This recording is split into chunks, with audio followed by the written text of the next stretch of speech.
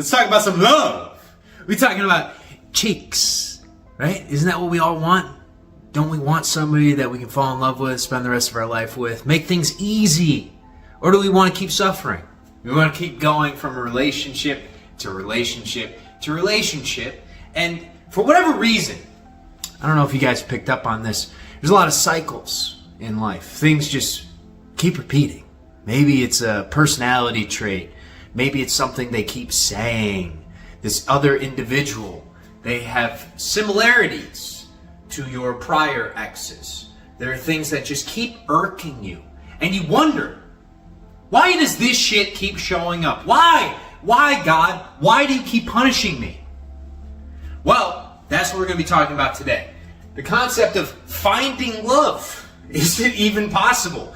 Is that what we're supposed to be doing? Do we go out? Do we go outside of ourselves to find this fulfillment? To find this other person? To find the other whole half of our divine self? Where is it? Is it some random person? Do you run into them? Do you believe that this is all random? Or is this all a ginormous symphony? The universal game that we play. Okay? So I want to start off right away. Let's do a check-in. Ladies, guys, everyone. I'm going to try and keep this one ungendered, but if I slip and fall, hey, practice non-judgment and forgiveness, guys. All right? It's all love. It's all love here. So I want you to check in with yourself. And I want you to focus on your thoughts for a second. Are you thinking thoughts of lack, or are you thinking thoughts of love in relation to your relationship status?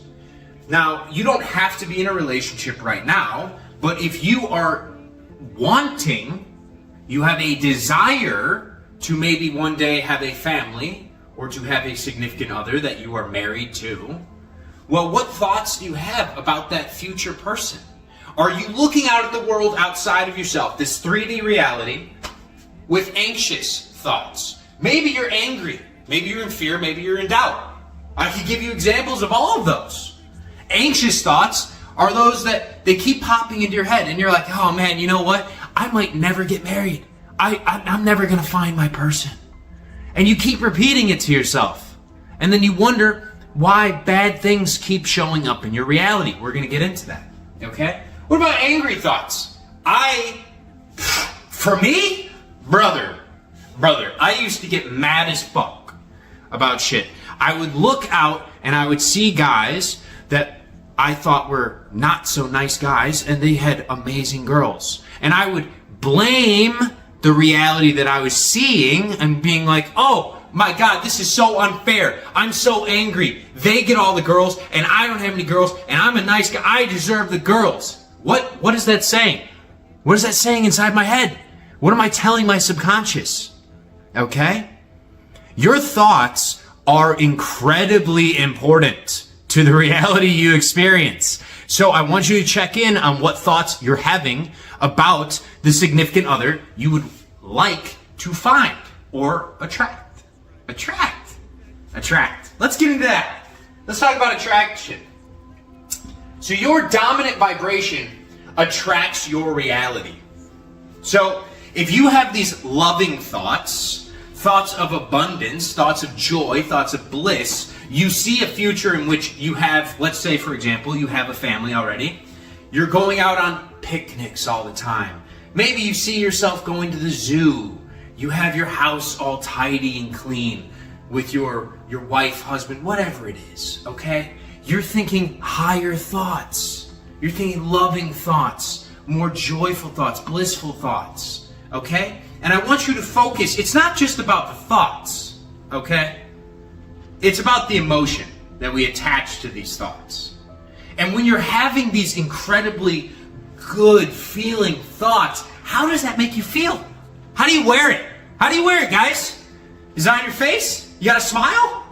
Huh? You got a little pep in your step? Huh? You want to crack a couple more jokes when you're out with the boys? Probably. When you are in a loving mood, everything else elevates. It all elevates. And guess what's even the best part? You elevate. Yeah, that's right. You. You elevate. You get better. And when I say better, I mean your awareness changes. Let me get a coffee break real quick. So this reality, as it changes, it's not a complete wash, okay? It doesn't just take the 3D outside of yourself and get rid of everything, but you become more aware, all right? So, key word here is awareness. We're gonna cover attraction, attracting things into your life, and that is based off of your awareness and what you are aware of. You are a consciousness, all right? You're not just your body. You are also your mind. You are your soul. You are everyone and everything. You are part of the universe. And you get to choose how you like to view this life. We've been told up until, well, forever, to be analytical, to look at things as they are, with logic and with reason. You know, you go out to a forest and you're like, well, there's the ground, and there's the trees, and there's the squirrels, and there's the birds. And then the other side of the brain, the God side of the brain, the loving side of the brain, the abundant side of the brain, sees the synchronicities. It sees how it's all an ecosystem. It sees how it's all connected. When it sees an animal that dies out in nature, you don't get sad. You don't view it as a loss. You're like, well, now it's going to break down. It's going to decompose. It's going to feed the soil. It's going to feed the trees, and the trees feed the animals. And oh my God, it's so beautiful. It all plays together. That's just awareness, okay? So let's bring our awareness right now to this next part. What frequency are you tuned into? All right? And what are you seeing? Now, you, like I said at the start, you don't have to have a relationship. You don't have to be talking to anybody right now. But as you go through your day, are you seeing a more loving reality outside of yourself? Are you seeing the good in people? Or are you more focused on the bad? And this is what creates heaven or hell for your reality. You get to decide what you focus on. Your consciousness can have the awareness of the light side or the dark side. And you get more of whatever your focus is on. All right? So be very keen. Firstly, we're looking at our thoughts. Are they low caliber thoughts? Or are they high caliber thoughts? Thoughts lead to emotions. Emotions, when you have them attached to a thought long enough, become a belief. When it becomes a belief, then it impregnates the subconscious mind, and that is what creates your vibration. Okay? The subconscious mind creates your reality because that's your belief system. It's like a mirror when you look into it. You look exactly the way that you believe you look. Isn't that fucked up? You can change how you look. You can change how the world perceives you. You can change how you perceive the world. And it all starts with your thoughts, which then go into actions, beliefs, and words. And that ultimately, when you have that dominant vibration for long enough, whatever it may be, leads you to have an awareness that you can see. So I want you to be very keen, guys. What frequency, what awareness are we on right now? Are we on the awareness of love, where we see opportunities? We see abundance. We see how beautiful it is outside. We see all the amazing relationships we could have. We see other people for who they are and all the amazing things, all the gifts that they have for society? Or are we living in lack? Are we focused on lack? Are we aware of lack? Are we seeing how little money we have in our wallet? Are we seeing how dry our phone is? Are we seeing, oh man, I don't like those people because they have too many tattoos. Oh, well, I can't date those girls because they smoke weed. I don't want those because they're not perfect for me. Instead of counting the blessings. Nobody, and I mean nobody, is perfect in all regards. And perfection is completely subjective. There's no right or wrong. There's no real thing as sin. So we're all just sitting in this game, and ultimately those that succeed the most are the ones that walk the line of love the best, which is the higher vibration of the two. So are we focused y'all, on the good, or are we focused on the bad? Because that will decide our awareness. That will decide what we see. Now, getting back to love, right? I think we've been going everywhere. We've been going everywhere this one. You don't find love. You don't find it. You don't. At all. It's so random. It's crazy when I see people say, oh my God, I'm looking for love. I'm like, brother, you're not going to find it. Where is it? You can look your entire life. There's millions of books about it, about finding love. And somehow we still have all these divorces. So where is this place? Where is this located? Where is Shambhala? Like, what the fuck? What are we doing here? All right? Because we just want cheeks. Eternal, endless cheeks and love. Right? So where is this? Where can we find this? Well, it starts with you. You become it. You embody it. And when you become love, you embody the awareness that is love. As I've been going over with awareness, awareness is your consciousness pushed out to everything outside of yourself. And I just want you to take this very simply, okay? This does not have to be deep. Are you focused on seeing the light and the good and the abundance, the joy, the bliss, the higher stuff? I'm going to simplify all of that down into the word love. Are you focused on seeing the love? Or are you focused on seeing everything that's wrong? Okay? You get where I'm going with this? When you become that loving awareness and you stop focusing on what you don't have, because when you are in this mode, you are lasered in. You are essentially living in a tunnel. Your eyesight is like this. And so you don't see all the other possibilities outside of yourself out here. All right? You don't see the fucking circulation of the coffee. You don't see that at all. You just see this weird guy. You just see that. Okay? So we got to bring it back to center. We have to expand our consciousness, expand this awareness to a loving awareness. And when we get into that state, we will start to notice the other people that match that frequency.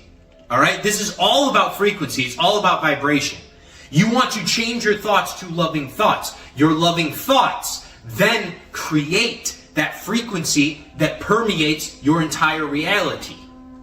As that frequency increases, as your personal aura increases, as your energy increases, as your thoughts increase, now our awareness sees all the opportunities. It sees all the different love that we can have in our life. And more importantly, as your energy increases, you're a giant magnet. You are a giant vortex. You are a beautiful vortex. If you haven't heard that today, you are a beautiful vortex of energy and light and consciousness. And you are constantly pulling in opportunities to you, experiences to you, other souls to you that match that vibration, that match the conscious thought experience that you are emotionally feeling inside. So if you are matching that vibration with that loving vibration, where you are focused on having the love, it's already here. It's already here. Your wife is already here. Your husband's already here. That significant other's already here. They're already here. How would you feel? You'd feel amazing. If you live within that wish fulfilled, that is how you attract that love into your life. And when I say attract, you don't have to necessarily go out hunting for it, but you will easily become aware of it.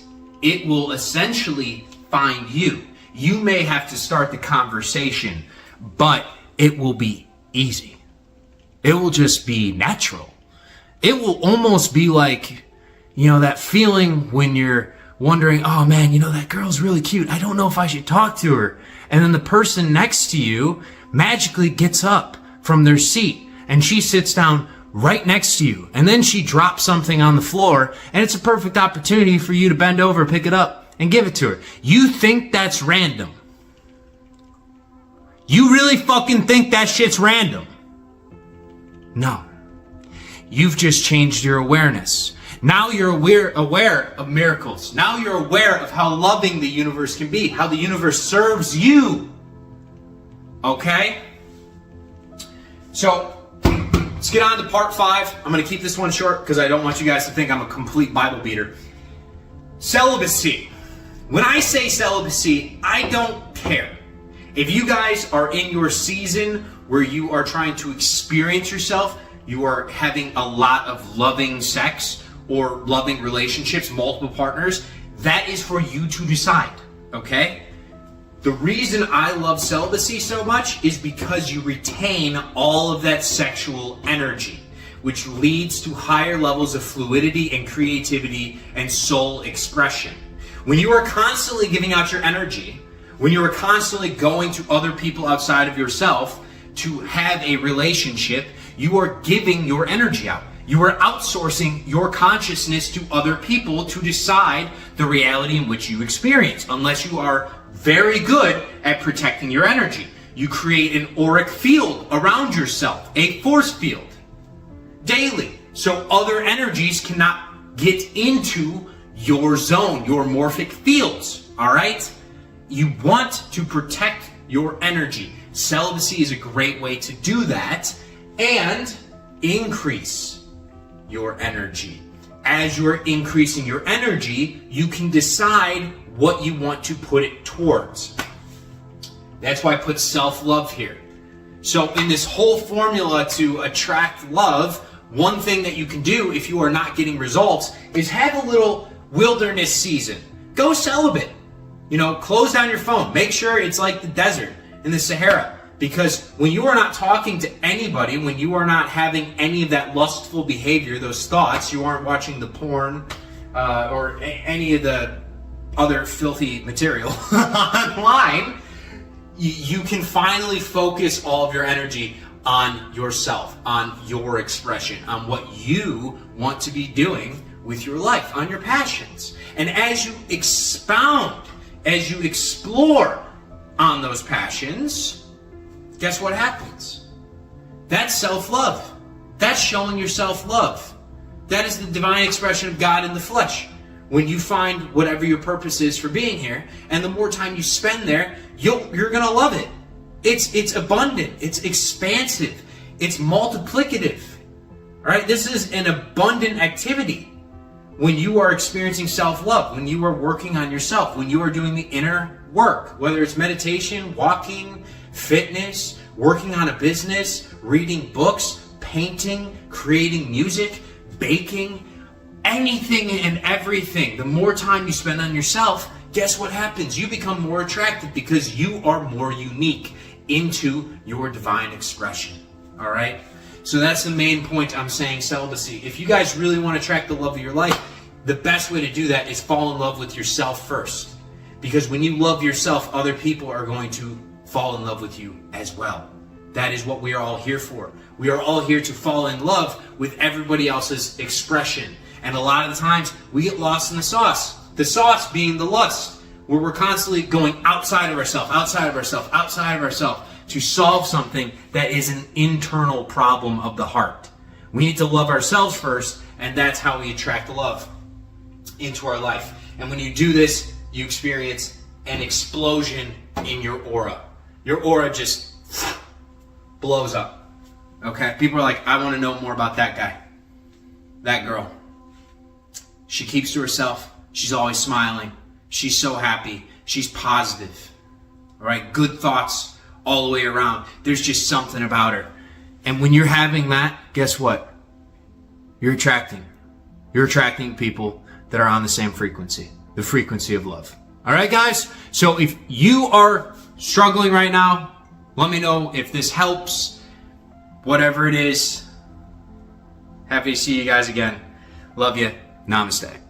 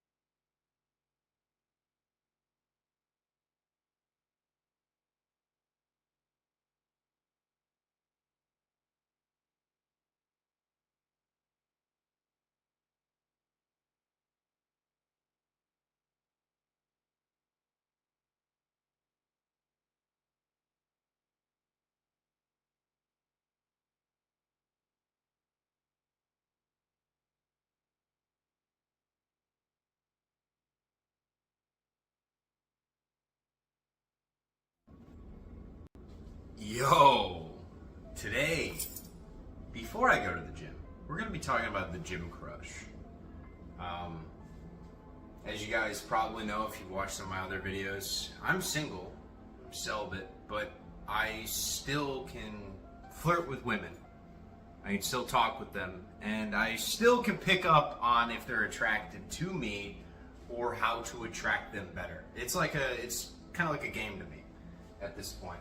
Because the right one will come along, and that's all you really need, just the right one.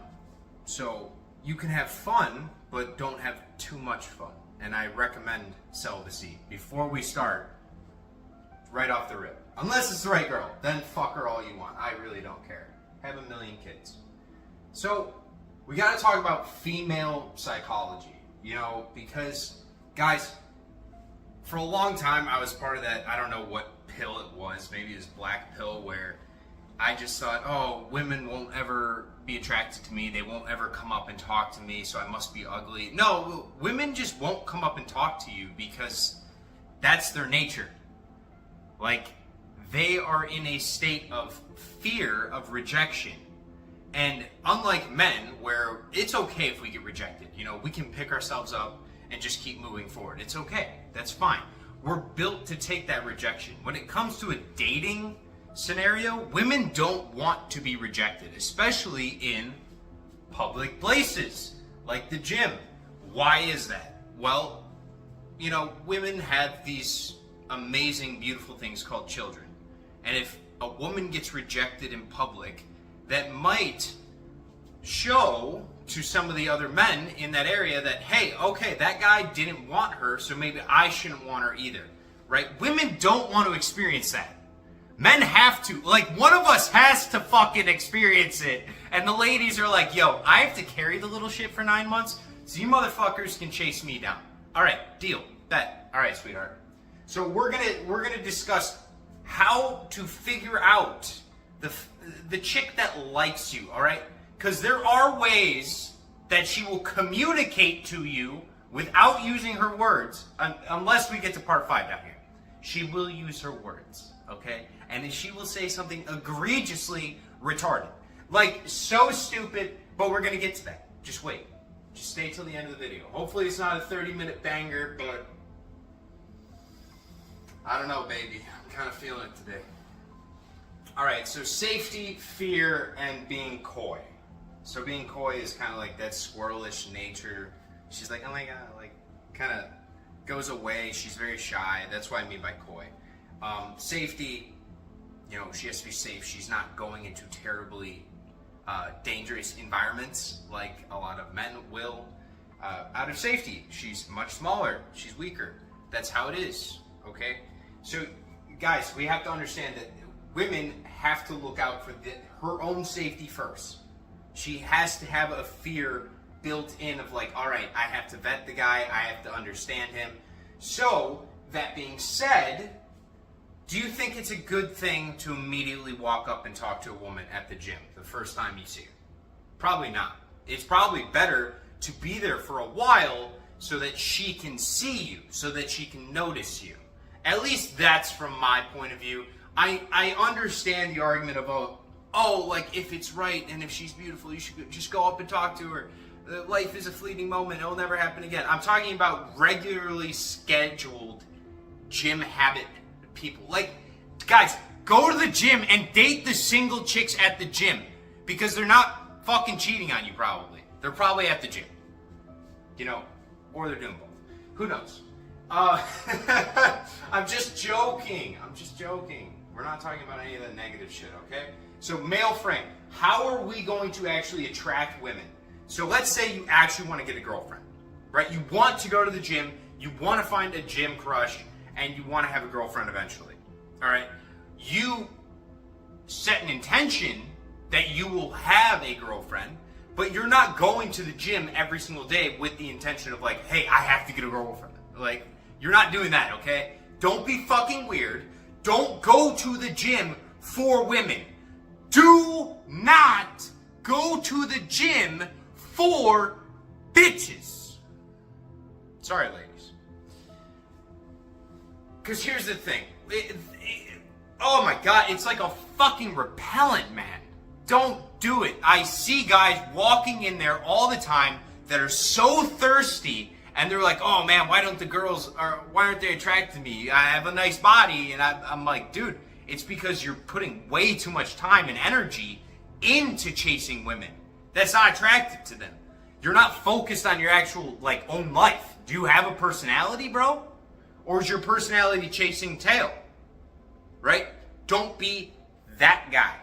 Be the guy instead that's like a John Wick, that shows up to the gym and has a workout plan and destroys it. Like literally annihilates it. Like other people have to leave the vicinity because the level of just sheer destruction and violence going on. Like, guys, it's a domestic, what you're doing to your own body. It's wild. Like, have a workout like that where you're just so honed in. That's what you need to do. Okay, you need to be driven. You need to be focused. But also, you have to have a fun side. I love it when I see my gym bros at the gym, right? That's one of my greatest allies when it comes to actually getting women attracted to me. Because it's social proof. If you don't know what social proof is, just look on your phone. I'm assuming everybody has something like a Twitter or a Facebook still. What's the other one? Instagrams, stuff like that. You catch up and you see other people's lives and what they're doing and maybe shorts of what they're doing every single day. Okay, that's social proof. Oh, look, he's out there on a yacht. Oh, look, he's flying over to a different country. Oh, he's skiing in the Alps. Like, right? Social proof. They're like, oh, he's fun. That's attractive. Women love that. So have fun while you're in the gym. Be focused, be driven. Kill your fucking workout, guys. Because you get more muscle, you get leaner, you get more attractive anyway. It's better. It's better for everyone. It's better for everyone. So just focus on your fucking workout while you're working out. And you'll actually get some gains. And you'll get something out of it. Okay? Stop looking around for women while you're lifting weights. No, you should be looking for God and His strength. Okay? That's what you need at that moment. Because that's the only thing that's going to carry you through that set. Okay? Because we're going through the hell. Through the fire and the flames. That's the point of going to the gym. Alright? That's how you get the gym crush. That's how you get the gym baddies. You want the Princess Peach? Alright, then you got to beat Bowser. How are you going to beat Bowser if you're weak as fuck? Get big. Alright. Consistency. Women want to see consistency. It's just, if you haven't noticed by now, I'm listing off all the traits that just make an attractive man. You're driven. You are focused. You are aggressive. Okay? You see all this? Fun and consistent? Oh my God. Dude, what else is she looking for in a guy? Other than you just saying like, hey, by the way, I know how to clean the floors and I cook.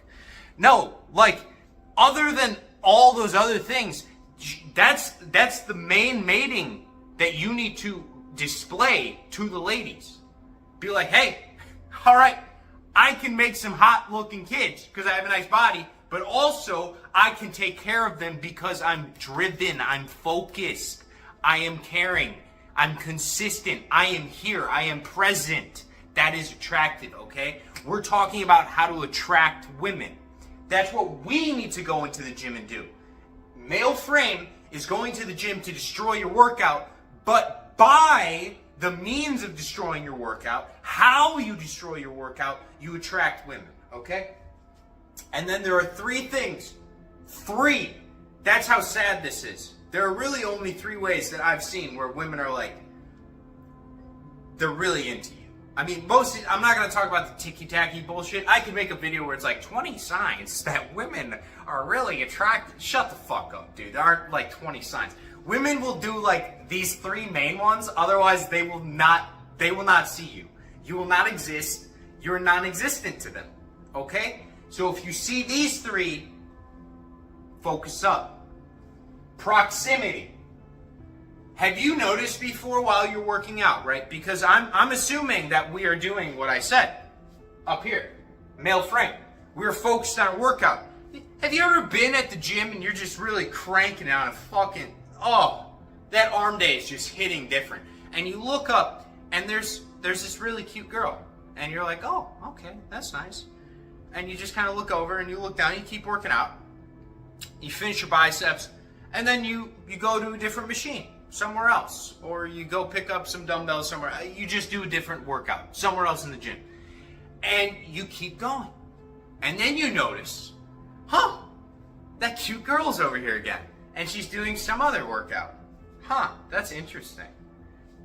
And then you finish your workout, and you keep moving it on. You keep moving to something else. And then you notice that no matter where you go, no matter what you do, this chick has eyes on you. Whether it be through proximity, as in closeness, that her physical body is around you on the machines, or via the mirrors.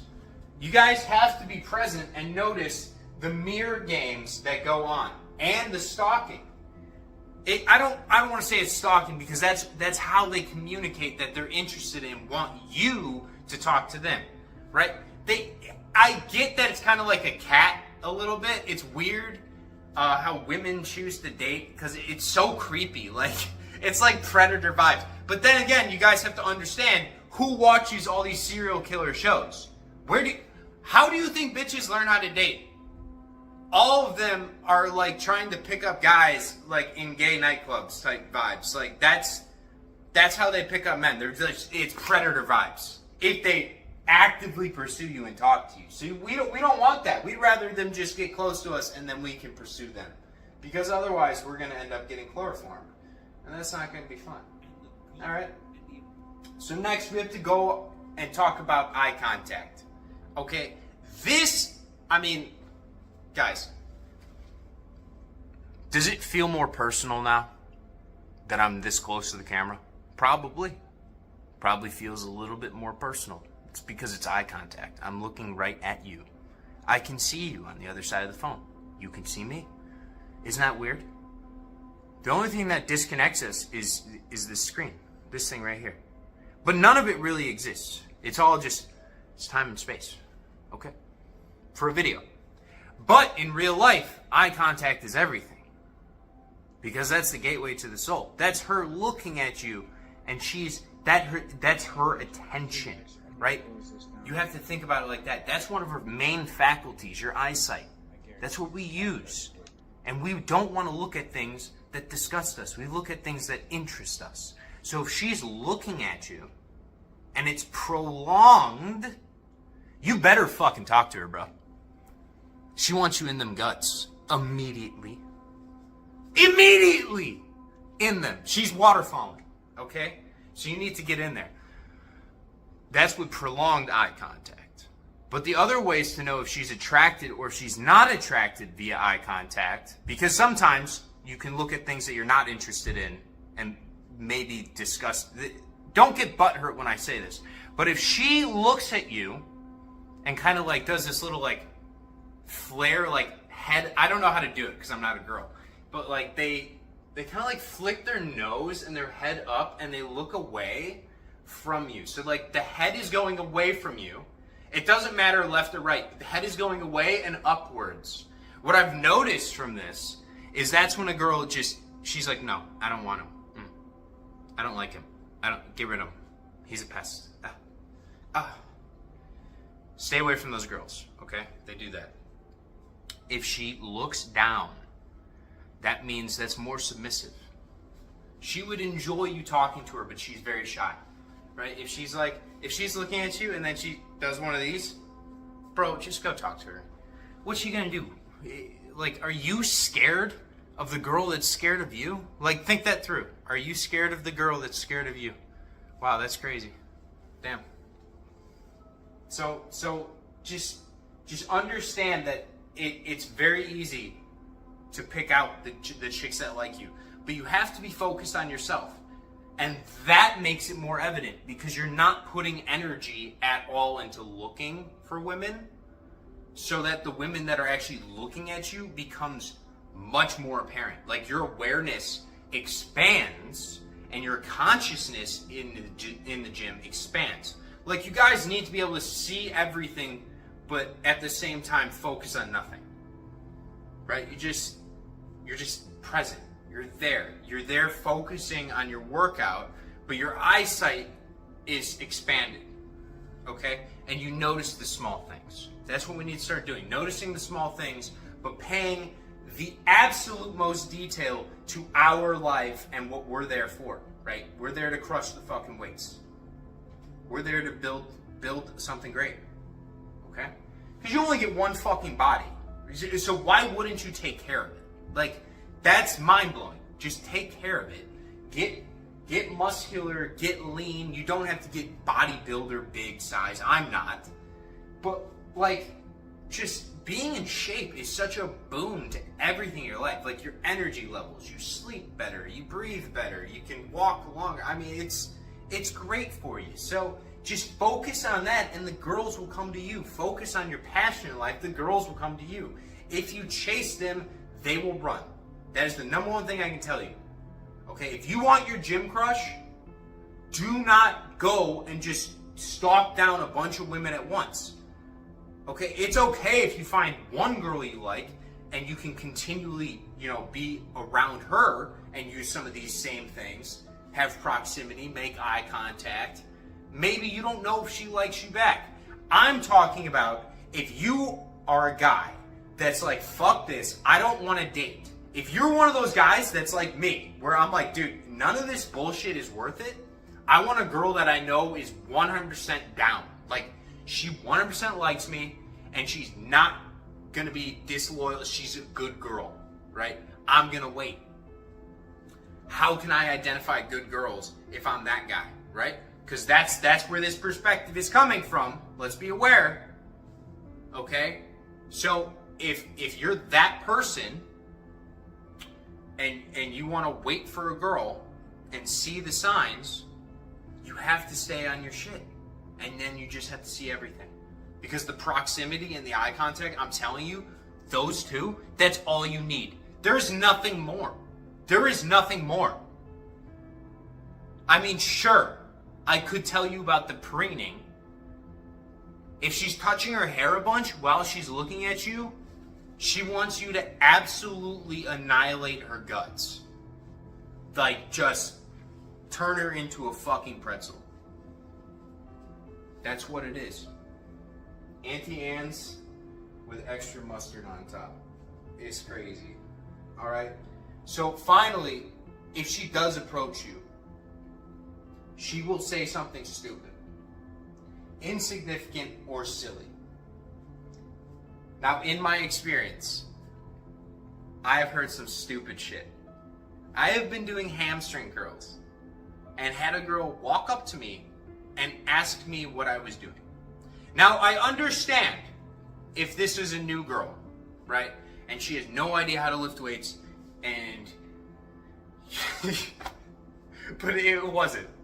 It wasn't at all. This is one of those like gym baddies with nice legs that definitely does hamstring curls, asking me what I'm doing, and I was just like, you could have just said hi. Sweetheart, you don't have to try that hard. You literally just have to say hi. I'll take it from there. You don't have to do anything. Daddy has this, okay? But like I'm saying, something stupid or silly. And most of the time, guys, my piece of advice, if you want to get a girl and she does say something silly or stupid, make fun of her. Just make fun of her. Just have fun. Just start having fun with her and don't take it seriously. Stop focusing on sex entirely. My biggest piece of advice, stop focusing on sex. It makes you more attractive because you start treating women as if they're human beings instead of like wet holes that we just fuck. Okay? Because that is what porn has done to our brains. It has basically gone in like a poison and changed how we view women due to our dopamine receptors being absolutely jacked. So now nothing gives us pleasure.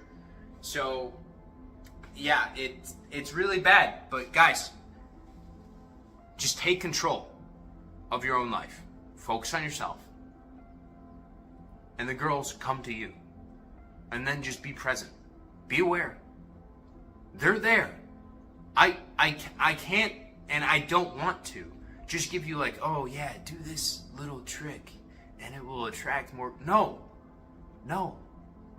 Attract girls by being you. Be authentically you, but just fucking focus on yourself, bro. Like, if you're going to the gym just for girls, don't go. Just don't go. We don't want you there. Just be authentically yourself and you will attract girls. That's literally all you have to do. Like, that's it.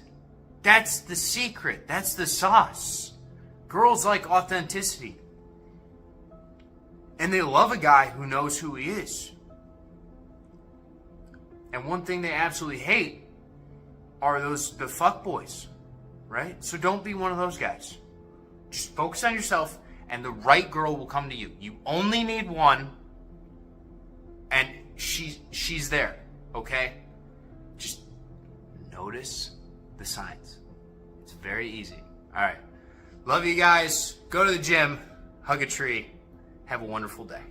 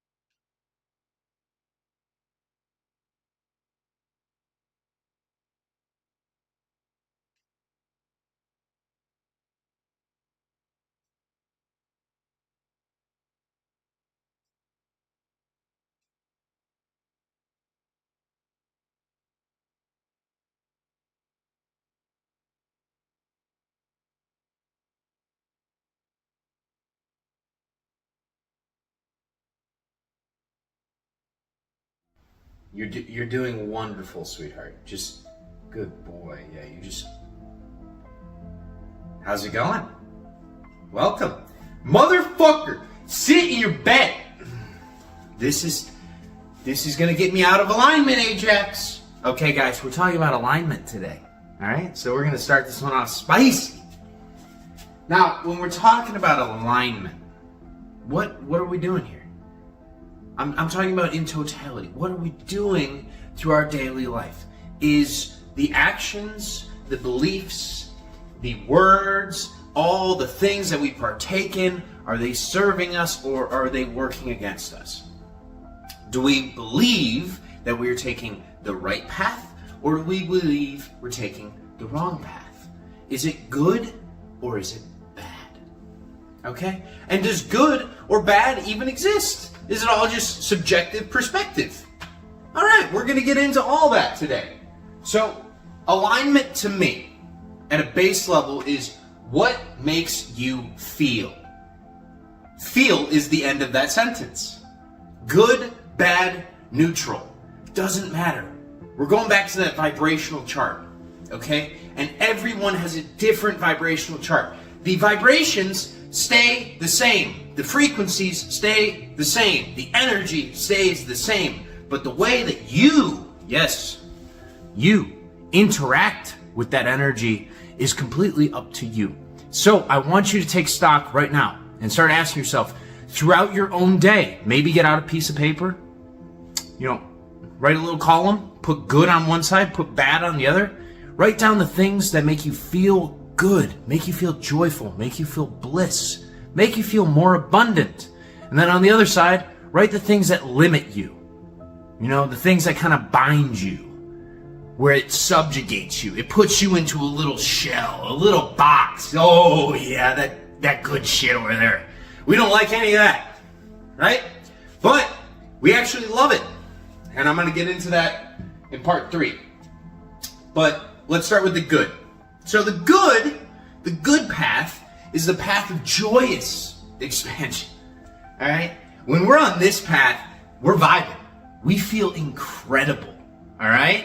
And when we feel incredible, we're in the present moment. I want you to take stock of when you are doing something that you love doing. Are you worried about what's going to happen maybe 5 minutes from now, 10 minutes from now, maybe tomorrow, maybe next week, next month? Are you thinking about any of that shit? Are you ruminating about the past? Are we focused on the past? Or are we in the present moment? And that's the key here when it comes to alignment. When you are in alignment, when you are feeling good, when you are in those higher vibrational states of being, you are completely present and you are open to receive. When you are open to receive, that's when all the joyous parts of life come to you because you are now attracting them. You are attractive. The law of attraction is always in effect. This is the law that whatever your vibration is, good, bad, or somewhere in the middle, you attract experiences that match that. So, when we're on this good path, this joyous path, we are open to receiving things that match that same vibration. So we want to figure these out. We want to become conscious of them. We want to be in present awareness at all time, guys, to figure out, hey, you know what? What is my path? And everyone is different. So one piece of advice, and then we're going to move on to the bad stuff, is do not get hung up on what other people tell you you should be doing. That is faulty belief programming. Ever since we were little kids, other people told us what should make us happy, what we should do. No one fucking cares. I didn't ask your opinion, but you just kept giving me bad advice. Oh, that's crazy. Damn, that's crazy. We're not listening to that anymore. We're listening to people that we vibe with, people that love us back, people that want the best for us and push us for, how do I say this? For you to chase your own dreams, whatever the fuck your dreams are. I don't care. You want to be a porn star? If that resonates with you, go be a porn star. You want to play video games for the rest of your life and film it online and have a bunch of people like Asmongold? Go do that! You want to be a firefighter? Go do that. Whatever resonates with you is meant for you, and you will have the most joyous, amazing, abundant experience when you step into it, because you're going to be present, you're going to be open, you are going to be allowing, and you will be receiving all the amazing things from the universe, because the way this universe is set up is to serve you. Yes, you. And as you grow, as you expand, you will get more desires. And that's what leads us to the next part, the bad/sin. Now, what is my opinion on sin? Sin doesn't really exist.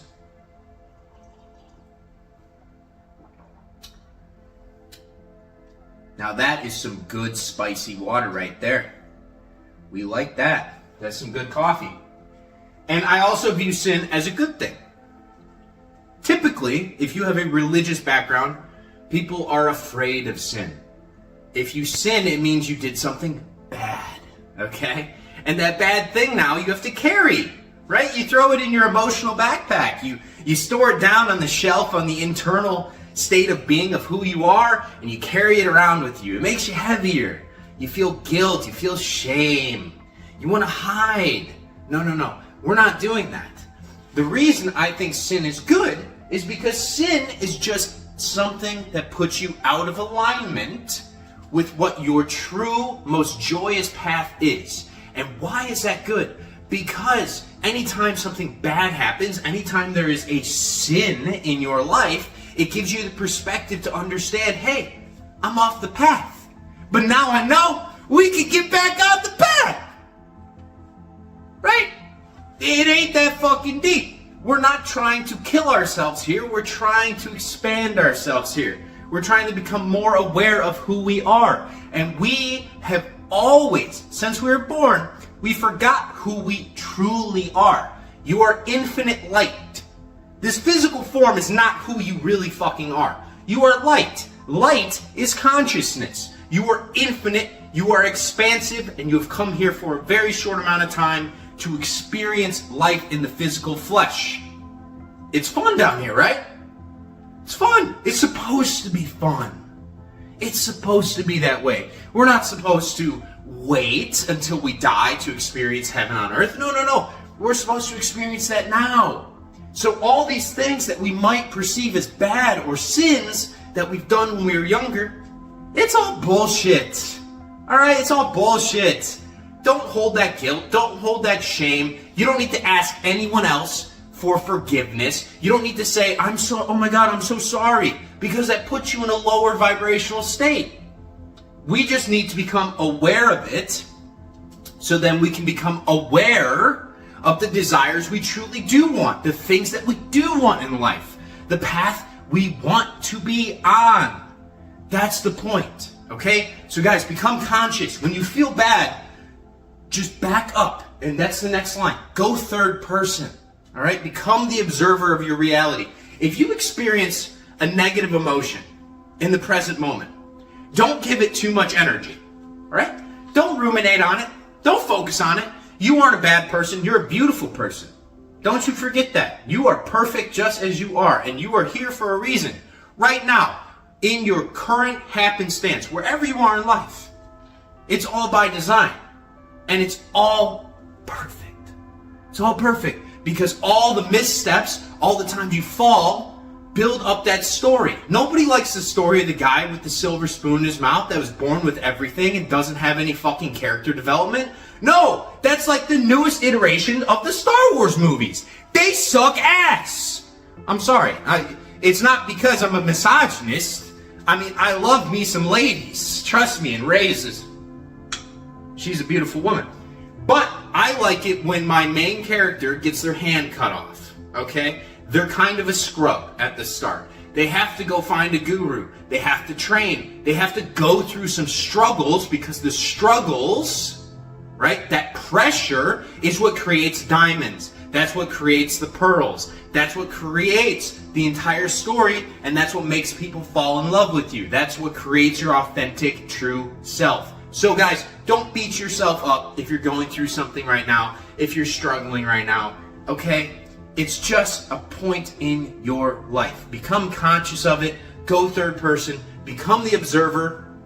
And when I say become the observer,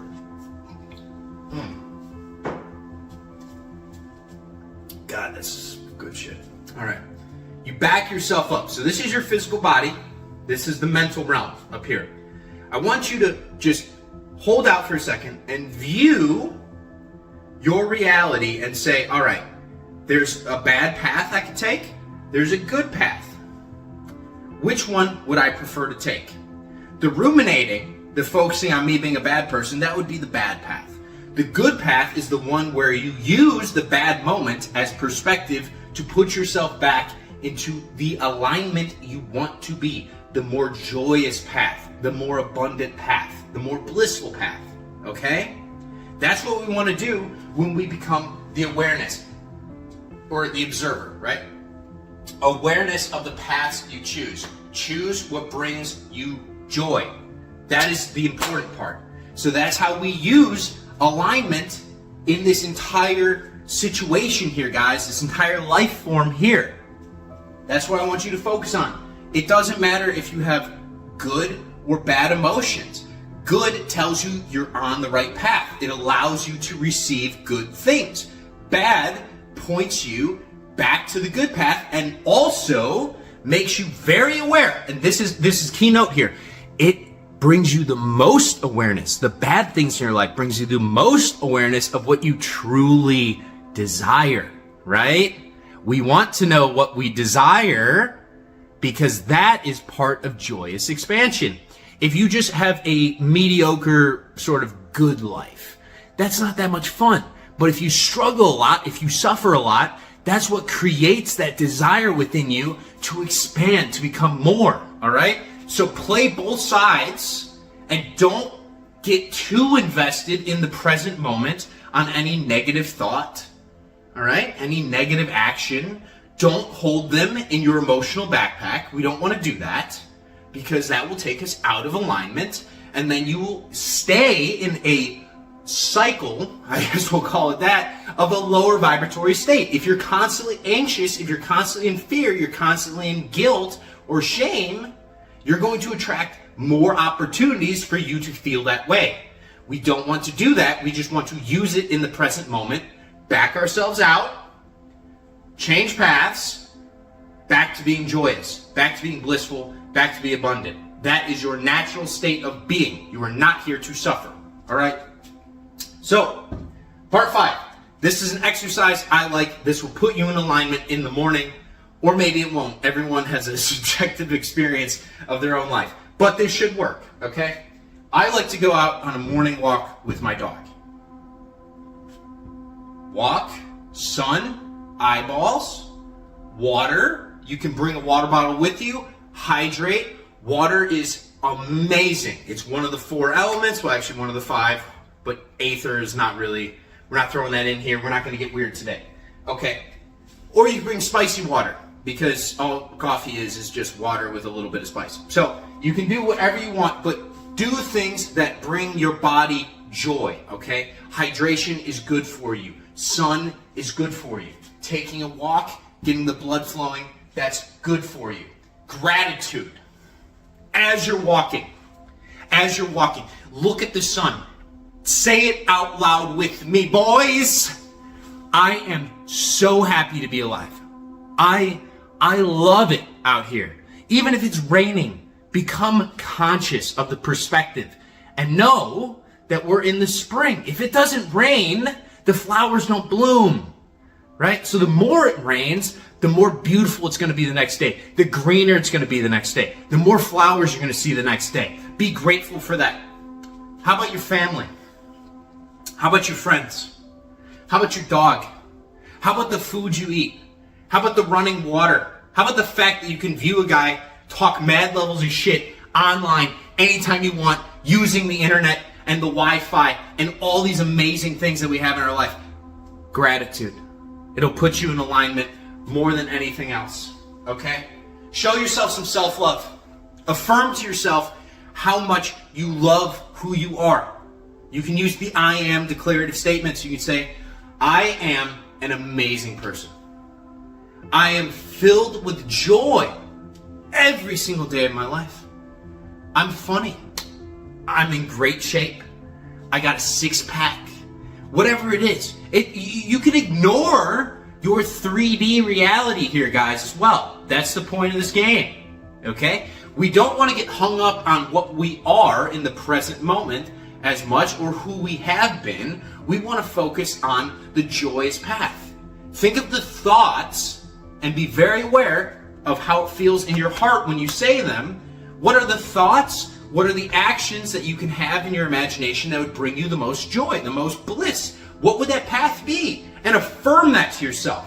So self-love and a self-concept that affirms your joyous path, your joyous experience. That's what we want to be doing here in the morning. And that will bring us into this alignment, which will then make life very easy because it opens us up to receive and to allow amazing things to come into our life. Because we are attractive. We are attractive to them. Okay? Your vibe attracts your tribe. Being dead serious. Alright? So we're going to do that in the morning. Okay? That will start our day off right. It will put us in a good mood. And then last thing I'm going to say, and then I'm going to namaste you guys.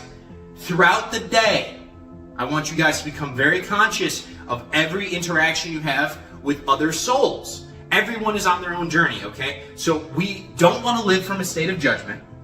If somebody's doing something that we don't agree with, that's okay. That is their own path. Just ignore them. It is not our place to fix people or to push people, because judgment takes us out of high alignment. Judgment is down here. It is a negative state of being. We get mad at other people when they slip up because we can see in ourselves that we slip up, and we don't like that, so we like to judge them because it makes us feel better. Okay? So don't do that. And anytime you get into an argument, a little scuffle, maybe just, it doesn't have to be anything big, alright? But any conversation, I want you to respond. I don't want you to react, okay? Responding comes from wisdom. That's where you take a moment, you breathe, you look at the situation at hand, and you realize there are multiple paths you can take.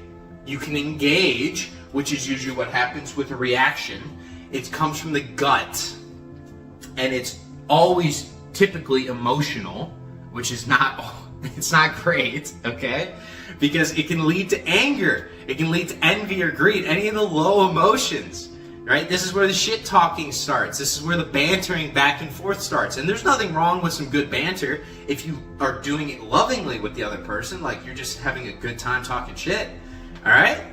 But you don't want to react. You don't want to get mad. You don't want to focus on that stuff. You want to respond. And responding comes from wisdom. It comes from perspective. It comes from viewing life from the state of being of third person, the observer, having that awareness of the paths, and choosing the good path, choosing the aligned path, choosing the joyous, the love, the bliss.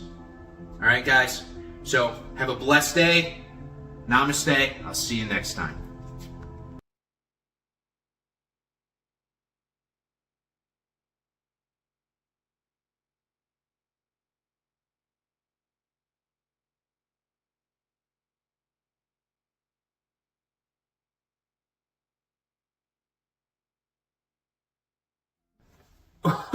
Oh, what's up? We back. About time. It's been like 3 weeks, so this one's going to be an absolute fever dream. I finally got the juice back. I actually want to do something with my time other than just sit around, play video games, and meditate.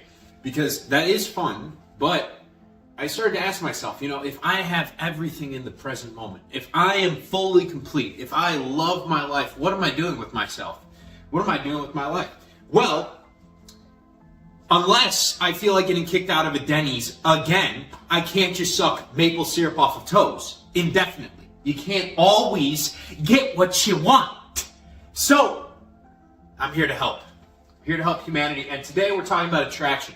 Now, before I inject a fuck ton of memes into this, I'm going to answer a question about headphones from Michelle. Michael? Mikel? I don't know. When I say Michelle, I'm thinking of a ginormous black man that is French Canadian. If you ever seen the movie Dodgeball, the Michelle I'm talking about is either that or Mikel is currently wearing Adidas tracksuit pants, probably a whole jumpsuit, Puma shoes, Slav squatting, eating borscht.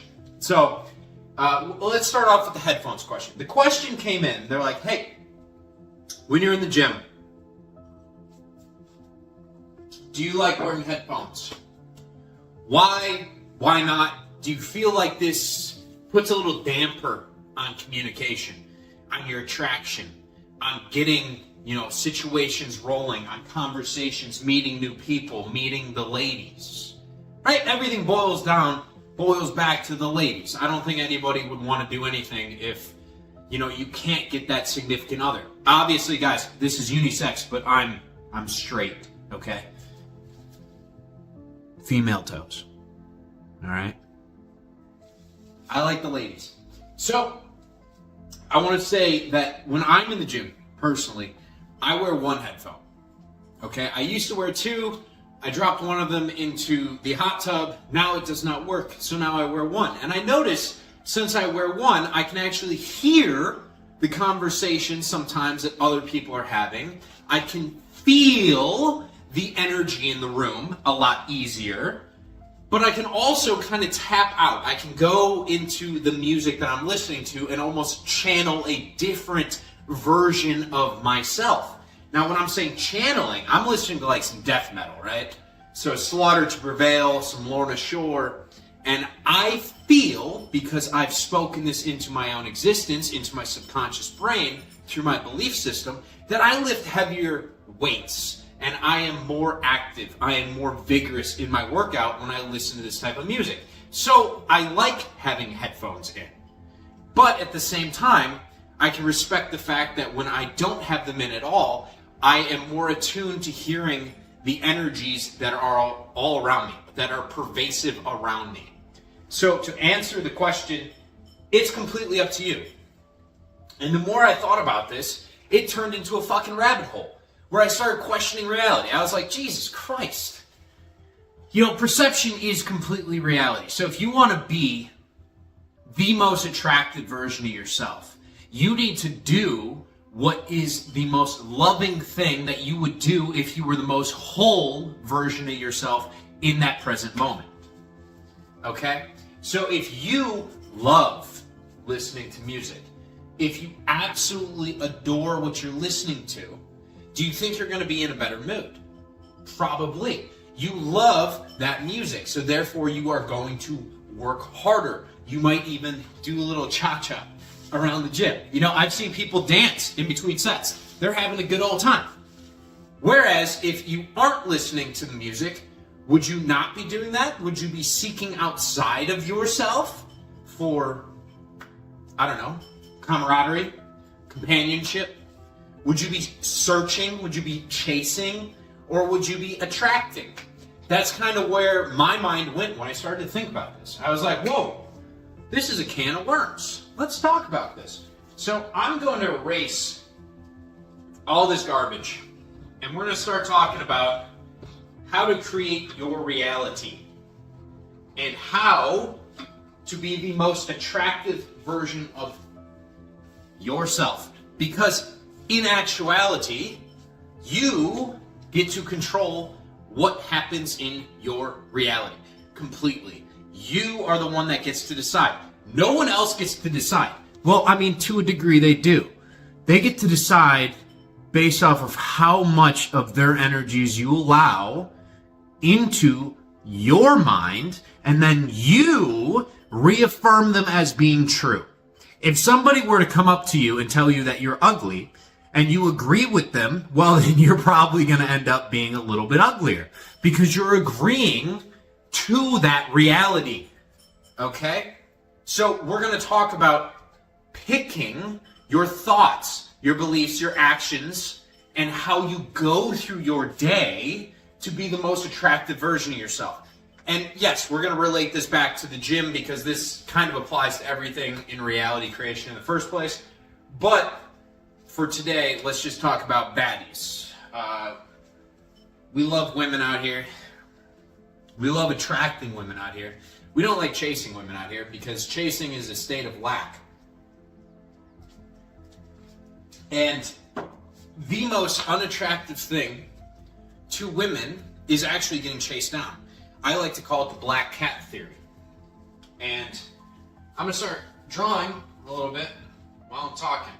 But the black cat theory, you know, when you find a cat, you notice sometimes that they want absolutely nothing to fucking do with you when you want to play with them. But if you want to ignore them, if you want to stay away from them and you're doing your own thing, sometimes what I've noticed, I've had ex-girlfriends before, that when they're deep in a flow state, they're really feeling themselves, they're loving their work, or they're working on a passion project, whether it's art, they're listening to music, they're in a high vibe mood, that is when the cats are attracted to them. But the second they're in a kind of lower state mood, they don't feel as good, they might be a little anxious, a little fearful, and they're like, fuck dude, where's my cat? Where's my cat? I want to pet something so I can feel better. The cat doesn't want to hang out with you. And that's because you are in a lower vibrational mood. And I believe cats can feel this. Dogs are infinitely superior to cats because dogs come to you to increase your mood. Cats will run away from you based off your mood. They will come to you if you're in a good mood. They will stay away from you if you're in a bad mood. Opposite from dogs. That is a shameless plug for dogs being the fucking tits. All right.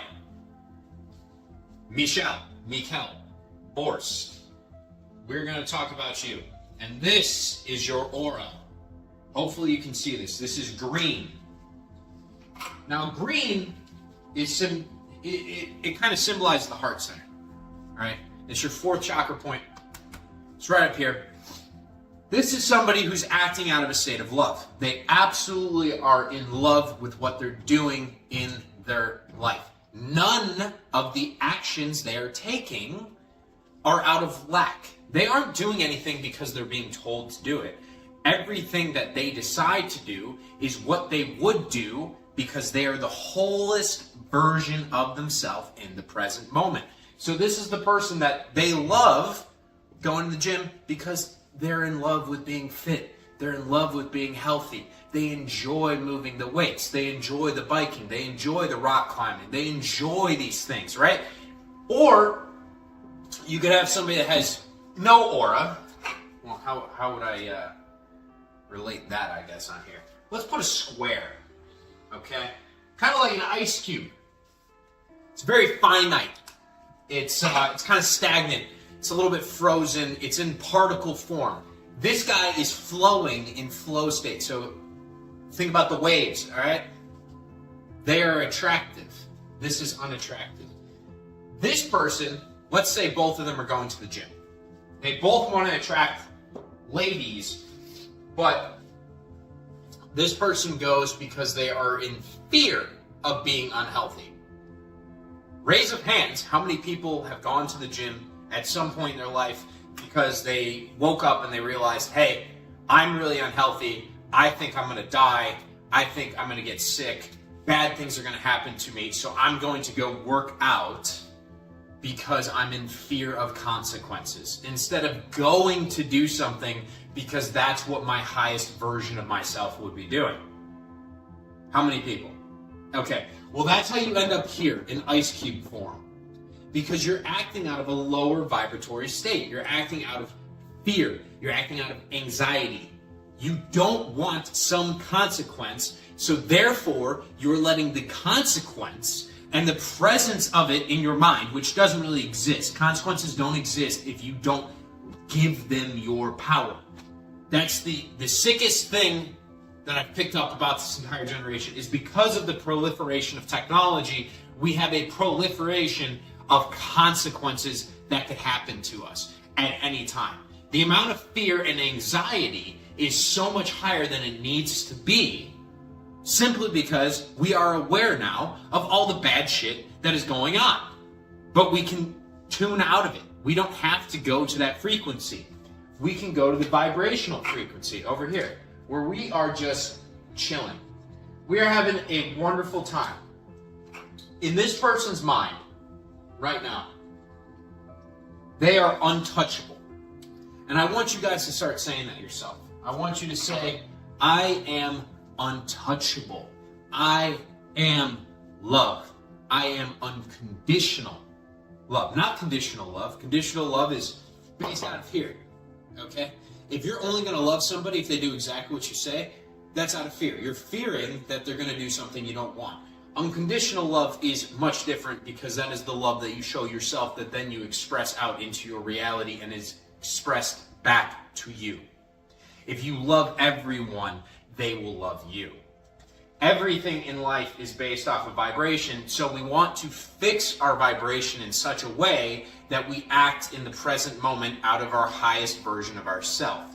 Time is not linear. It's not like we're on a set of train tracks. It's more so like an elevator. You can choose whether you want to go to the basement, or you can choose if you want to go to the 51st floor. It's up to you. You get to decide.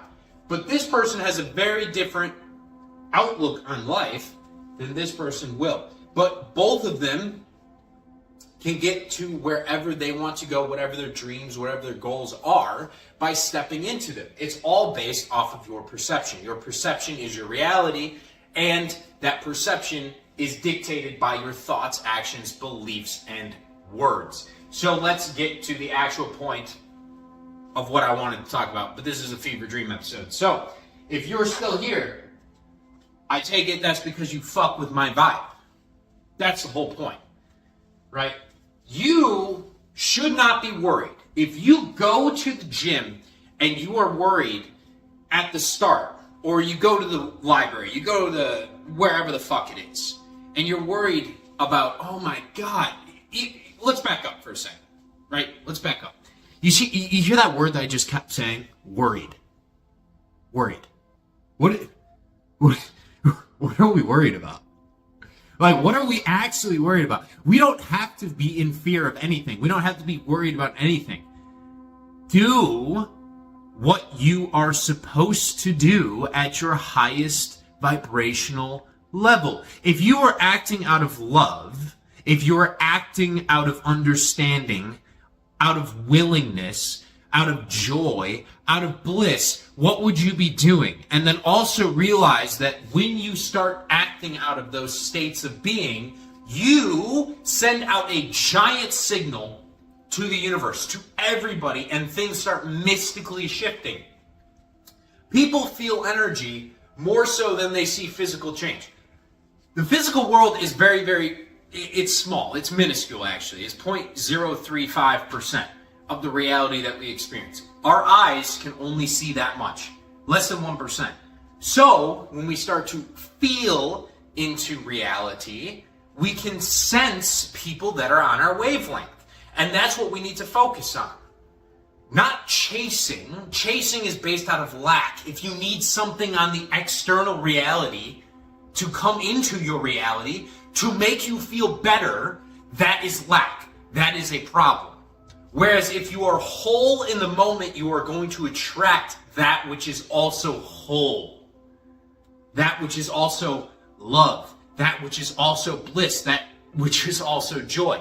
So, that being said, if you want to be this version of yourself, you have to clean up your thoughts. You have to clean up your mind.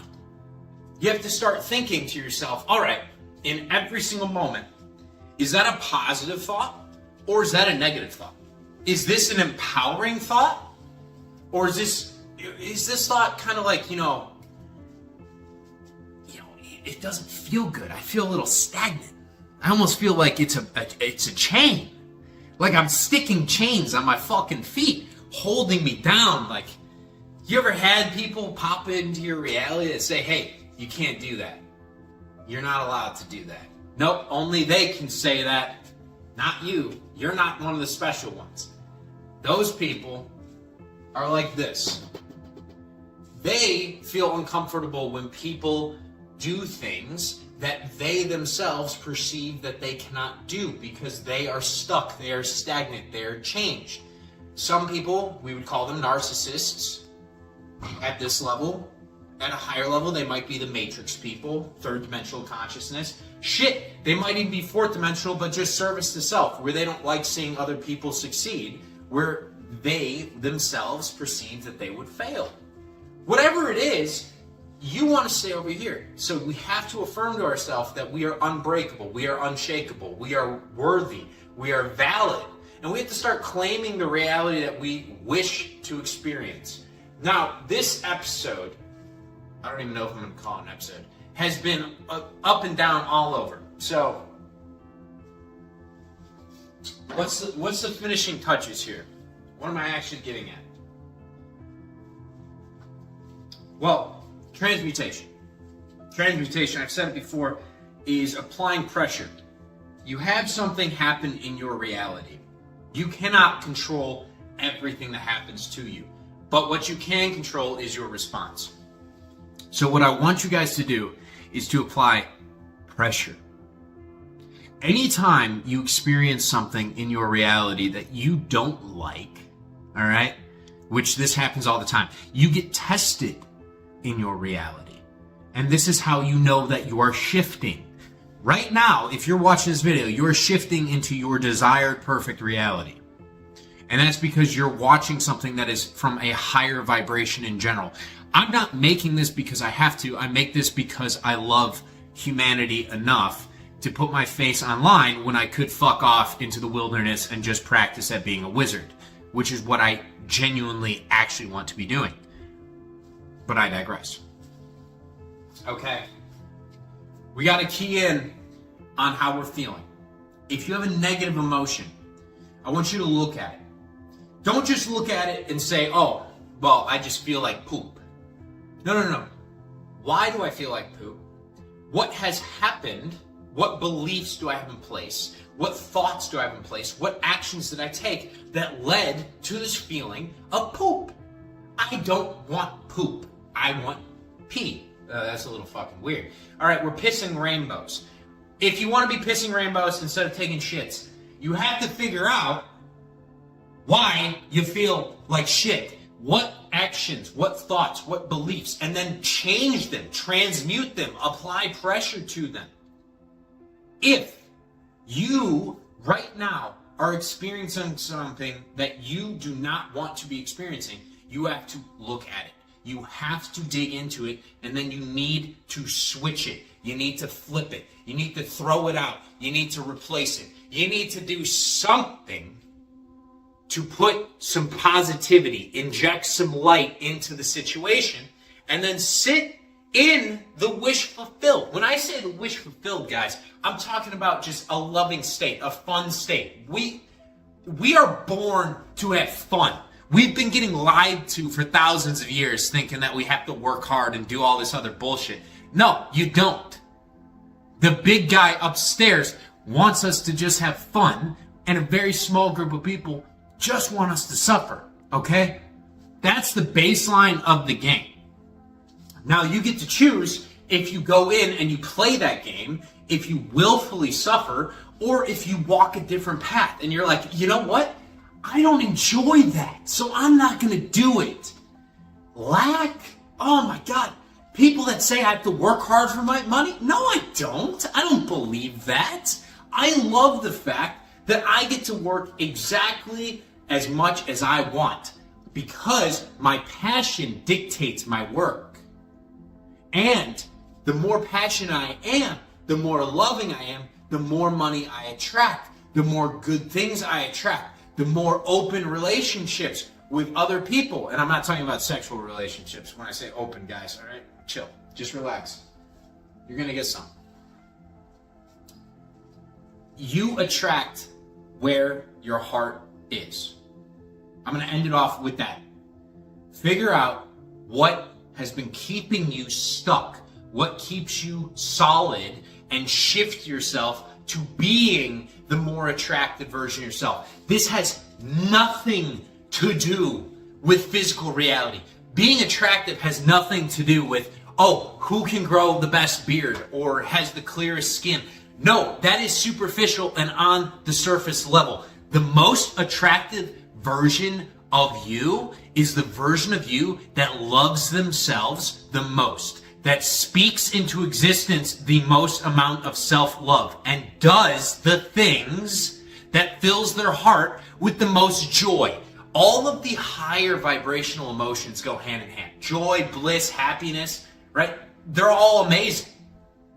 Okay? So figure out the things that bring you those, step into those in the present moment, breathe into them, and you will start to be amazed at the relationships and the opportunities and the people that you start to attract. But, guys, be conscious of how we've been living. I've done this for years. When you go somewhere and you're like, oh man, I would really love to have a girlfriend, and then you start chasing women, you're going to get the black cats, okay? You're going to get the ones that are repulsed because they can feel your lower energy. They can feel the fact that you need a girlfriend instead of living from the state of wholeness where you don't need anything. You already have it all, and you're in love with the experience you're having. Women want to come. They're attracted to that version of you. That is the most attractive version of you. And like I said earlier, it has nothing to do with physical attraction at all. I've met guys that are fucking hilarious, that are not good looking at all, but they pull baddies. They pull straight 10s. And you want to know why they're hilarious? Because they've stepped into it. They love telling jokes. They love doing funny fucking shit. And they're not worried. They're not anxious. They're not in fear. They don't give a flying fuck what people think about them. Step into that. That's you. That's the real you. Figure out who the real you is. All right? Once you figure that out, shit gets wildly easy very quickly. All right? I'm going to try and post more, guys, but thank you for coming back. It's been a while. It's been a crazy end of February, early March. So, love you guys. I will catch you around.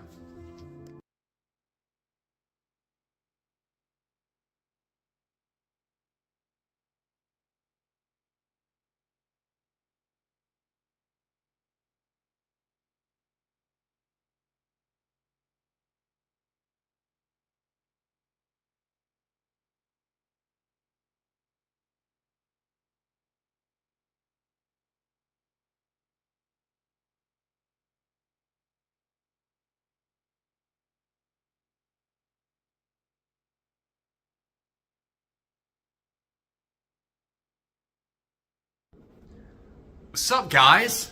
I'm back. So kind of a little life before I start the video, but for whatever reason, the last month or so, almost every week, I've had something go on with this eye. And it's strange because I don't even wear my fucking contacts most of the time. But it gets like super puffy and red, and it's just like constantly crying. So it's so hard to fucking film a video because I can't even see. Like, I can't even drive half the time because the pressure is so great. But we're back. We're back, baby. Oh, yeah. We're fucking back. And so today, we're talking about something that I think is probably one of my greatest character traits that I have. And I want to impart it on all the men that watch this video. The ladies, I mean, I don't really give a shit. If you guys want to be ruthless, go ahead. By all means, be ruthless. But for the guys, this is important, okay? Being ruthless is not a bad thing. I understand the connotation. Everyone's like, oh my God, but ruthless people are always nasty. Being ruthless means that you have to hurt other people. You have to tell them no. And there's like a bunch of murderers and serial killers. They're ruthless. You know who else is ruthless? Michael Jordan.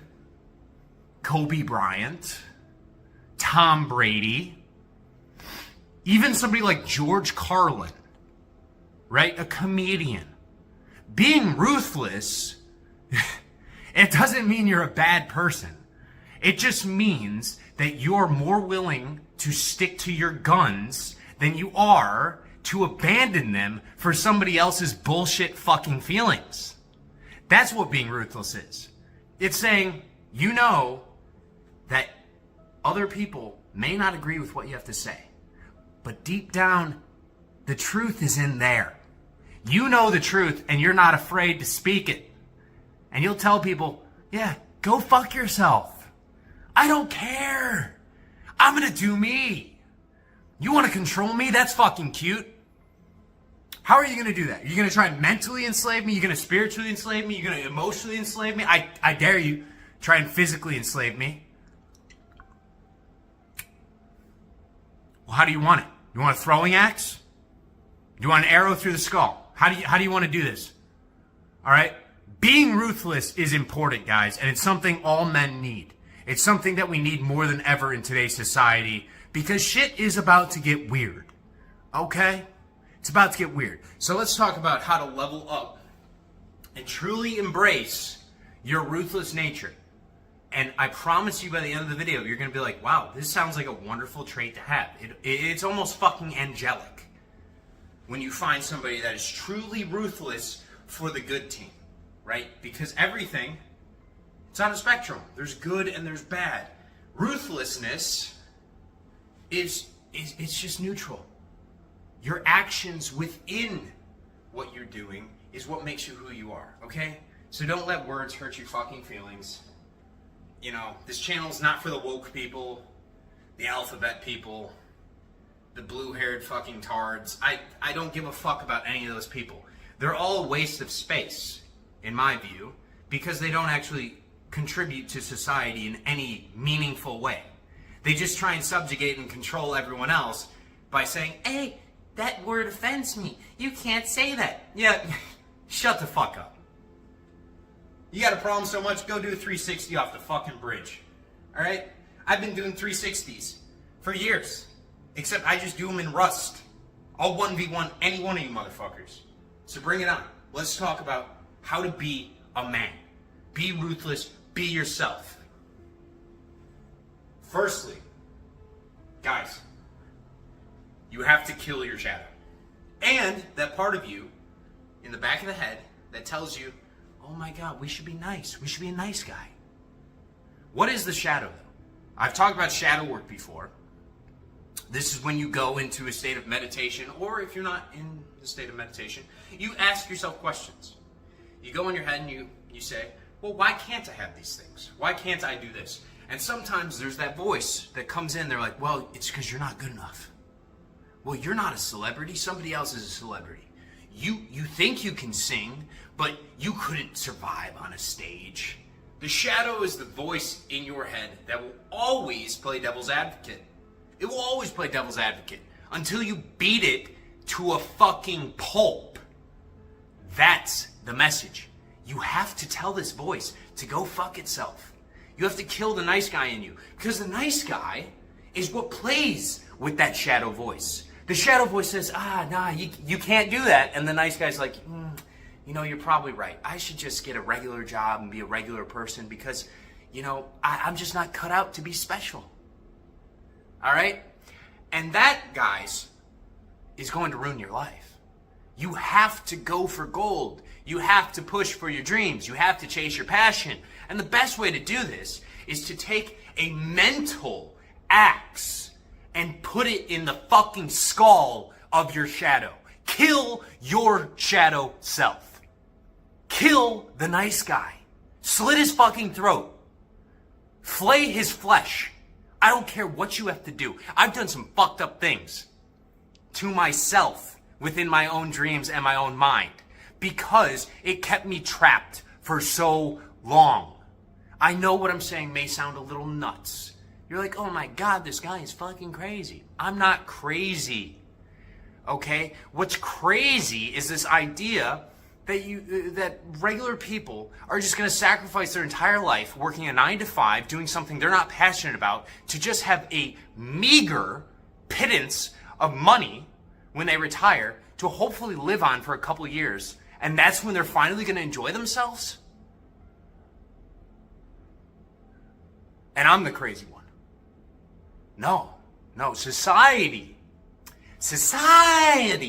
is the crazy one. Society's wrong, and we have to do something about it. But the only way we can do something about it is you change who you are first. We need more men that are willing to stand up for what they believe in and fight for the future that they desire. You can have whatever the fuck you want, but you have to take it. And I'm guaranteeing you in the near future here, they're going to try as hard as humanly possible to take everything from you. Okay? So that's the first part. Kill that nice guy in you that keeps fucking telling you, oh, just accept that cruel fate, okay? Just accept mediocrity. Kill that motherfucker. And then the shadow self that keeps telling you that everyone else is better than you, kill that bitch too. Kill them both. Get a double kill. Why don't we start working towards a UAV, guys? We're already 2 kills in. Okay? Next part. Discipline and sacrifice. These two things are separate. They're not necessarily the same. However, if you combine them, that's when the magic happens. You see, because everything good in life requires sacrifice. It requires suffering. I want to go back to what I said at the very start of the video. Tom Brady, okay? I love Tom Brady. I do not like the Patriots, all right? I'm going to be very fucking clear. I never liked the Patriots, but I always had respect for Tom Brady and especially Belichick, even if he did cheat. The reason for it is because Brady came in, and I want to say he was 6th overall, like, round pick. I don't know what the number was. He was probably like 200th. He was deep in the draft. He had a chip on his fucking shoulder. And you know what he said? He was like, I'm going to fucking start. And the first time he went on the field, he's like, I'm never coming off again. And do you know how you build into a person like that? Through sacrifice. Through sacrifice. The amount of balls that he threw was more than any other quarterback. The amount of routes that he ran after practice with his wide receivers was more than any other quarterback. His diet didn't have any granulated sugar or any bullshit or any of these bad carbs. It was perfect. That's sacrifice. That's suffering. He didn't eat donuts. He didn't enjoy himself like a lot of us do. He worked for what he believed in. And you know what? Looking back on it, do you think he feels bad about the sacrifice? Do you think he looks back and he's like, man, I wish all those years I ate donuts instead. You know, I wish all those years I spent more time with my kids instead of practicing. Now, I know that gets into a whole nother discussion of, you know, what's more important, purpose or your family. The thing is, find a medium ground where you can service both, right? But at the end of the day, to somebody like him, his passion, his purpose, his legacy was the most important thing to him. And he was willing to sacrifice literally everything else to achieve it. Everything. That's discipline. That's sacrifice. That's suffering. That's the ability to say, hey, these things that I have in my life currently don't serve me. They don't serve me. Guys, I used to drink like a fucking animal. I don't drink anymore. Okay? I sometimes go out with my boys and I'll have one beer. But it doesn't service me. I always feel worse. I can't meditate after it. It literally cuts off my connection to source, right? So I can't talk with the guy upstairs after I drink. All right? It's kind of the same effect as weed. Weed is not necessarily good for you. Sometimes you can relax with it, but it's a sacrifice. It's a discipline. Everybody has these things. If you want to lose weight, you're going to have to sacrifice stuff. If you want to be the best at something, you're going to have to sacrifice stuff. There is no way you ever get to the finish line in life with only receiving things from other people. You can't just take. If you want everything you've ever wanted in your life, you have to be willing to give up the things that do not serve you. Am I understood? Good. Talking about things that don't serve you and giving them up. Now we're going to move on to friends, family, and your tribe. Now, the fun thing about the word friends, you see right here, is this R. If you remove this R, you have the word fiends. Isn't that funny? It's almost like it's planned like that. Because your friends, your closest allies, can also be the ones that destroy your life the most. Okay? A good example of this would be who I was back when I was in college. Okay? My current friend group today, they are very work-focused, passion-focused. They love nutrition and fitness and exploring the world and life and the arts. And, you know, every time I talk with them, it's an amazing experience. And I only get better. Back in the day, that was not the fucking case. I surrounded myself with people that would just drink, smoke, fuck, degenerate activities, okay? And when I was around them, I got worse. I partook. I'm not saying I was a good person at the time. Absolutely fucking not. I was a bad person. I'm not blaming everything on those people either. Because I made the conscious decision to keep putting myself in that situation. I knew in the long run, I was never going to be friends with those people throughout my entire life. There's no fucking way. I was like, these are college friendships. I'm not going to keep them around after. But even still, while I was there, I spent time with them. What would my life look like if instead of hanging out with the degens that drank every weekend, I went to the library and I hung out with the Asian kids that were always studying? You know? Who knows? Maybe I would have cured cancer. Maybe I would have stayed in the sciences. Maybe I actually would have learned to fucking read. Who fucking knows? Okay? But the thing is, I think in a sense, in a way, me blowing myself up in college has taught me the most about myself throughout my life, right? I learned a lot of lessons because I surrounded myself with fiends. But nowadays, now that I know what my purpose is, now that I know where I'm going in my life, I can't surround myself with those people. It's the same thing with family. There are certain family members that I love them to death, okay? They are family. Blood is thicker than water, but, you know, does it really matter? Not really. And what I mean by that is people in your family sometimes think that they have a little too much control of your life. I've experienced this with mainly one aunt in particular. During the whole COVID bullshit scamdemic, I mean, she essentially went out of her way to cut my grandma out of my life. Because my grandma's very old, okay? And she said, oh yeah, but he didn't get the vaccine. He's doing it purposely. He wants to kill you, grandma. Right? She literally, this is my fucking aunt, destroyed a relationship with other family members of mine by painting a picture of me as being some evil, maniacal person because I didn't want to get some shot that's going to make your kids fucking retarded. But hey, I'm the bad one. Okay? So sometimes, guys, if you want to be successful, if you want to push the limits of your life, you have to identify for yourself who is there for you and who is not. Not all your friends want to see you succeed. Sometimes the people closest to you don't want you to do better than them. They want you to do good, but not better than them. Same thing with your family. If you believe you're the black sheep of the family, you're the one that's going to break out of the mold, you're going to be the first millionaire, the first billionaire, the first trillionaire, the first one to run a fucking company, the first one to go to college, the first one to fucking do anything of value, they're going to try and stop you. Because you know what? People's egos, sometimes, they can't handle it. A lot of people can't handle it. They'll lie to you and say, oh yeah, I want you to succeed. But deep down, they don't want you to do as good as you can do. Because that makes them look bad. Alright, so guys, in this path of being ruthless and chasing your dreams, you gotta sometimes cut people out. Or at least limit the exposure that you have to them.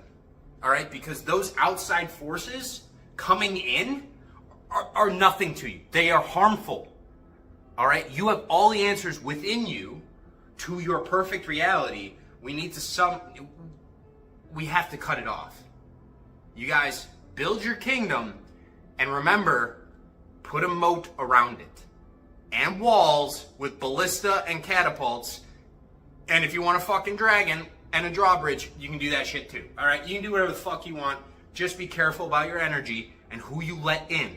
Because people do not always have the same vision for what your future perfect is. Your perfect future. Okay? And side points as well, just real quick, I want to say one of the greatest assets to your life are actually your enemies, surprisingly. Because those are the people that push you to greatness.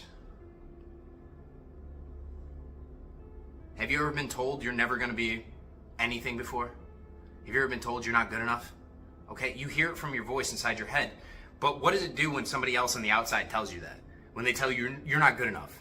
Or they say, I'm smarter than you. I'm better than you. All right, it pushes you. It pushes you. Okay, so sometimes, guys, don't hate your enemies. Love your enemies enough to prove them wrong. Love your enemies enough to prove them wrong. That's all you have to do. You don't have to fight them. You don't have to argue with them. Just fucking prove them wrong with your work. That's all you have to do. Okay? Finally, priority of progress and faith. Now, the path of ruthlessness. Guys, it's all about progress. It's moving forward no matter what.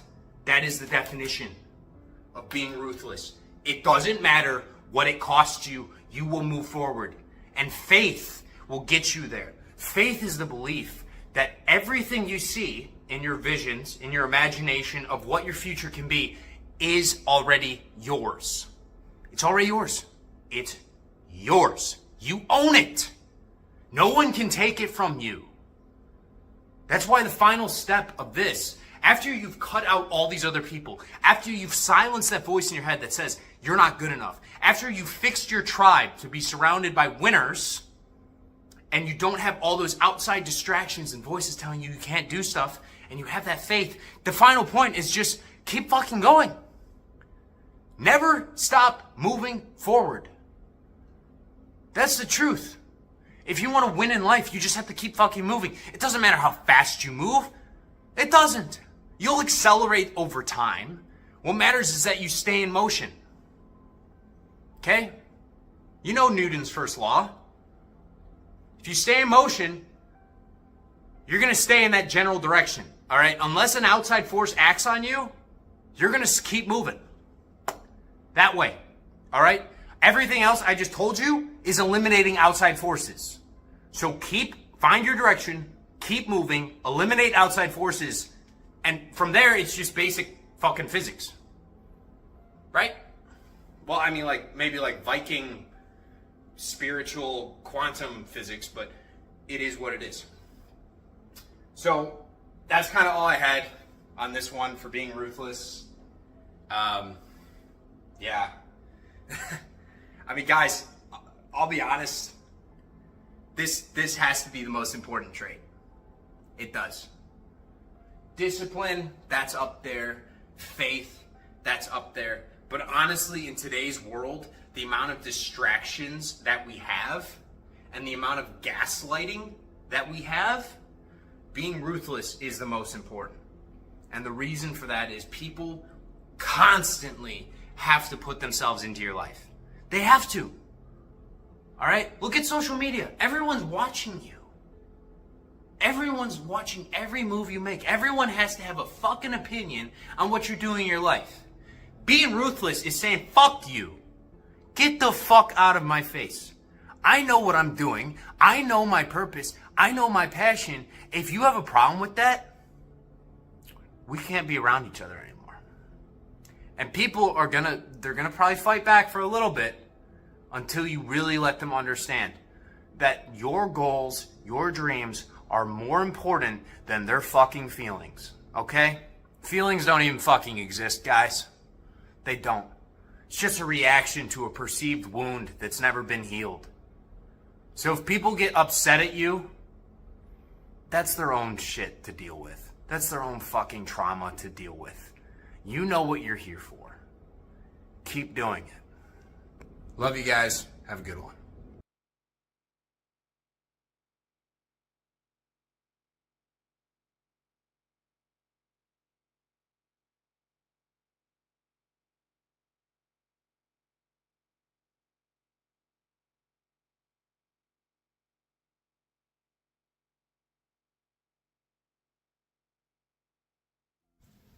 Bro, the video started.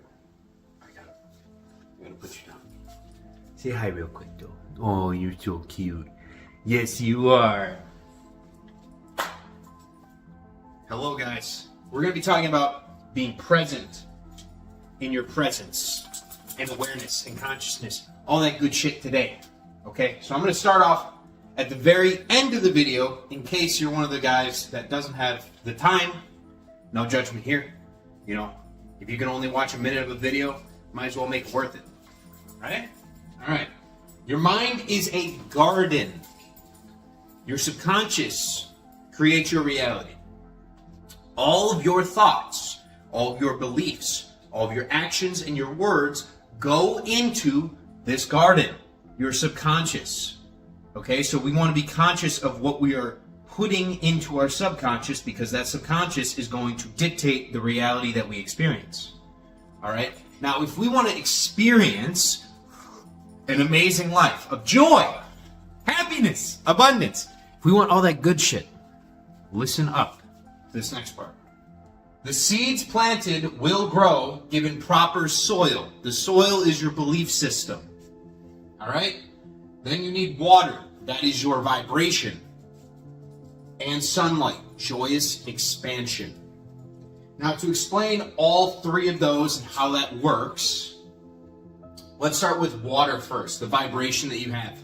So if you have a great belief system in place, you believe that you are, let's say, an architect. You're a brilliant architect. You create these amazing buildings. Everyone wants your work.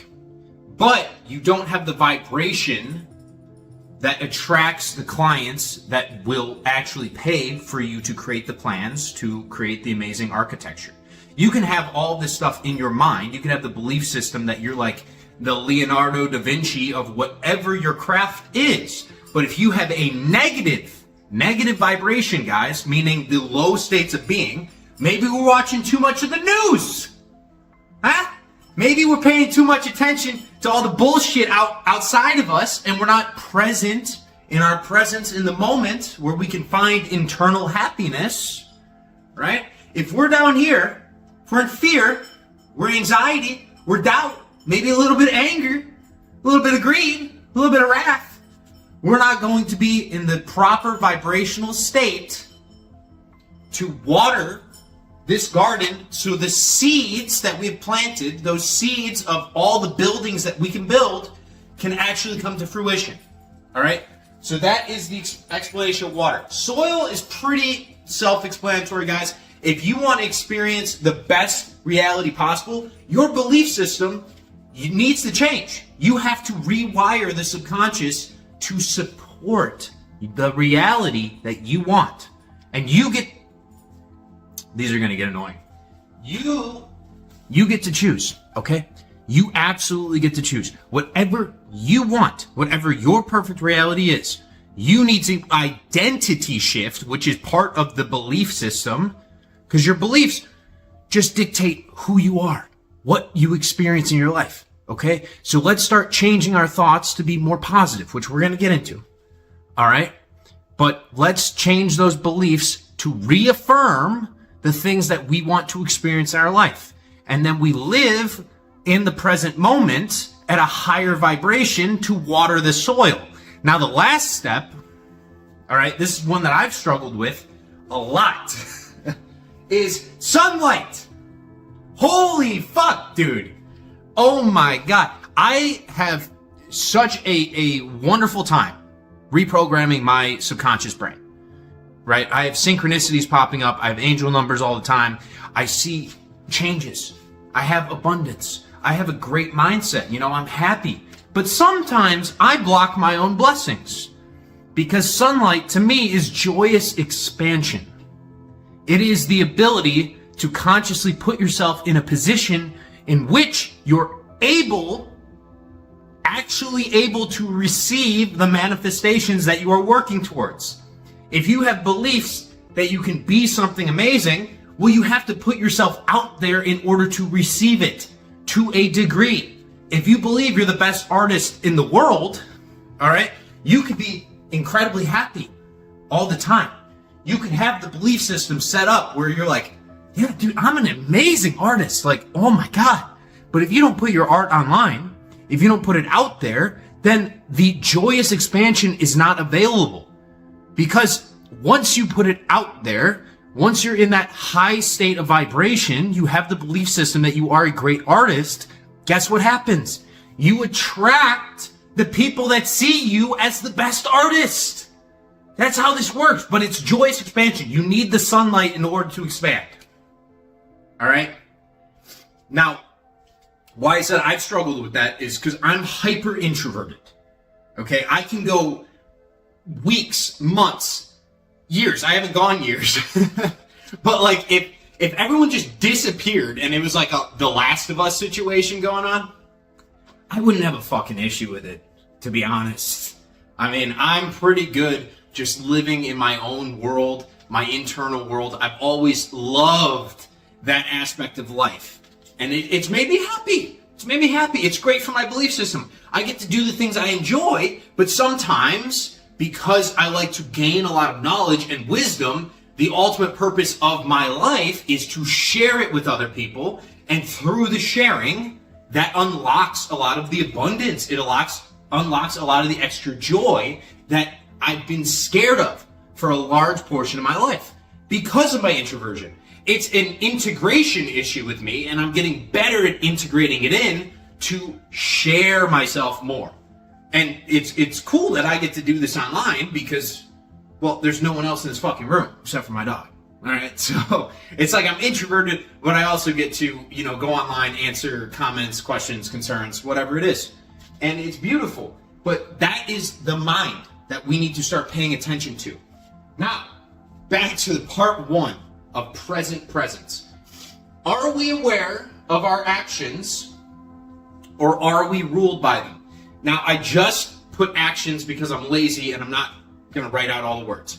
Actions, beliefs, words, thoughts, anything that consciously goes on up here and that we say into the universe, or without saying it with words, we consciously agree. Are we dictated by that, or are we controlling it? Are we actually aware of what we're doing throughout the day? I know I've struggled heavily with this when it comes to addictions in the past. Because the addiction just comes in, they're like, oh, no, this is what you should be doing right now. You know you want this. Come on, just go buy another one. You can't go without the nicotine. And I would, it would wear me down. It would rubble me. It was like getting hit by trebuchets. Non-stop, right to the dome. And then finally I was like, you know what? I'm going to break. The castle has been sieged. And I would go buy some more and give in. I would give in. So, are we aware of our thoughts and how they serve us, or are we ruled by them? And the more important takeaway is vibrational awareness. When you have a thought, how does that thought make you feel? And also, going back to the garden, does that thought support, does it reaffirm the beliefs that we have that are in alignment with our highest purpose? Okay? We need to firstly figure out what we're here for, which that's everyone's is different. It's completely subjective. It's up to you. There's no such thing as good or bad. It's all just part of the path and joyous expansion. But what beliefs go into that highest version of ourselves, and is the actions, the thoughts, the words that we're saying or we're thinking support that? How does it make us feel? And let's pay attention to the vibration that we feel when we have those thoughts. Actions, words, beliefs. All right? I'm just going to use thoughts from now on instead of saying it all over again every time. That is way too much work, and I am kind of lazy. Ah, Jesus. All right. Part 2. The walking meditation.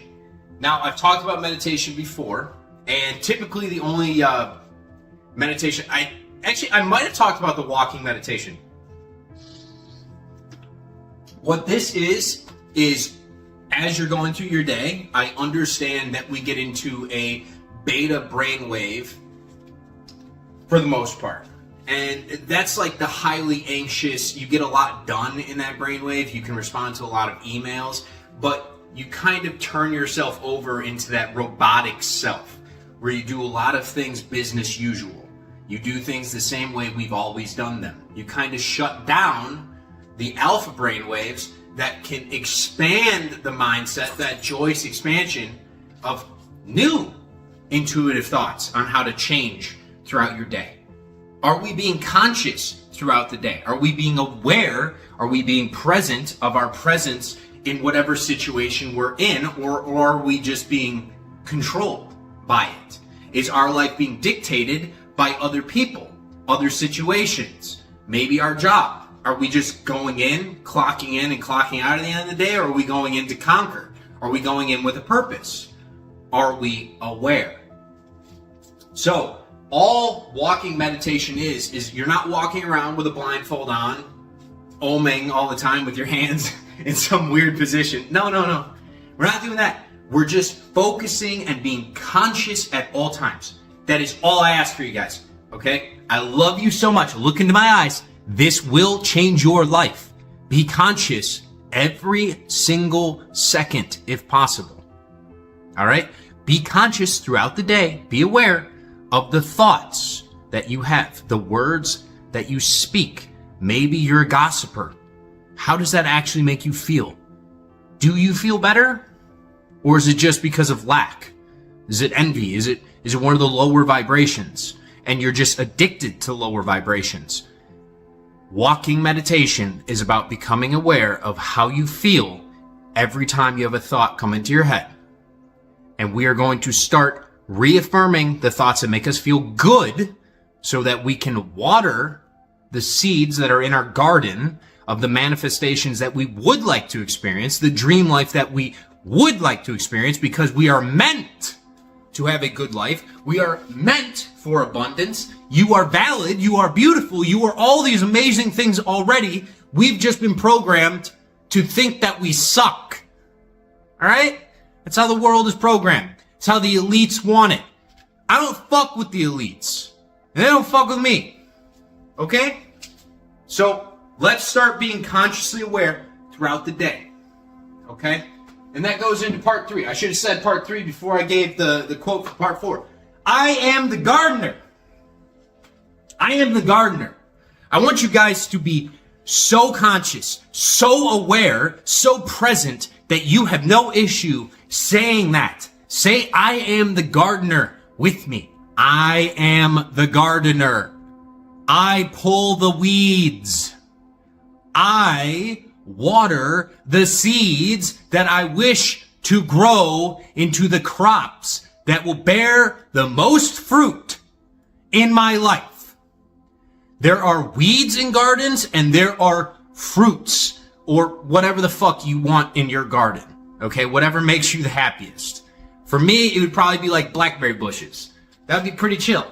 You know, I like blackberries. And maybe some peaches. I like peaches too. And corn. I fuck with corn. But you are the gardener. You need to be conscious of it. What thoughts, what seeds, what beliefs are we putting in the soil?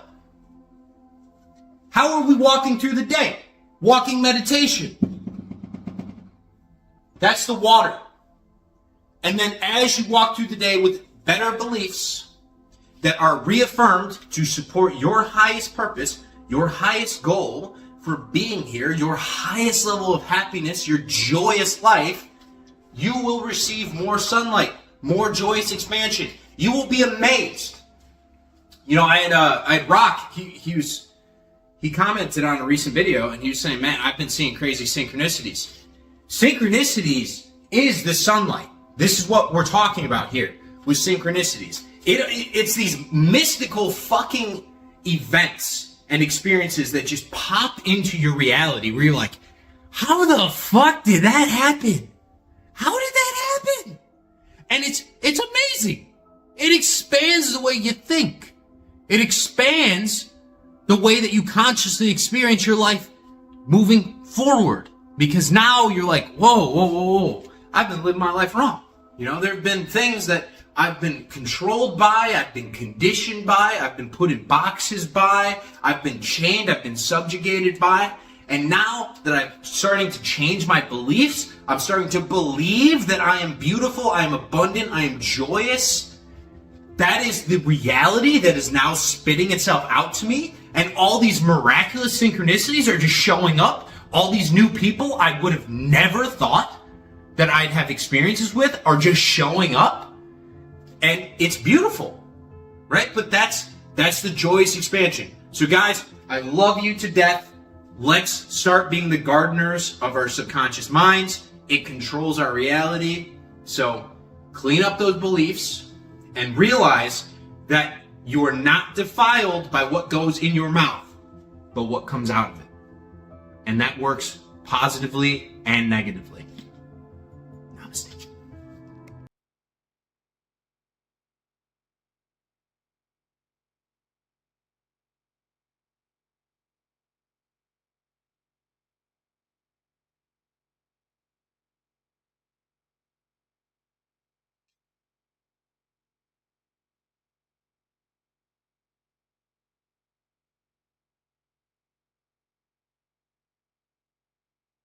Howdy, y'all. So, today, I wanted to read The 12 Laws of the Universe by Manhardeep Singh. S-I-N-G-H. Not sure how to pronounce that, but I think he'll forgive me. This will be a fun little read. It's about all the immutable laws of the universe. These are what we have to play the game by, but for the most part, we're not aware of. So as I read through them, just listen with an open mind. Okay? Just an open mind. See if some of this resonates with you.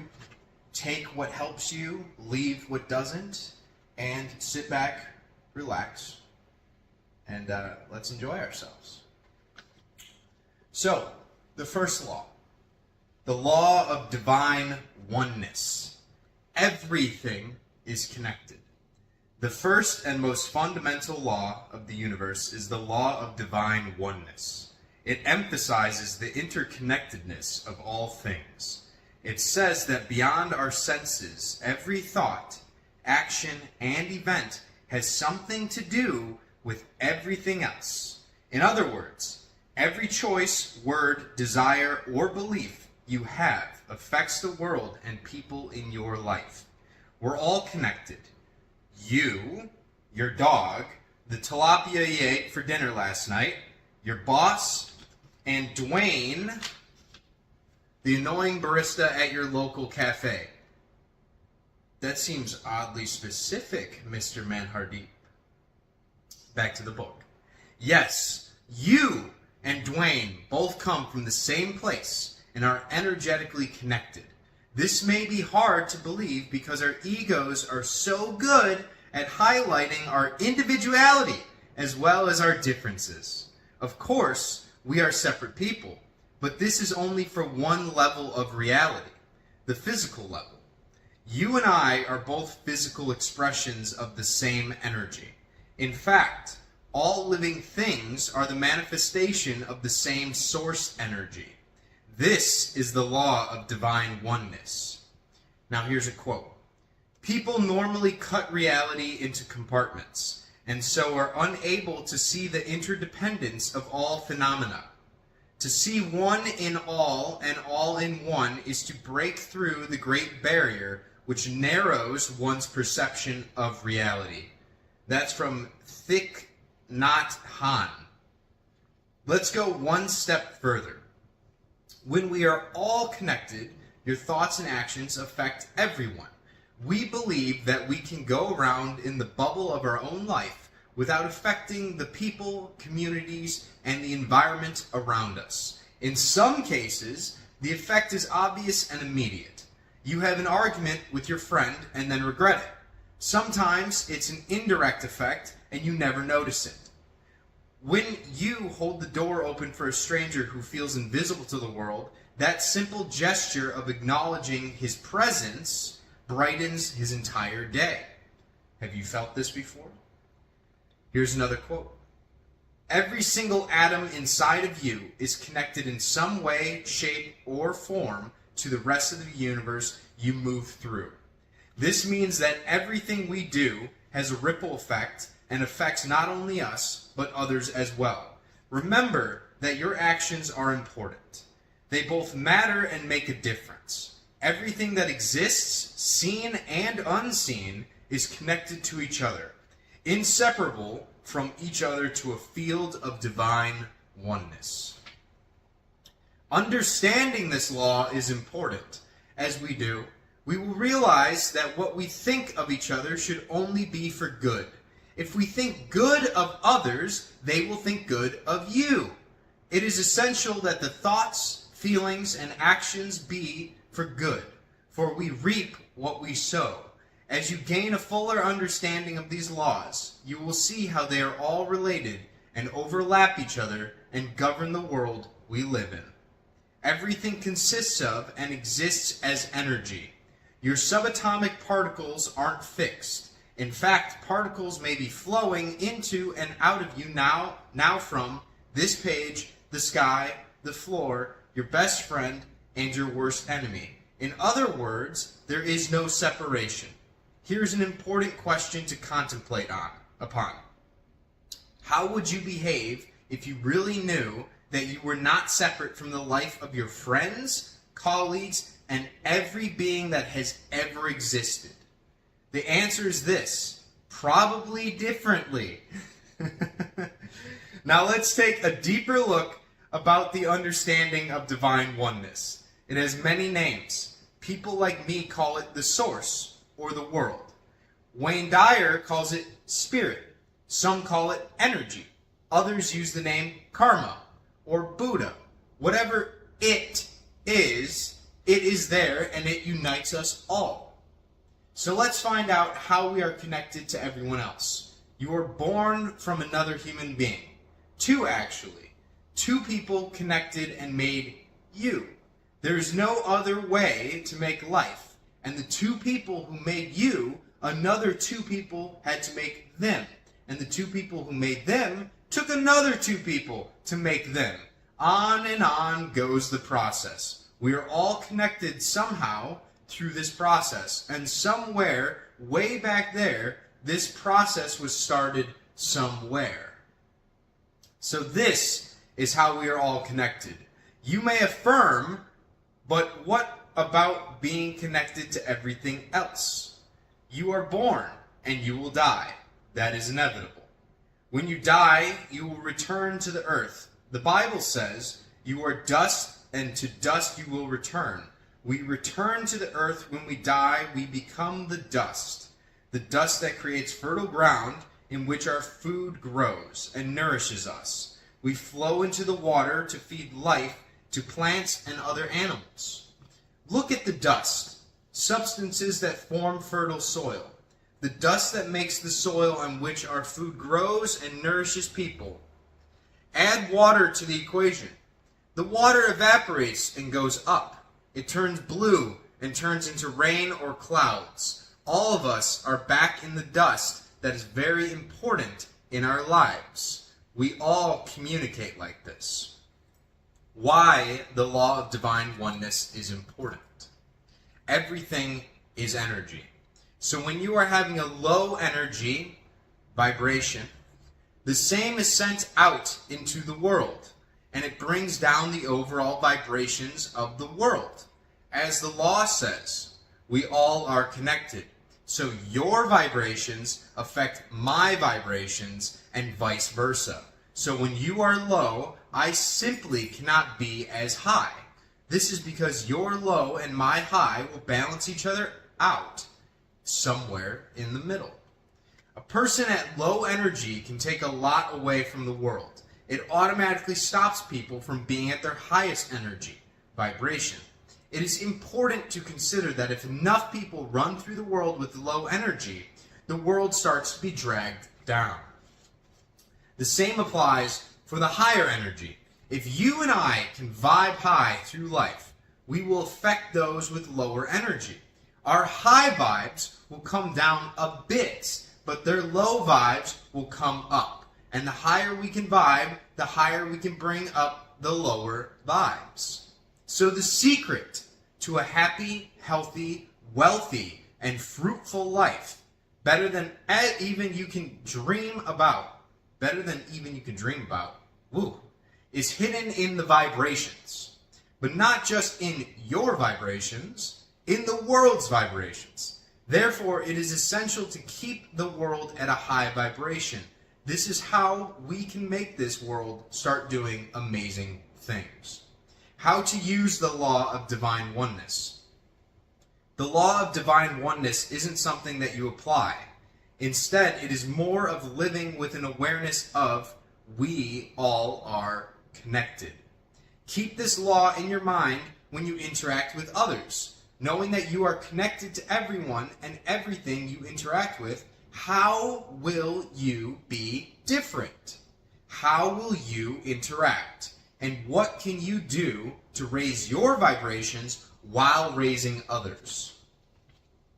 These are the questions to ask yourself as you look deeper into the law of divine oneness. Advice.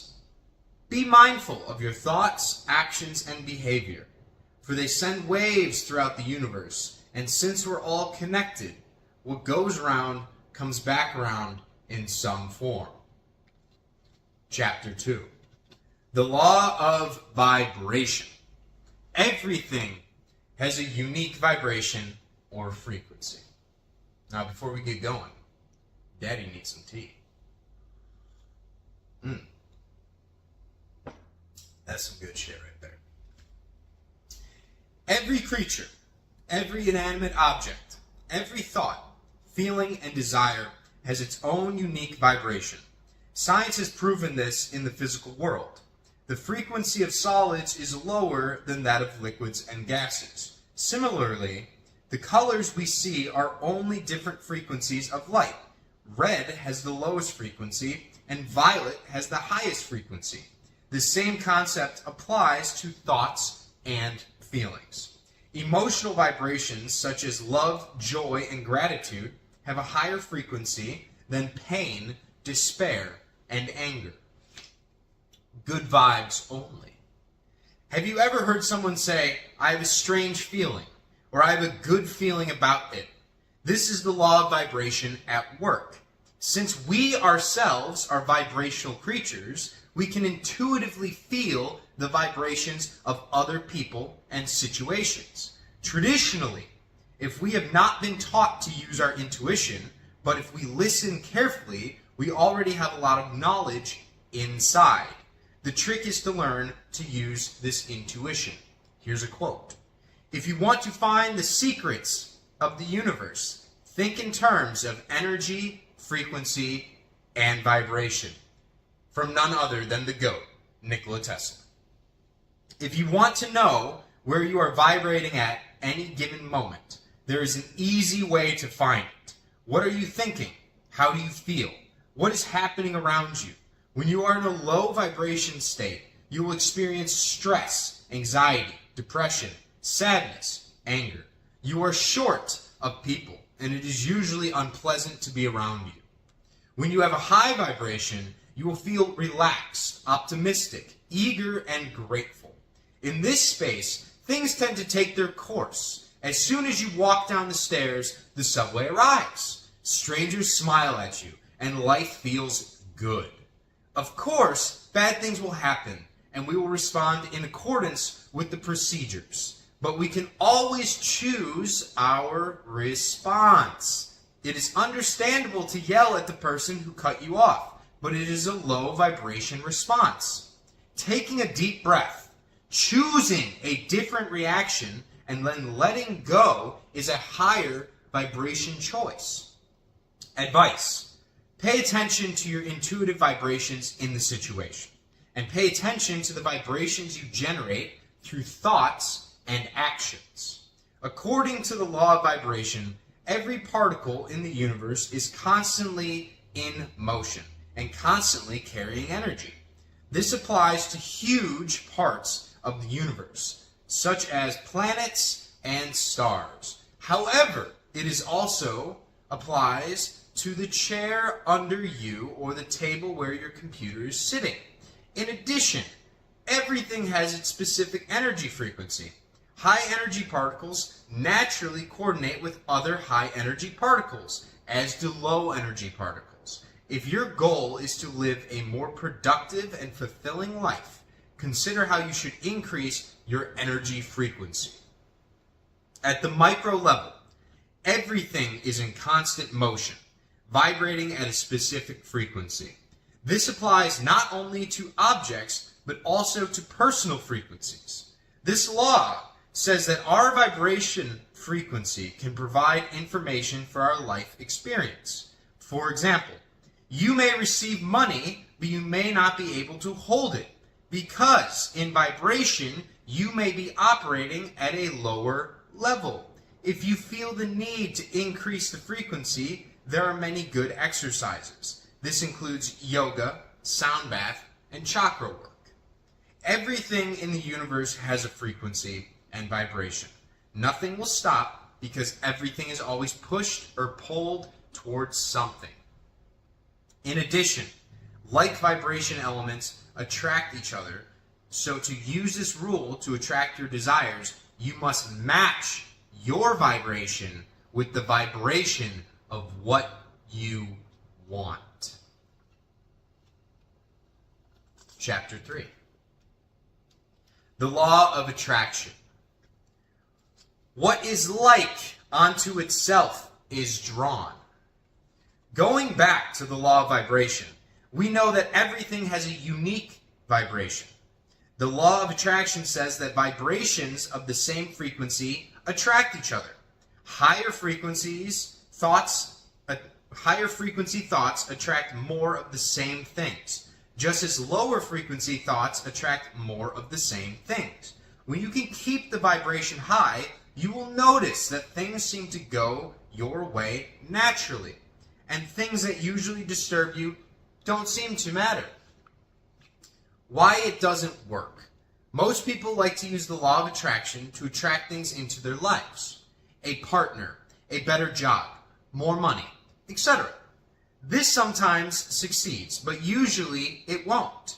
If it was, we would all be living in our dream home and be satisfied with our bodies, but we are not. There are many reasons why people do not find the result from the traditional teachings of the law of attraction. One reason is that they do not realize that there are 11 other laws that could be considered for working with this law. Another reason is that they do not match the frequency of their desires. It is not enough to want it. You need to merge the frequencies you want to get what we vibe, not what we ask for. I'm sure you all know someone who feels deeply this way. Brad wants to attract his dream lover, but he complains that all the good people have already been taken. Anyone? And that dating apps are a waste of time. Brad's suspicion is at odds with the frequency of the love he seeks. Contrary to abundance and love, it exudes a vibration of scarcity and frustration. What he needs to do is to clean up his own personal energy around the theme of love and keep his thoughts and actions aligned with it. Now, this does not mean that he should pretend that he is not depressed. I suggest he should find a way to truly change his path from frustration to love. Advice: you are a magnet, and your experience is the embodiment of the energy you release consciously and unconsciously. Look around and realize that you are attracting the real environment you live in at the moment. As you know, the law of attraction tells us that like attracts like. So in order to have the things you want in life, you have to figure out how to vibrate at the same frequency as the things you desire. The more general lesson here is that being positive, proactive, and loving will bring more of the same things to your life.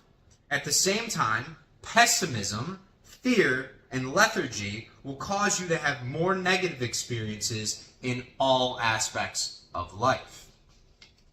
Even today, by choosing to live more positively, you are already using the law of attraction to create a better life for yourself. There is no doubt that the most talked about universal law, the law of attraction, is often used in manifestation. It says that like attracts like, and you will get what you focus on. Not only that, you must also believe that what you are looking for is possible. Let me read that again. Not only that, you must also believe that what you are looking for is possible. Someone in the chat, tell me if that sentence just doesn't quite function there. All right? Similar to the law of vibration in this way, the important thing is to learn to vibrate at a level that attracts what you are looking for. For example, if you want to love but don't give love, then you are sending a message to the universe about your priorities. If you repeat a statement but do not believe what you say, it is useless. When we focus on what we want instead of what we don't want, it will appear in our lives. Science shows that everything in the universe is ultimately composed of energy, vibrational frequency. Quantum physicists have proved that although matter may appear to be solid, when it is broken down into the smallest of components, through a high-power microscope, it ends up mostly in empty space with scattered energy. For us, this comes in the form of thought. The truth or fact that we care about and believe will eventually be embedded in our subconscious and become our vibration. So if we have negative blockages, this kind of vibration is emitted by us. You will see some people walking upright and stand out from the crowd. They really stand out with a positive aura, and everyone feels and wants a piece of it. This does not start from the outside. This is what you resonate internally and then resonate externally. This is the law of vibration in action. Many people are afraid that bad thoughts or low vibrations will destroy their lives in some way because they don't realize it. The law is not a punishment, but a very clear mirror of our self-esteem and mentality. You are surrounded by the results of decisions made in the past, and you are fully capable of making other decisions and appealing to different environments. Chapter 4. Tea time.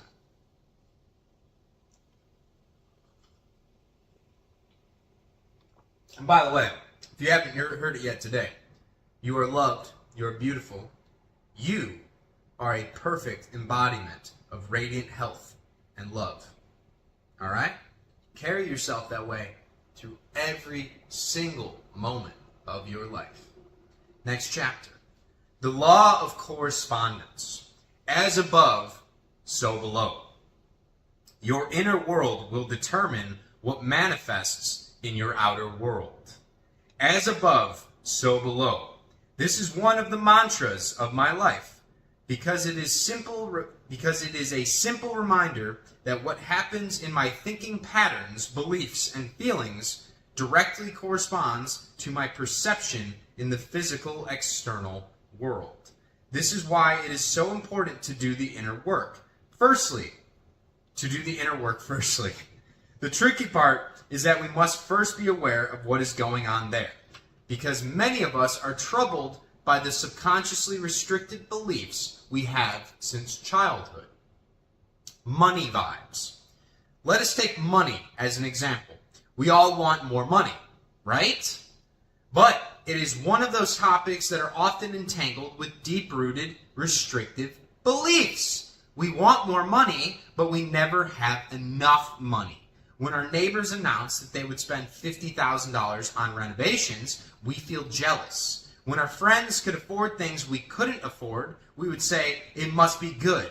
In all these cases, it comes from fear and lack, which is certainly not the vibrations that will attract a lot of cash. If left unchecked, these belief patterns will manifest in our external reality as things like parking tickets, overdue bills, or unexpected expenses. Of course, this only reinforces belief and keeps the cycle going. Here's a quote. "You don't attract what you want. You attract what you are." Wayne Dyer. Instead, we must first align ourselves with the inner vibration of abundance, and then the outer reality will begin to respond accordingly. It is certainly not easy when it comes to certain topics that we emphasize, but when it comes to topics with little or no resistance, things change surprisingly fast. Many of us are unaware of our restricted beliefs and the restraints in our vibrations. This is why meditation is very important to help you clear and calm your mind. Advice: if you want to change your external environment, you must do the inner work first. Stand still, clarify, and watch your situation begin to change. As above, so below. The law of correspondence is directly related to the foundational law of divine oneness. The key idea here is that patterns repeat themselves throughout the universe and prominent patterns repeat themselves on small scale too. For example, think of popular examples of spiral patterns that have reappeared in many parts of the galaxy. Look for patterns in your own life and your thinking, and see how they repeat themselves in other parts of the world. When doing so, consider the types of schema changes you might make and how they will lead to larger scale changes. This law states that patterns are repeated throughout the universe and on a personal level. Our reality is a mirror of what is happening inside us at that moment. Think as above, so below, as within, so without. What is the mantra for this law? It happened for you, not to you. If our lives are chaotic and terrible, it is because we have chaos and fear inside. If our life seems calm and grounded, it is because we feel inner peace. In any worrying situation, it is advisable to ask the situation to show you aspects of yourself and areas that require internal healing. Most people have heard the old adage that our external world is just a reflection of what is happening inside of us. Well, this is the meaning of the law of corresponding. Our reality is the result of our most dominant inner thoughts. For example, we often hear people say, everything spiraled up from that event or situation. This is usually because our minds allow more negative events to occur due to thoughts deep in our minds. If our inner world is full of negative thoughts, then our outer world will become a reflection of our thoughts. But how do we turn our inner thoughts into positive thoughts that attract positive external situations? We just change our paradigm. When you change your paradigm, most of the inner thoughts from your subconscious will change, bringing success, happiness, and positive results to your life. The premise behind the law of correspondence is that our lives are created by the subconscious patterns that we repeat every day, which serve us or stop us. Activate this law by understanding your patterns, which are usually passed down through family ties, and then consciously take steps to break them.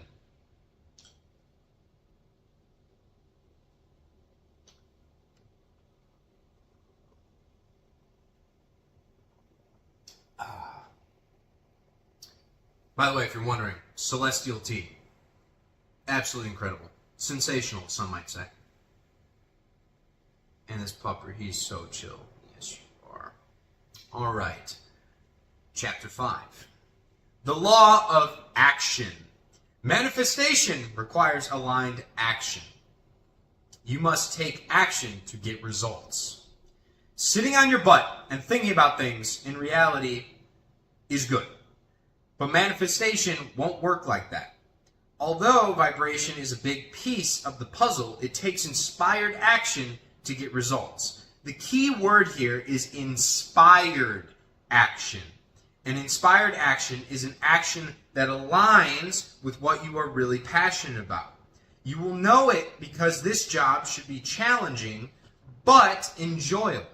It will not bring in a sense of struggle with frustration and anxiety. Any successful person will tell you that their success is accompanied by a lot of blood, sweat, and tears. This is not to scare you, but to motivate you. Writers often say that hours go by unnoticed when they are writing because their work is a labor of love. They worked hard, but they did not suffer. Their actions may or may not become bestsellers. In fact, they may never see the light of day. Achievement lies not in the results, but in what they have learned in the process. When you are consistent with what you really want, the work will not seem so tedious. Here's a quote. Your desires are brought to you via thought, and you receive them by deciding to take action. Jen Sincero. Sometimes even the smallest actions will bring greater opportunities, which can then lead to other things that bring you closer to your goal, and so on. This is not always obvious, so the trick is to use your intuition and don't overthink or let yourself get in the way. We are conditioned to believe that the results come from hard work, which is true, but we can decide whether this work is a process of struggle or mastery. Advice. Take inventory of what you do in your daily life. Do your actions meet your desires? If so, does it feel like a challenge or a struggle? Challenge is good for you, but the struggle is a sure sign that you need to ease up a little bit. Practitioners of the law of attraction often wish they had known the law of action earlier. These two laws are closely linked, and the law of action tells us that we must actively pursue our goals. This is an aside from myself, but you can focus in your thoughts and your mind and meditations on what you desire all you want, but the real magic starts to happen in the work that you've been avoiding. I believe that comes from Chris Williamson. All right? Many people think that visualizing goals and developing a positive attitude towards them is enough to use the law of attraction.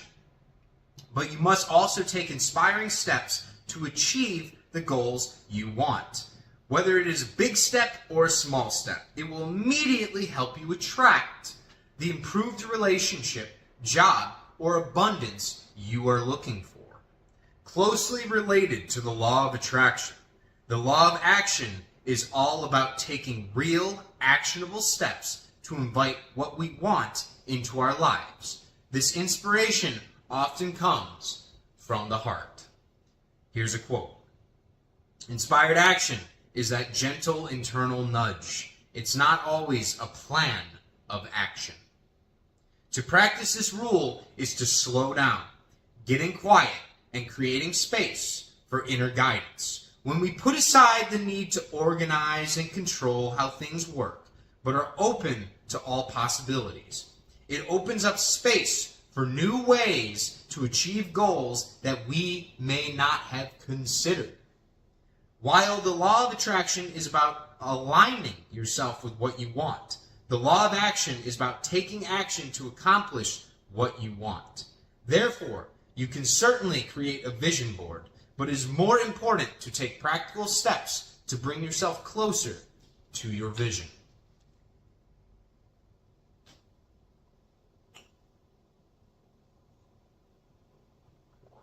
Oh yeah, that's so good. So good. The law of cause and effect, chapter 6.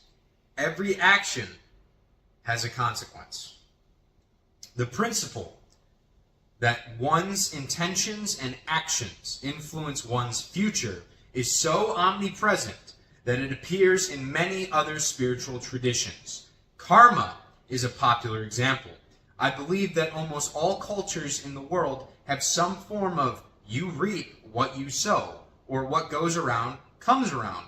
In their lexicon, going back to the first universal law, we know that everything we think or do is not in isolation because we are all connected energetically. Whether it is good or bad, our thoughts and actions will eventually be reflected back to us in some way. Here's a quote. Shallow men believe in luck. Strong men believe in cause and effect. Ralph Waldo Emerson. If you want to be loved, love the people around you.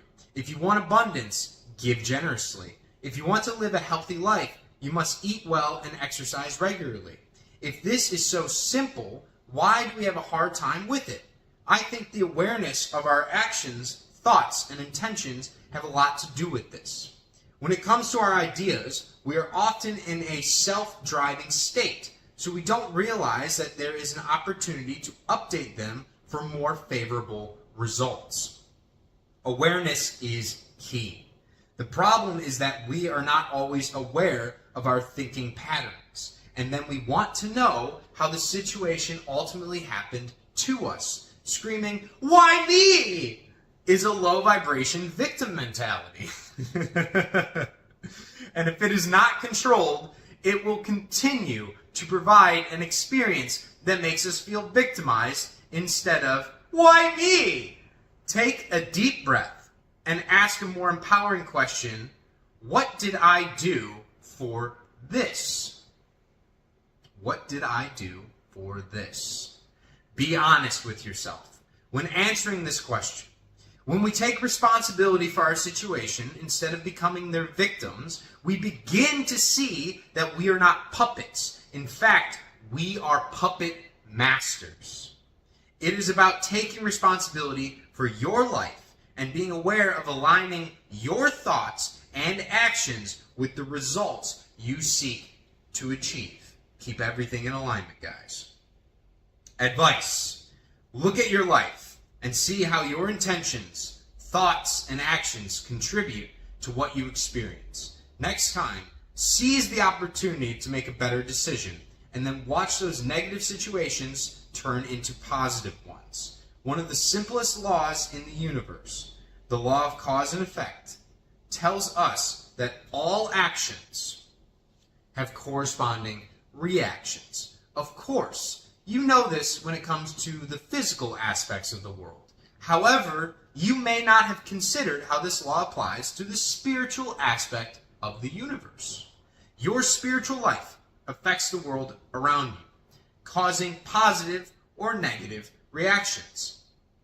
Likewise, your physical environment affects your spirituality, for better or for worse. Ask yourself what kind of relationship you see between the spiritual and the physical aspects and how you might want to change them.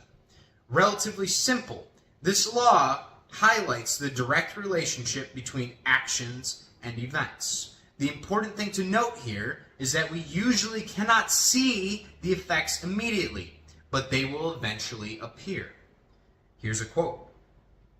What you put out there may not come back to you in that moment, but that vibration, that energy you put out there has a ripple effect. If you're coming from a place of anger or resentment, if you put that energy out there, you'll eventually be affected as a result. Literally, we reap what we sow. Everything we experience in life is the result of a chain of events or activities. The law of cause and effect, also known as the law of karma, stipulates that every action will cause a reaction. And no matter what you put in, no matter how good or bad it is, it will come back to you. To take advantage of the power of this law, be aware that your actions and decisions will affect not only yourself, but everyone around you. So focus on sending out only good vibrations.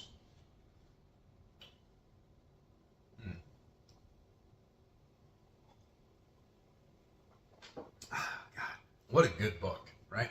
Hope you guys are enjoying this. I'm really enjoying this. The law of compensation. We are rewarded for right action. You will be compensated based on what you give. This is an extension of the law of cause and effect, specifically for compensation in the material world. Good things such as abundance, relationships, and opportunity. This law states that we will be blessed based on the good deeds we do and the value we provide. When we show generosity to others, we will be rewarded back generously. Remember, there are many forms of compensation, not just cash. A beautiful house, a Ferrari, or a reward for relaxing on the beach. Compensation also comes in the forms of blessings, such as good health, loyal friends, loving families, teachers or mentors, job opportunities, $1 million ideas, etc. Many times we give others what we think they deserve. This mentality is good, but it cannot be transformed into abundance. However, if we change our mindset to over-delivery and exceed expectations, we will be compensated accordingly. Advice: you get what you put into life. So whatever you do, do your best and strive to be the best you can be. Be generous and kind. And then, when it comes back to you, accept it graciously with open arms. According to the law of compensation, you will receive what you put out. This is similar to the law of attraction, but focuses on the idea that compensation can take many forms. For example, if you get a lot of money, then you might think that you are getting rewarded. However, depending on your lifestyle, your large wealth may lead to a worse life rather than a better life. Essentially, you reap what you sow. This law reminds you to be careful with others, even with the planet. For example, to work with this law in a way that attracts or compensates love and support, ask yourself, where am I called today to serve and support others? Here's a quote. It instills trust in us that we will be compensated for our work as long as we're open to receiving in all the many ways that the universe can deliver. What needs to be clear is that our compensation in this area is not limited to employment agreements or monetary compensation. Rather, it is about getting compensation for all your contributions to the world around you, including the love, joy, and kindness you spread. Everything is rewarded.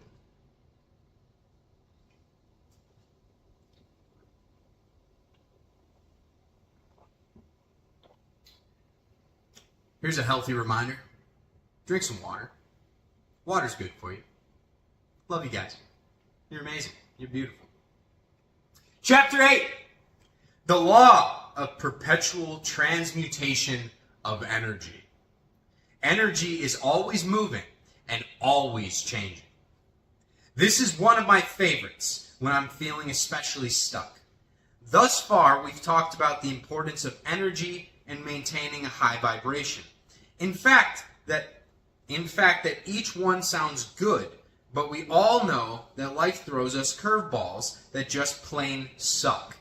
If we only had the primary 7 universal laws, we'd be living in fear of negative situations. This law reminds us that there's nothing to be scared of because energy is usually in flux, and better still, you've got the power to transmute, change it. The superpower law. This may sound as if you have a superpower, and that's because you do. It is one of those things that sound obnoxiously easier than it is. You would have heard energy flows where attention goes, which is the gist of this law. Who is the thinker of your thoughts? You are. So by exercising your power to activate thoughts that serve you instead of those that don't, you can transmute negative vibes first into neutral ones, then into happier territory. Here's a quote. Between stimulus and response, there is a space. In that space is our power to choose our response. In our response lies our growth and our freedom. Viktor Frankl. Remember, Dwayne, the annoying barista from the first law? Let's say he got fired from his job and came home to see that his boyfriend Ben left him. Shitty things happen, and there's sure to be some low-frequency thoughts that arise. Anger, resentment, sadness, and so on. These emotions are valid and should be acknowledged, but there's a difference between acknowledging and wallowing. Eventually, the pity party gets to an end, and Dwayne must pick himself up again by upgrading his thoughts to ones that serve him instead of ones that keep him stuck at the pity party. Maybe he didn't like that job anyway, so this just means he'll have more time to focus on finding a much better one. As for Ben, he was such a mess that Dwayne would spend hours cleaning up his messes after coming home from his shift. So now his thoughts begin to shift wherein he can spend more time enjoying his clean home. This energy shift doesn't happen overnight, but in small steps. Things are beginning to get better for Dwayne. Advice. You always have the ability to trigger positive change in your life by choosing a better feeling thought in any given situation. Be aware of the stories you tell yourself and upgrade them into ones that get you closer to where you would like to be instead of keeping you stuck where you are. The law of perpetual transmutation of energy states that everything around us is in constant flux. You can't see all of the changes because many of them exist at the cellular or atomic level, but they keep going. I think that's supposed to be irregardless. The reason that it is so important to be aware of this law is that it helps you see how you have the ability to trigger positive change. Specifically, how high vibrations can trigger improvements in low vibrations. For instance, if you are vibrating at a low frequency, exposing yourself to the high frequency of a cheerful, encouraging friend will naturally trigger energy transmutation in you. This law states that on an energetic level, everything within the universe is continually evolving or fluctuating. Every action is preceded by a thought, with thoughts themselves having the ability to eventually manifest in our physical reality. Ever been around a negative person and felt your own positivity depleting? That's one example, but it also can work the opposite way around. Higher frequencies transmute lower ones when applied with intention. Knowing this, we can actively seek to uplift negative energy around us with our thoughts and actions. Here's a quote. This law means that even the smallest action can have a profound effect, like the seed of a mighty tree. Let me back that up. Like the seed of a mighty tree holds all its promise in its tiny shell, you also have the power within you to move mountains. To put the law into practice, it is recommended to do small things that will uplift your energies every day. Whether it is singing in the shower, dancing like nobody's watching, or anything that works for you, remember, small changes equal big results.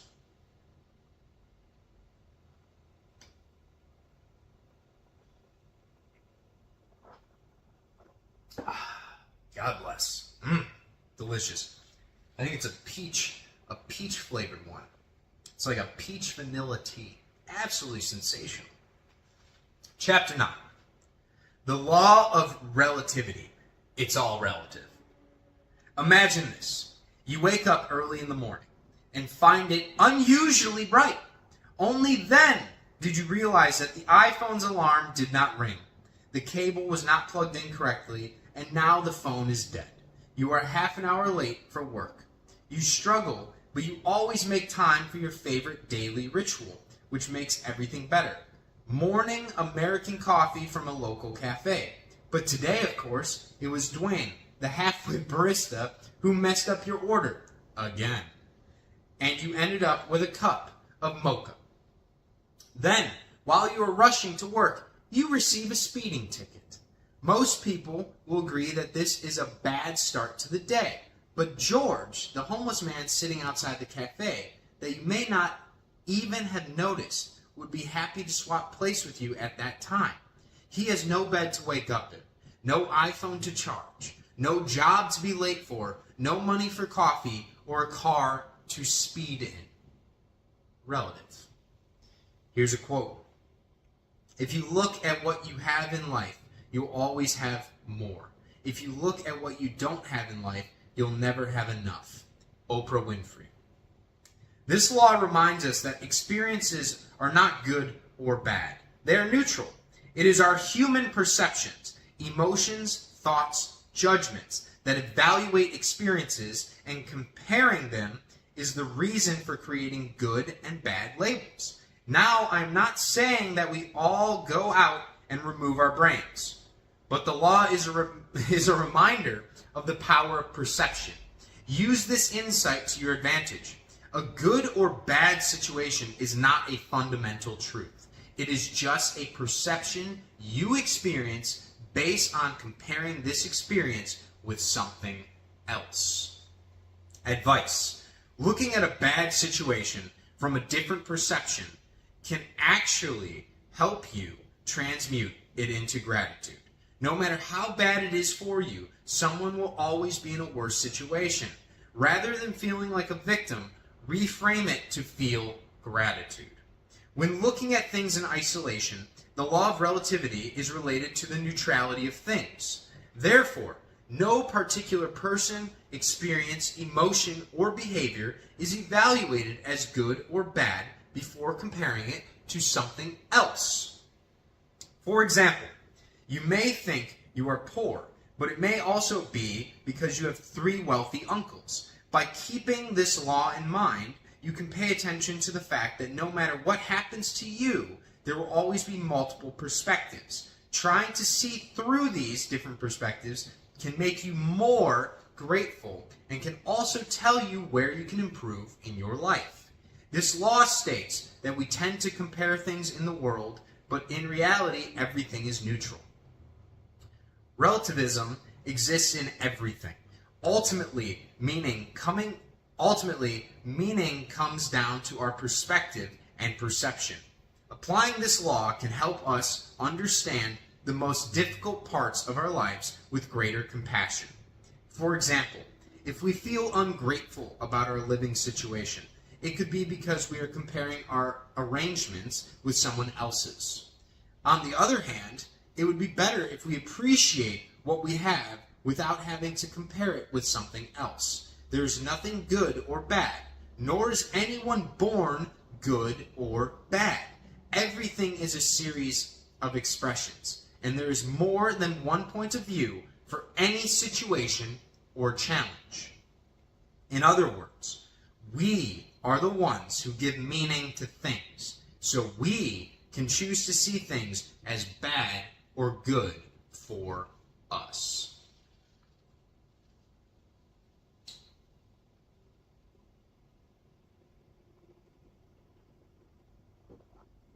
Yeah, you zened out, bro? I feel you, my guy. Yes, little cute pupper. Chapter 10. The law of polarity. There are 2 sides to everything. Everything has an opposite on the same continuum. How would you know what heat is if you didn't experience cold? How would you know the feeling of joy if you never felt sad?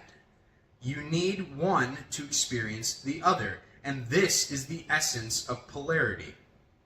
So let's take a moment to be grateful for the bad things in life that allow us to experience the good things.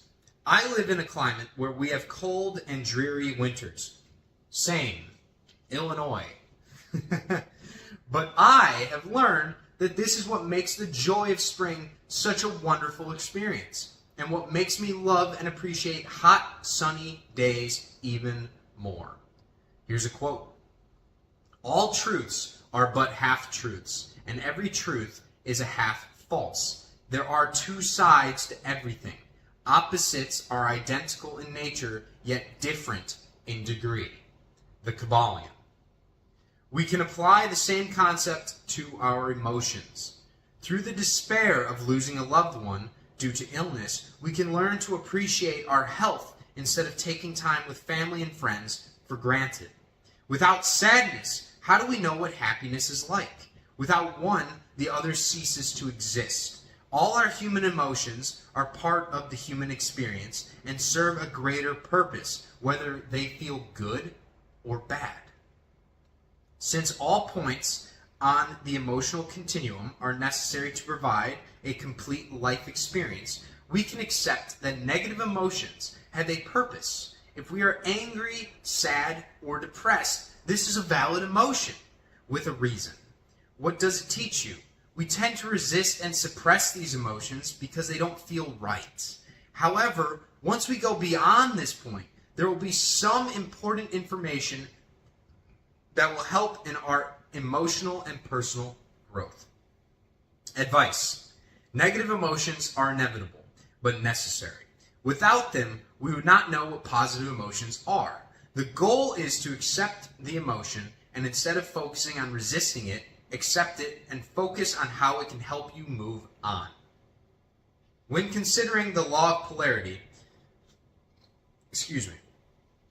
the most important thing to remember is that absolutely everything has an opposite, and it is the existence of these opposites that allow us to understand our lives. Therefore, when you experience some difficulties, it will help you to truly appreciate the good developments ahead. And for everyone listening, only good things are coming to you. I want you to affirm to yourself that everything is working in your favor, even the bad things. It's all perspective. All right, be grateful for the valleys because they give you the love for when you hit that peak in your own life. Now back to the book. By remembering this regularly, you can improve your ability to be resilient during difficult times. For example, although a bad breakup is painful, it will teach you what does not work for you in a relationship and help you find what works in the end. This law says that everything in life has an opposite, good and evil, love and fear, hot and cold. The key is to understand that these are two sides of the same coin. Use this mantra to work with this law. All contrast brings more clarity. If you are faced with a difficult situation like a breakup or a health issue, for example, tune in to what the opposite looks like, which may reveal a new perspective or lesson. This law can play a big role when you study its meaning. However, in the simplest terms, everything has two opposing parts. For example, low and high, slow and fast, white and black. Confused? I know this can be very intense. But think of it this way. Everything is good, and with good comes bad. Conversely, for example, if you are in a bad situation, then there must also be some good in it. Whether it's from what you learned from the situation or what happened after the incident, nothing is completely wrong, no matter how you look at it. Everything has an opposite side. If there is an increase, there is also a decrease. If there is a light, there is also darkness. It cannot exist without the other. Experiencing these polarities is part of the human experience. They also help us learn from our mistakes and help us identify what we don't want so that we can be more aware of what we do want. And that helps us push into alignment to take action.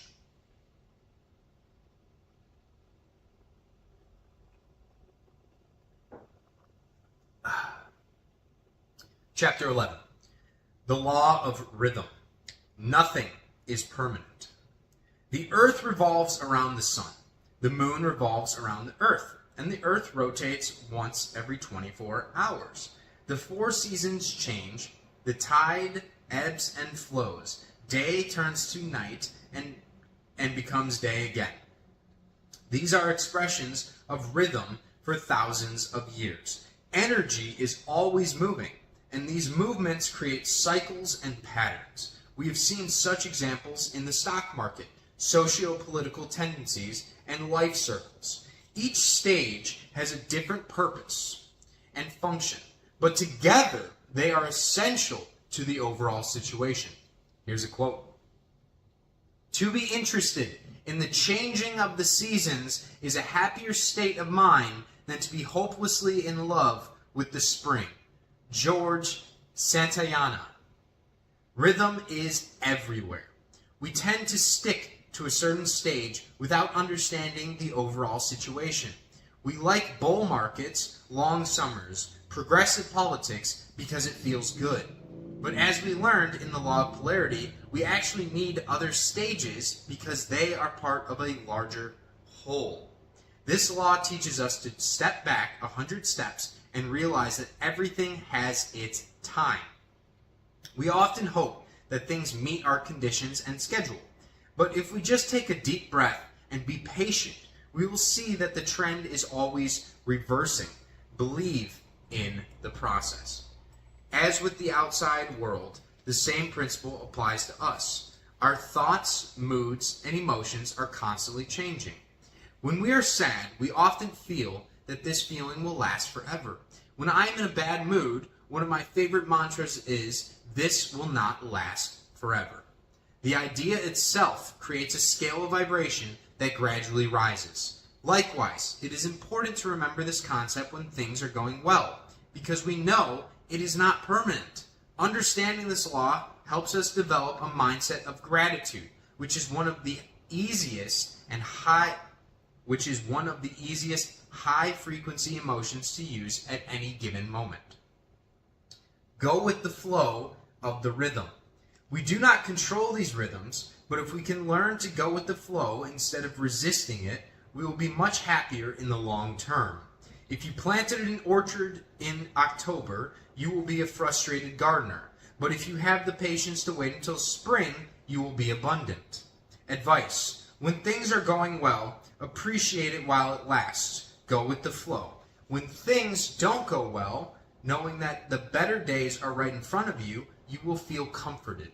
Learn to observe the ebb and the flow of life patiently, having faith that there is a time for everything. Sometimes referred to as the law of perpetual motion, the law of rhythm, unsurprisingly, focuses on movement. In particular, it refers to the fact that everything happens in cycles. You can see this in nature, for example, during the seasons and the aging process of the body. However, it also applies to all stages of a person's life, and reflecting on this can help you gain perspective. Today's season may be good, but nothing is permanent. So enjoy it while it lasts. Or you may be in the negative part of the cycle now, but this may be preparing you for the boom in next month's cycle. The cycles are a natural part of the universe. Physically, you can think of the seasons on Earth. In our own lives, we can remember that integration is as important as growth. We hope we are in a particular way all the time, whether we are thinking about our health or productivity, but this is not sustainable. Take note of your internal rhythms and try to work with them instead of fighting them. Do you feel deteriorated? Maybe it's better to give yourself a little rest instead of powering through. This law follows the law of polarity very well. This law states that the energy of the universe is like a pendulum. If something swings to the left, it must swing to the right to balance. It is like a dance, swinging, swaying, and flowing. If you think about it, everything is growing or dying. This comes from the vibrations and rhythms produced by cycles, phases, and development patterns. Once you understand how to use this law to your benefit, you will master the techniques to allow flow and balance. You will understand how to rise on negative cycles, to never be overexcited, or allow negative situations to penetrate your conscious mind. The key to success in mastering this law is to know how to maintain a balance. Take a moment to think about this. How can some companies thrive in a recession while others fail? Is it luck or their ability to overcome negative situations and see opportunities?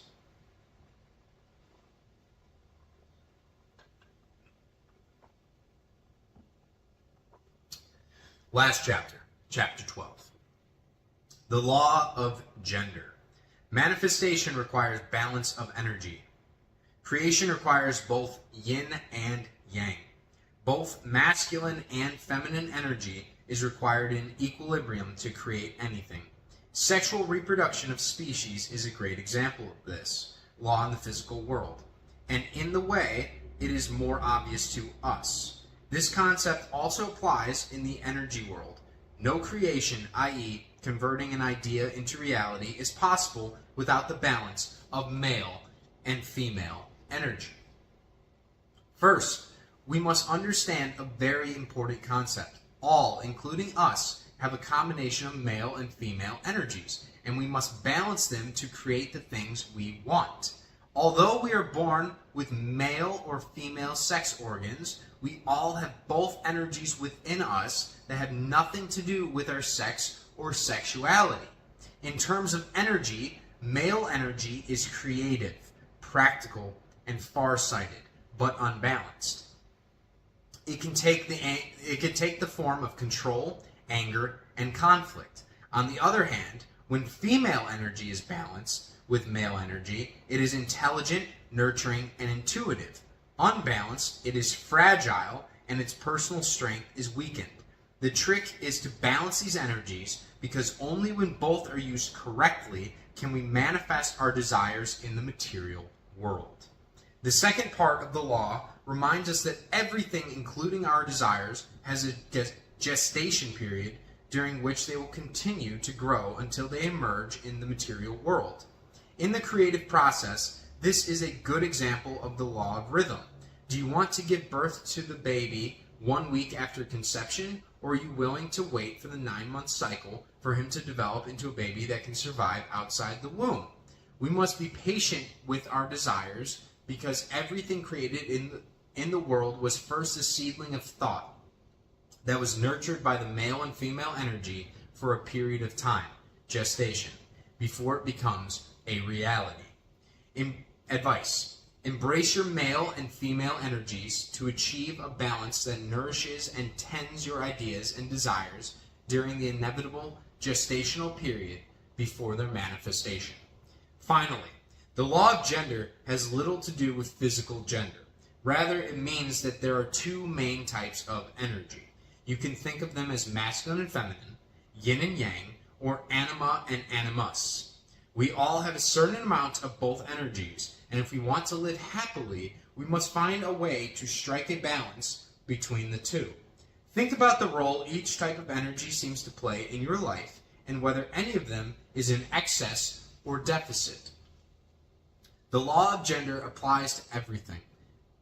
Everything has yin and yang.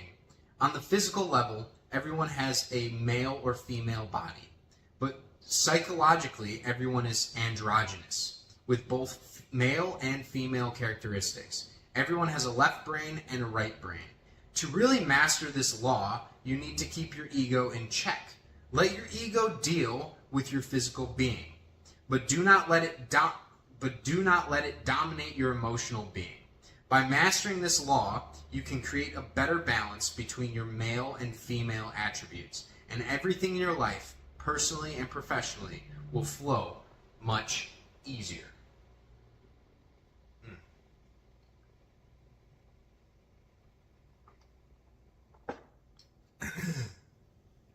Time for the conclusion.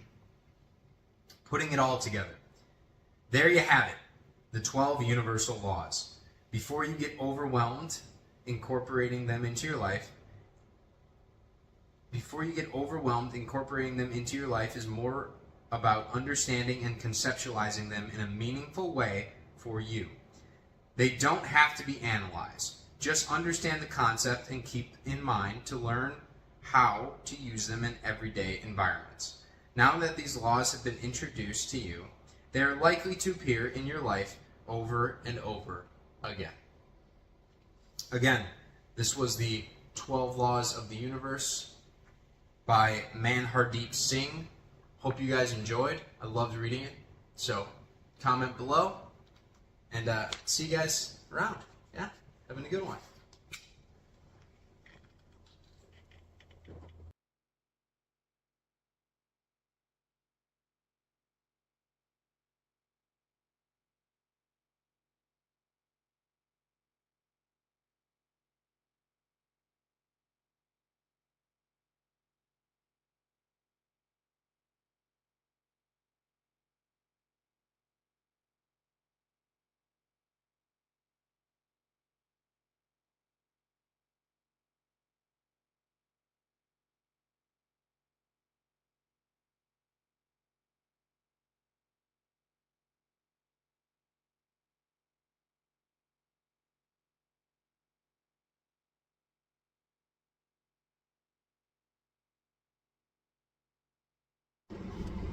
Oh. Yo, what's up, y'all? Start this one off. Just a little breath. Okay? So take deep breath in and out. Deep breath in and out. Just while I'm talking, just be present. I mean, if you're doing something on your phone other than being present in this conversation, then that's probably part of the problem. It's probably why this video found you. So let's be real, I do it too. Sometimes I'll open up YouTube, I'll be watching a video. Next thing I know, I'm watching a video in the background while I'm checking my emails. And then I go off to Google, I'm checking other things, I'm looking at text messages. My focus is everywhere. It's going absolutely everywhere. And then we wonder why in our lives we can't seem to manifest the things that we want. Now, I've talked about manifestation a bit before, but in this one I want to be very, very clear that absolutely everything in your life is manifested. It is created. And where your attention goes, where your energy flows, is what is created. It is what is experienced. Because that is your perspective. That is your belief system. You see, we, every single day, it's a new day, but we start that day off based off of who we were the prior day. For most of us. Delicious coffee. We create this identity. We create this identity typically from the ego, which the ego is not a bad thing. It's actually quite good when we integrate it in, because that leads us to having desires. Desires, not a bad thing, but they can lead us astray. Sometimes we focus so much on the desire and the non-presence of it that it creates a lower vibration for us, a vibration of lack. And when we're in lack, we attract more negative situations to us because it's a low vibration itself. You are a vibratory creature. I'm a vibratory creature. We're both the same person. If your soul found me, it's because I found you. We're interchangeable. We're all just energy, and at the highest levels of things, we all connect back into source.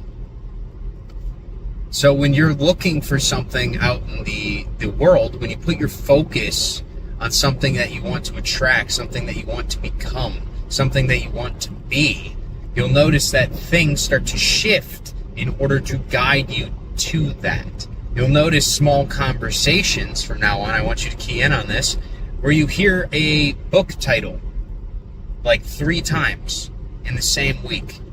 You hear of a specific location multiple times in the same week or in a span of a couple days. The time doesn't really matter. It's that you keep having this conscious thought outside of yourself keep coming in to do something new, to go somewhere new. And that's sort of how Source, God, the universe, guides us. They give us these small little synchronicities to push us towards our highest timeline. And a lot of times we ignore them. And the reason we ignore them is the reason I'm making this video. It's because of our fucking focus. It really is. We have so many distractions in today's world, but we also have more blessings. We have more curses and we have more blessings than ever before. Because with the phone, you have access to such amazing technology. Think about the internet in general. Think about AI in general. That is one of the best resources ever for creation. But it also is one of the worst resources because you can outsource all of your conscious thoughts and thinking to it. So you no longer are the creator of your reality. You are outsourcing that to some other power, which a lot of us do. And this is why you'll see me harp a lot about the news. I don't hate the news just because it's really negative. That's not the main reason. I hate it because the entire time that you are watching something like that, you are not thinking your own thoughts. Unless you can genuinely watch it with full discernment and not be subjected on a subconscious level to the fear programming, which does happen. There's a lot of it in there. They bake it in. So it's very hard to actually sit and have your focus, have your consciousness like a sharp blade pointed in the direction that you want your life to go. When I say focus, I'm talking about the journaling in the morning. I'm talking about the intention that you set for the day. I'm talking about the intention that you set in the present moment with every breath for what you are doing. Are you actually conscious of what you are doing? Every single decision. And who is the one making those decisions? Are you making them out of the ego mind, the lower mind, the lizard brain, where shit, you're going to take the easy way out. You're going to go back to the comfort zone. You're going to go back to the easy zone. You're going to go back to where there isn't any struggle. And when I'm saying struggle, I'm not talking about struggle that comes from outside sources that are not of your creation, I guess. You create everything, all right? But like negative entities coming into your life, like arguments and all that type of bullshit. I'm not talking about that. I'm talking about the struggle that comes along with productivity. Because when you first start stepping into your creator mode, when you first start stepping into that version of yourself, the highest timeline, where you are consciously creating your reality, it will seem like a struggle at first because you have to turn your brain on. You have to actually be conscious. Wow. Ooh. Which is why we get so addicted to the things like the video games and the Netflix. Not saying those things are always bad. They're not. Everything is completely fine within moderation, and as long as you understand the purpose of it, you can lovingly watch a TV show. You can lovingly hang out with friends and play a video game. But if you only fill your time with those things to escape from the present reality of your situation, then you are going to stay trapped in that situation forever. That cycle will just keep on fucking repeating over and over and over again until it gets so uncomfortable that it warrants change, that it incites a movement, a violent movement of energy from you to finally change that circumstance. If that's what it's going to take. I think one of the worst fucking lives that you can have, this will be maybe a little controversial here, is to be average. It really is. Because when you're average, you are comfortable. Because you are right in the middle. You're right where you're supposed to be. Right? If you listen to everybody else, you're right where you're supposed to be. And there's absolutely nothing wrong with wherever you are right now. By the way, you beautiful soul on the other side of that camera, I see you. I see you. There's nothing wrong with where you are. All I'm asking is try and back your lens up a little bit. Go into observer mode and back out of your life, out of your ego, out of your body, and view your life up until now. And stop being so negative about the things that you have perceived as negative, that you have perceived as downfalls, that you have perceived as punishments. Because I guarantee with 100% certainty, as I am told by the Father, that these things are all blessings. Every single one, without fail. Because when you zoom out,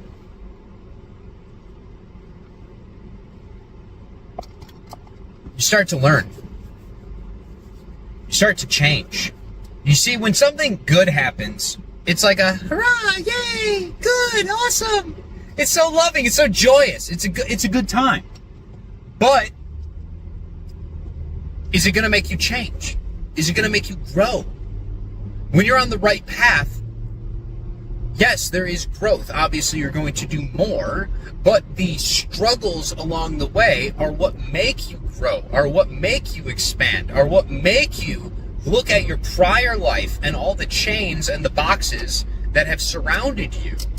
And you start to realize, hey, I have desires of mine that are outside of this box all around here. So I cannot stay within this box.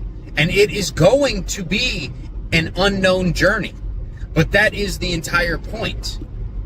To find bliss in the unknown. Because genuinely speaking, you are not fearful of what is unknown. You are more so fearful of what is known ending. Because we have an attachment to control.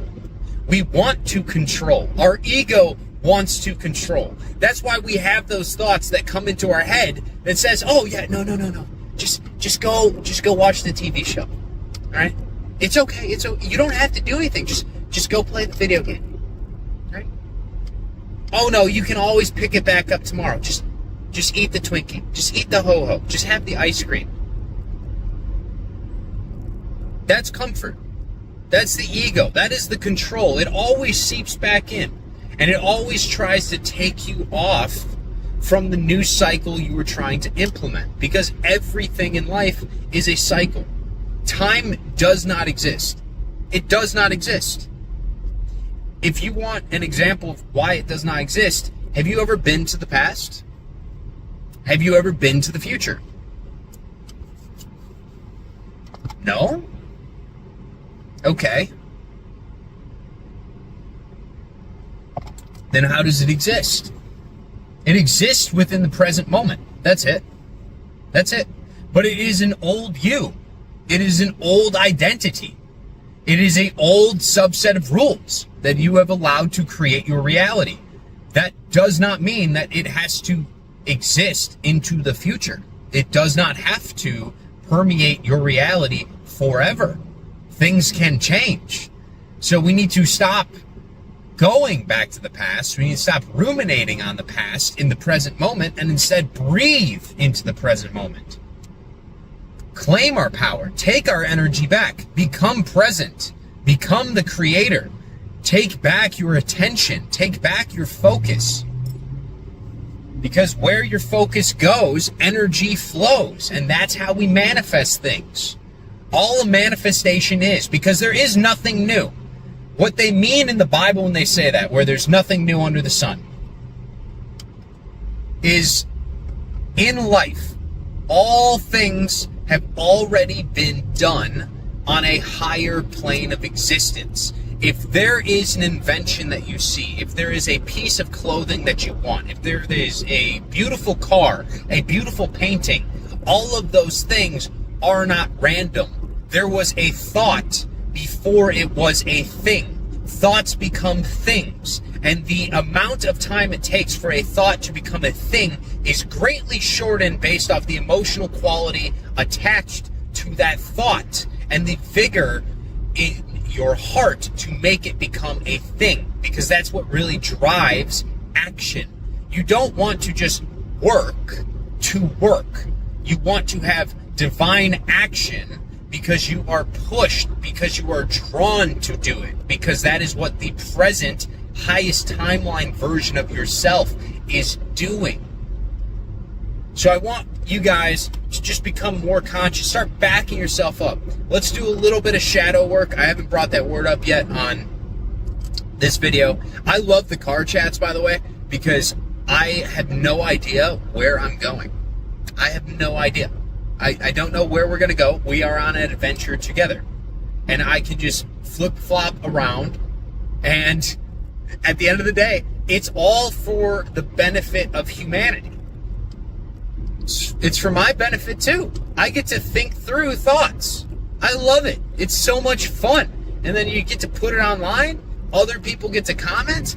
I get more in tune, actually, when you guys leave me good comments. I get more in tune with your energies.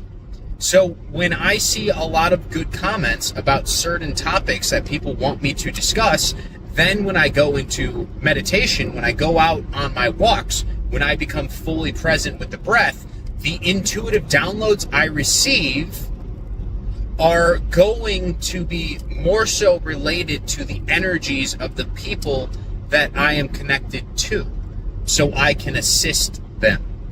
So I really appreciate when you guys comment. But back to the main video, shadow work.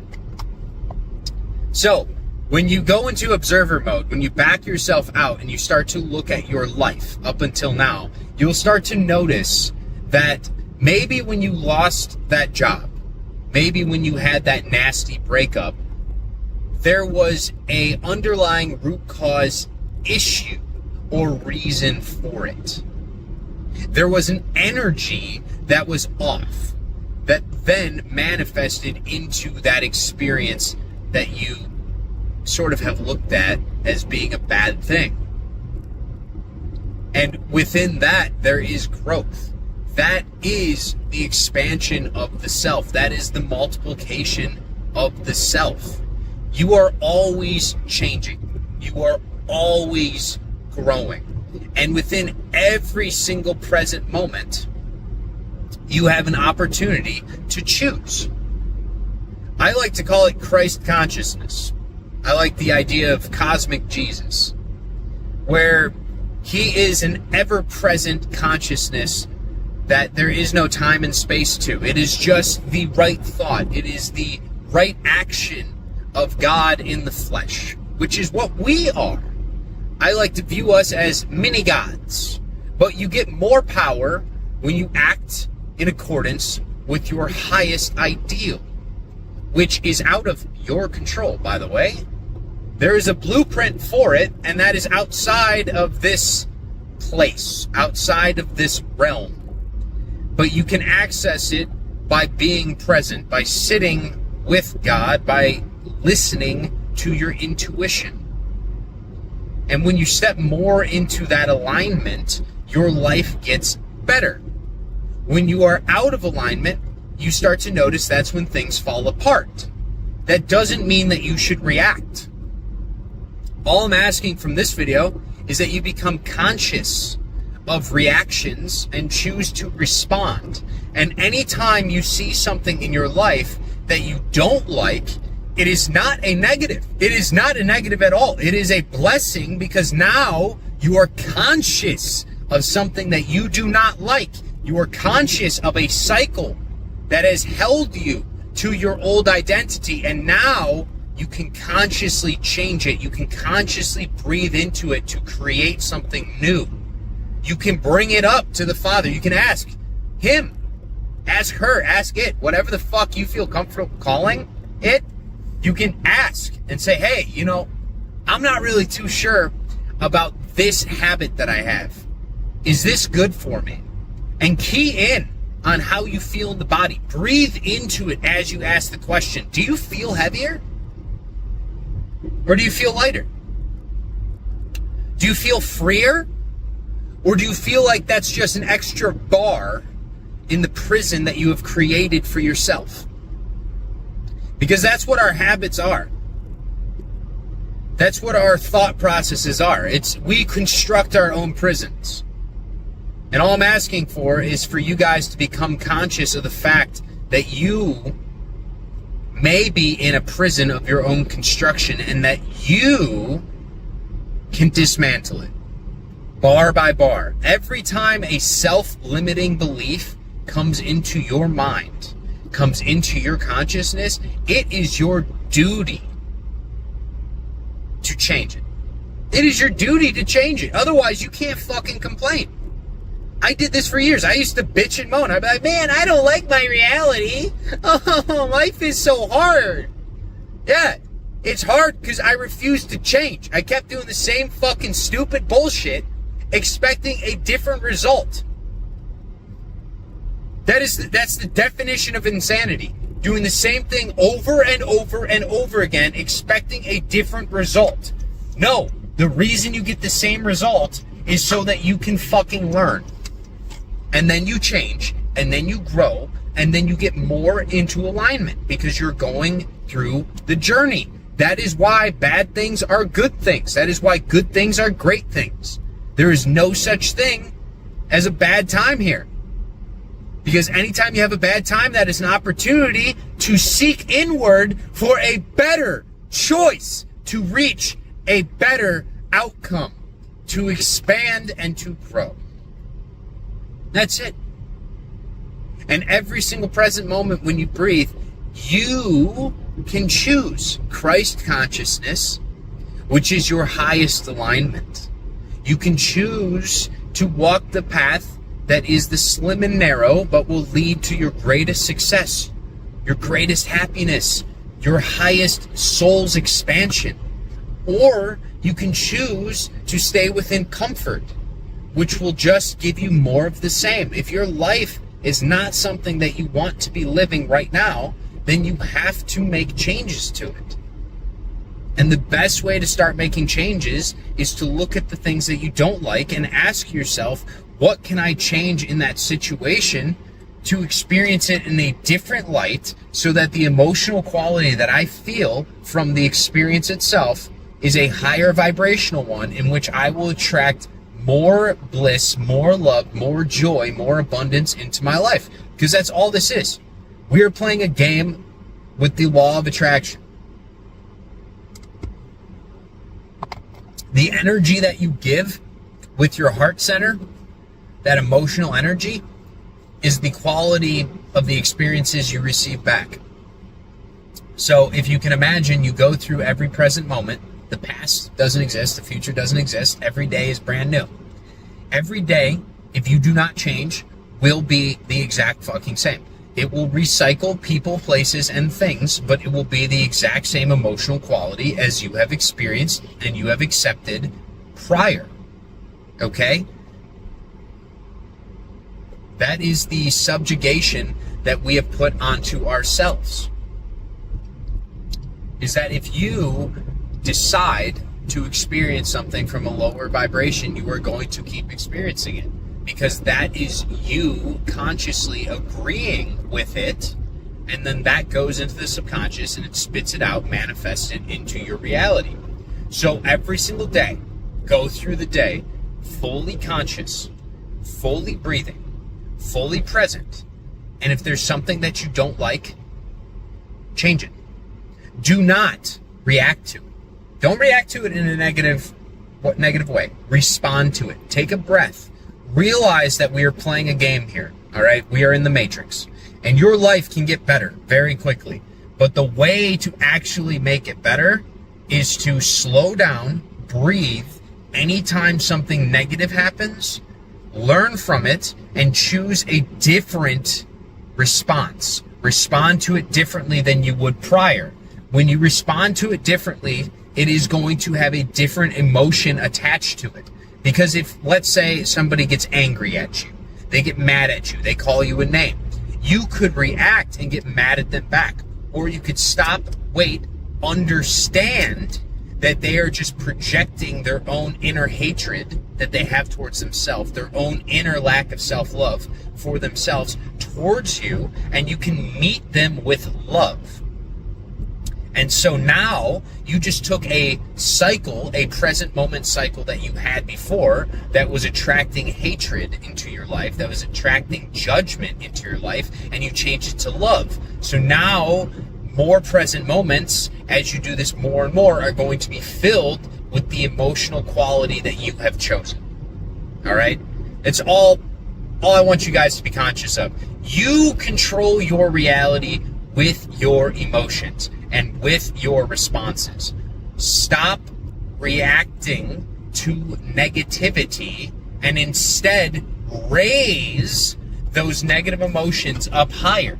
And the best place to start with those is right above pride. You can look up a vibrational analysis chart. Just type it into Google. It will bring up all the different vibrations, okay? One of the ones to bring it to is understanding, okay? And willingness, because you have to have a willingness within your heart to change. And then once you have a willingness, then you are able to actually hear something new. You're actually able to allow new intuition in. And when you allow this new intuition in, then that leads to understanding. And once you understand things, then you can act from love. Then you can act from joy. You can act from bliss. All right? So change your lives, change your thoughts, be more conscious with your focus, focus on your dreams, and anything that is negative, anything you do not like, change it, transmute it, bring it up, bring it to the Father, and choose to react in a new way, a more beneficial way. All right, guys? Love you all. Say hi to Mr. Pupper real quick. Hey! I will catch you in the next one. Namaste.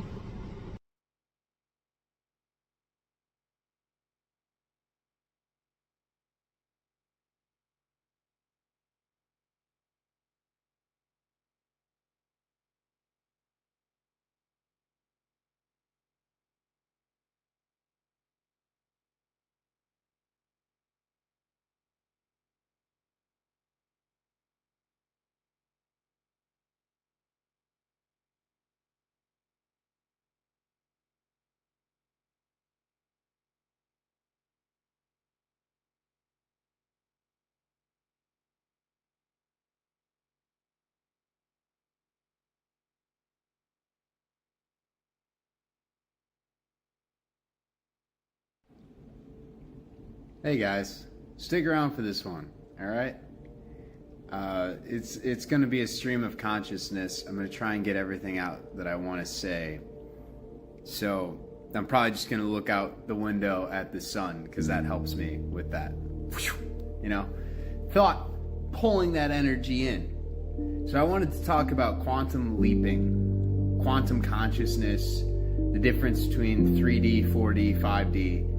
You know, I had a buddy send me a video and I was like, you know what? Yeah, I kind of forgot. I got lost in the sauce a little bit of why I'm doing this. And it's really to help people wake up to their own consciousness so that they can change their lives. Because on the side, I mean, I help people daily that are going through addictions. You know, people that are looking to expand their business, whatever it may be. They're doing the shadow work. And all that is just a different step in the consciousness journey. But if you want to change your life, if you genuinely want to change your life, then you have to start with the thought. Thoughts that you think long enough, attached with emotion, eventually collapse down space-time. Okay? And that's what creates your manifestations. Everything that you're experiencing right now is manifested. That's why we have this thing in the spiritual community called the dark night of the soul, is because at a certain point you stop identifying yourself with your achievements and the things that you own and your job title and all this other meaningless bullshit that isn't you. It isn't you! Okay? And you wake up to realize that the bad stuff that happens to you throughout your life is of your doing. And that's kind of it makes you a little salty at the start. You're like, fuck, bro. You mean my life is the way it is because I'm toxic? Yes. Yes, it is. But that also means your life can be amazing because you are amazing and you are worthy. And the important thing is to just flip over our thoughts, flip over and change to identify as that highest ideal of ourself. And we need to reconnect with ourselves by disconnecting from the world around us. I'm not saying you have to get rid of all your friends, go into a hermetic zone, you know, go chill like Yoda off on some fucking star system. You don't have to do that shit, okay? But you're not going to find yourself if you're completely filling your time giving all your energy out to other people. So be very keen. Watch your energy and keep it to yourself and keep your thoughts to yourself. Don't absorb too much of the world. Turn off the news.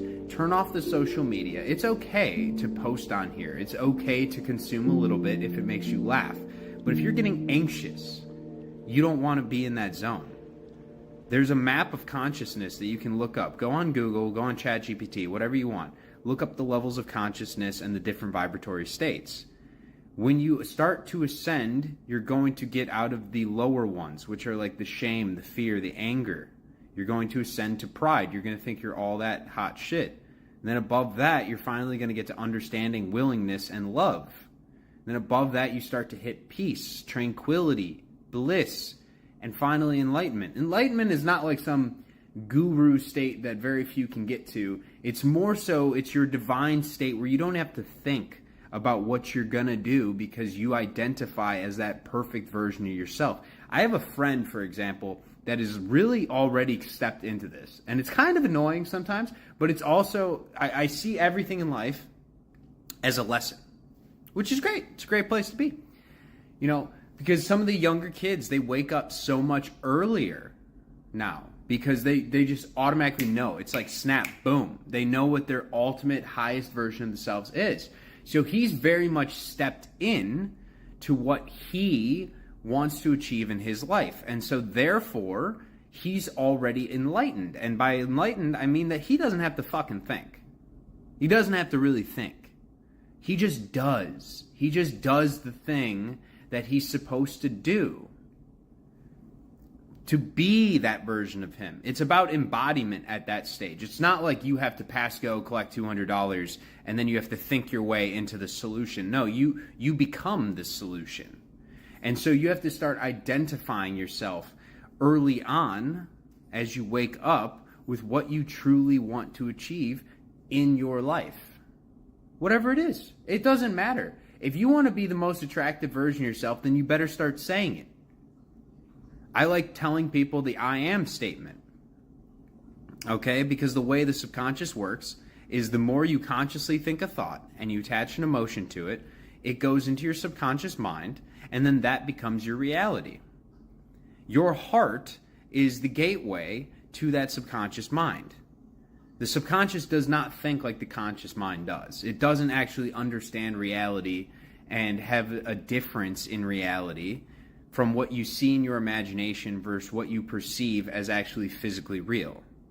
So you can imagine a feeling state and attach it to a thought, and that allows you to shift quicker, to quantum jump.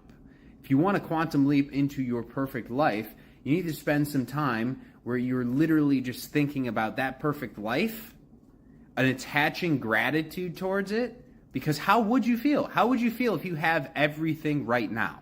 If it's done right now? If it's already here right now? Would you feel a little bit different? Probably. Probably. But you need to start thinking those thoughts and attach those emotions, and you'll start to see the intrusive thoughts that come into your head changing. And then you just need to take the divine action, because that's how the game really is designed. You have to identify as something first, and then that bleeds into your belief systems, and your belief systems are what create the matrix. Okay? Your life is living inside of a matrix of your construction. It's like a prison of your own construction. All right? So if you construct a prison by having a bunch of negative thoughts, then you will be subjugated by it. You will have to play by those rules. But you can also break all the prison bars by identifying as something else, something that you want to be. And the more you step into this, the more energy you get to it, you'll start to notice synchronicities. Synchronicities are like those small little intuitive nudges from God where he shows you like, oh yeah, you're on the path. Wink, wink, nudge, nudge. Like, go this way. And you just have to keep acting with the divine action. But that's genuinely how it works. Identify, it changes your emotions and belief system. Those new belief systems go into your subconscious. Your subconscious then creates your reality, as well as is responsible for a lot of the thoughts that are either intrusive or intuitive that come into your mind. So allow the new intuitive thoughts to come in that guide you to take divine righteous action towards that highest ideal that you want out of your life. Live in that present moment. Upgrade your emotions, feel it in your heart, and you will attract the reality that you desire. And that's really that's what 5D living is. It's not where you are an effect of the world and the world is the cause. Because when you're in a lower state of consciousness, which we've all been at, I'm assuming, unless you come out like Jesus, right? That would be fun. right? You come out super hyper conscious at a young age. Woo!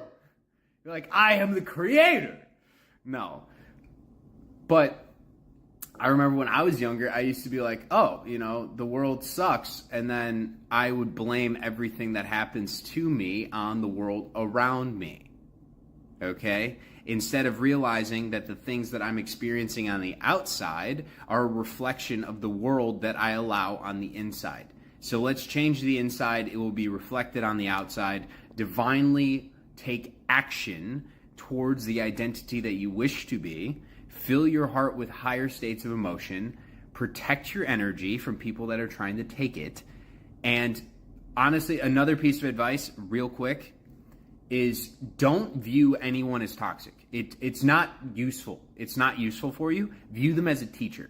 Because if somebody comes into your life that is genuinely toxic and they're trying to rip you up or tear you down, that is a great learning opportunity. That will help you, okay? Because it's also teaching you how to protect your energy. It's teaching you what you don't want. And then you can fill your time with the things you do want, okay? So they're kind of helping you get back on the path, getting you back towards your higher identity, your dreams, all that stuff. All right. Love you guys. Namaste. Catch you around. Howdy, y'all. If you are here, it means that you most likely are about to enter into your dark night of the soul, or you're currently in it. So, this is a fun time that I am pretty sure everyone in this current generation and moving forward in humanity is gonna have to go through. This is the segue point between third density and fifth density, the fourth density. This is when you start to realize that you are more than just your body. You are more than just your mind. You are more than just your emotions. And the way that we've been living our lives may not be of the ultimate service to the you that existed before you even had a name. Okay? Your life's purpose. What is it? Do you know it? Do you have any idea? Or have we been living our lives subjugated by the systems that we grew up with? I'm talking about the school system, the churches, all the parents, all the friends, all the social media, the people that tell you, hey, just go off to college, get a degree. It doesn't matter what the degree's in. You don't really have to care because you get money. You get money. Don't you want money? Yes, you want fucking money. So just go do this and you can get a wonderful job. It has benefits. It has all these beautiful things that we'll give to you. And you just have to give us a third of your entire life. Then you spend another third of your life sleeping, so you only get to enjoy 1/3 of it. By the way, you might have to commute for 2 hours there and back every day. So really it's like 6. And then you got food and other things. So I don't know, man. Maybe you have like 4 hours that you actually get to spend on yourself. And this hits. This hits you. I hope this resonates with you guys when I say this. But for me, I had this wake-up call a long time ago. And I ignored it. And my life sucked ass for fucking years. When I was in college, I originally wanted to be an anesthesiologist, okay? I switched majors. I went to accounting. I thought to myself, if I make enough money, I'll be happy. And the real things that always made me passionate was talking with other people, raising the vibration, humor, making people laugh, feeling good all the time, actually doing things that I'm passionate about, not just doing them because I need this one resource that is honestly just monopoly money, so I can then go spend the little amount of time I have left to enjoy myself? Why are we sacrificing ourselves to enjoy ourselves for such a small portion of time? And that's the dark night of the soul. When you finally wake up and you realize, you know what? Life doesn't need to be like this. Why am I suffering? How am I being subjugated by the rules of humanity to live this way? I don't enjoy it. I don't love it. I'm not blissful in my existence. I'm kind of just going through the motions, hoping that one day I'll hit that check mark point, that little checkpoint through life where you make enough money and then magically it will flip. Magically, the gates of heaven will open up for me and everything will just be amazing and blissful and happy. And then the realization hits that you have that right now. You have it in the present moment. You just haven't given it any energy before. You have given yourself to these other things outside of yourself, trying to put on these masks that we all wear to walk through life, to get validation, to get reassurance that we're on the right path, to get enough money so we feel good about ourselves. And then you get a bunch of friends and all these other things, but truly, deep down, we aren't doing what makes our heart happy. We're just doing what we think we need to do. The ego. This is the point in your life where there is the largest struggle you will face. This is the largest struggle. Once you get past it, everything gets way better. But it is the struggle between the soul that always was and is eternal and the ego. The ego is the you that you have been told that you are. So much so that you start to believe it and you start to act it. And it may not be serving of you. It may not benefit you, but it feels good. It's the comfort zone. And the dark night is when it comes in and it starts attacking that comfort zone and you start to feel pretty uncomfortable doing the same things that you've always done that have given you comfort. And now you're realizing, fuck, dude, I don't know what to do with my life. So if that's you, stay. This is going to be a banger. All right, so part one, you're going to wake up and your passions and purpose is going to change. This is not going to be an overnight thing. It never usually is when it comes to anything with consciousness. As you start to expand yourself, as you start to see the universe for what it is, and other people and your interactions with them for what they are, you're going to start becoming more conscious of your energy, of your thoughts, instead of being trapped in just the physical body. As you do this, your emotional state is going to have a larger impact on how you feel. Because now it's not going to be dictated based off of how the validation comes in from other people. You may, right now, be an accountant. I was an accountant. And back then, when I was not consciously aware, I enjoyed it when people would tell me, oh yeah, you're great at your job. Oh yeah, you're important. You're this. That's all external validation, right? But I needed that external validation to replace what I lacked within because I wasn't happy. I was wearing a mask. Okay, so this period is going to be one in which the true passions of the soul start to come out. You may, going back to the accountant example, be an accountant now, but your heart really lies in music, right? I'm not very good at music myself, but I'm always amazed when people are like genius level talented at something. And I believe everyone on the planet has something they're a genius at. Everyone has the giant soul purpose that they were put here for. We've just forgotten. We spawned into this divine matrix, or whatever you want to call it, and we've forgotten through all that conditioning that we came in with a quest. All right? God gave you a quest before you had a name. Before you could be named, you had a quest. You had a purpose. Right? This period is when that starts to come into the foreground. You start thinking about it more. You start feeling it more. You feel an urge. You feel a draw. You feel those old things that made you comfortable. Now they're in a lower vibratory state. Maybe you were doing them because you were anxious. Maybe you were doing them out of fear. Maybe you were doing them out of doubt that you couldn't do something else with your life. So that momentary little bit of dopamine happiness that you get by doing those old things, those old habits, starts to feel worse. And as it feels worse, you're going to notice things in your reality might start falling apart a little bit. It's not working as well. And that's part of the journey, because you're starting to realize that your emotions really are what control your reality that you experience. So if that comfort zone starts to close in on you and you don't feel very good and the anxiety is spiking and the fear is a-coming, well, it's going to manifest into your physical reality. It's going to force you to change. Okay? So even though it's a little bit painful at the start, it's good. And we're going to get into how we can get through this period of our life because it doesn't have to be a dark night, N-I-G-H-T, because you can be the Dark Knight, K-N-I-G-H-T. All right? You can be the Batman of this period in time. And the way to be the Batman is you have to find out the things of your soul that create the Batman. The Joker within you that now you have to integrate that energy in that will push you forward in consciousness to become the best version of yourself and for humanity. Because you being the best version of yourself is the best thing you could possibly do for everyone else. And that's important. You are important. Your dreams are valid and they're meant for you.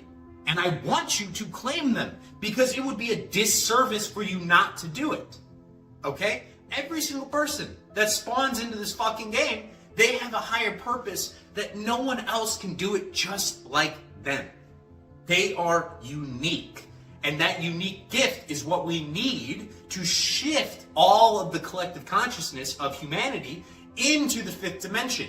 We need to skip the 3D. We need to get away from that, the, oh, I am just my job mindset, the I am just my body mindset. We need to get past the mental and emotional realm of struggling with, oh my God, what do I do? And get to the point where we live in a happy, blissful, present state.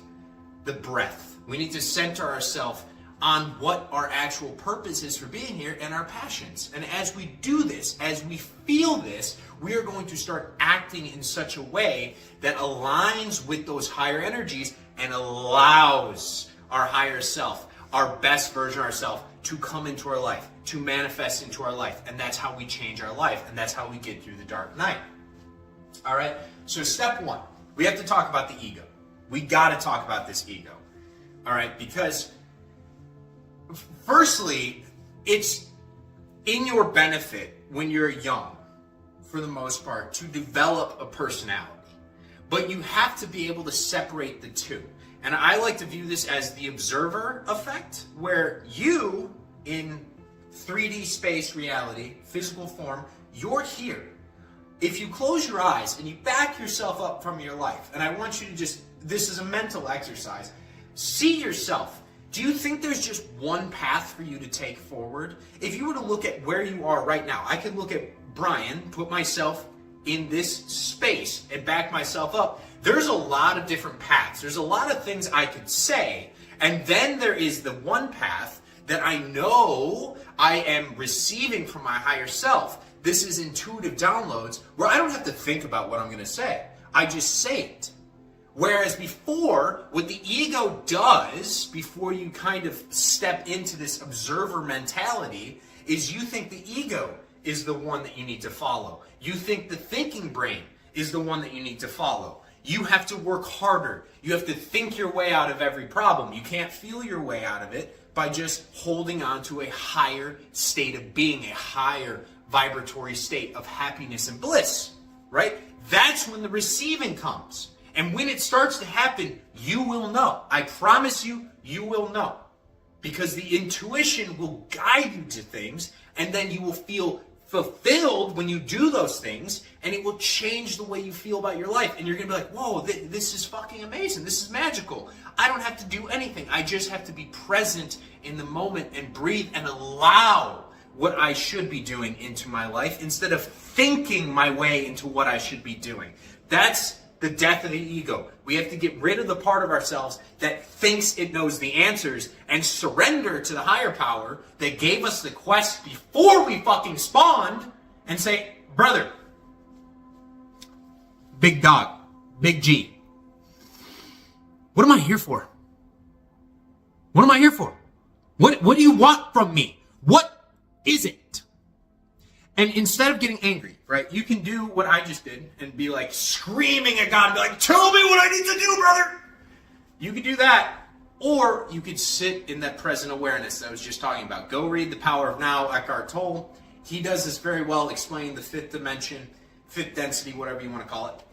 And how in the present moment, when you breathe into it, when you relax into it, when you vibe into it, you receive the visions, the intuition, the knowledge that you need to become, to step into that higher version of yourself. That higher version of yourself is different than the ego that most of us have grown up with.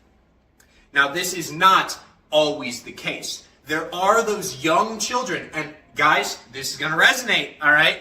There are those kids that at like the age of fucking 3 can play a symphony, right? They can write musical works. They're amazing painters already. They're doing incredible things. That's because I don't want to say they're lucky. Maybe that is the soul's journey that they chose. Maybe they needed to wake up sooner so they can get to work on whatever they have to do for God, right? This is all a scripted game.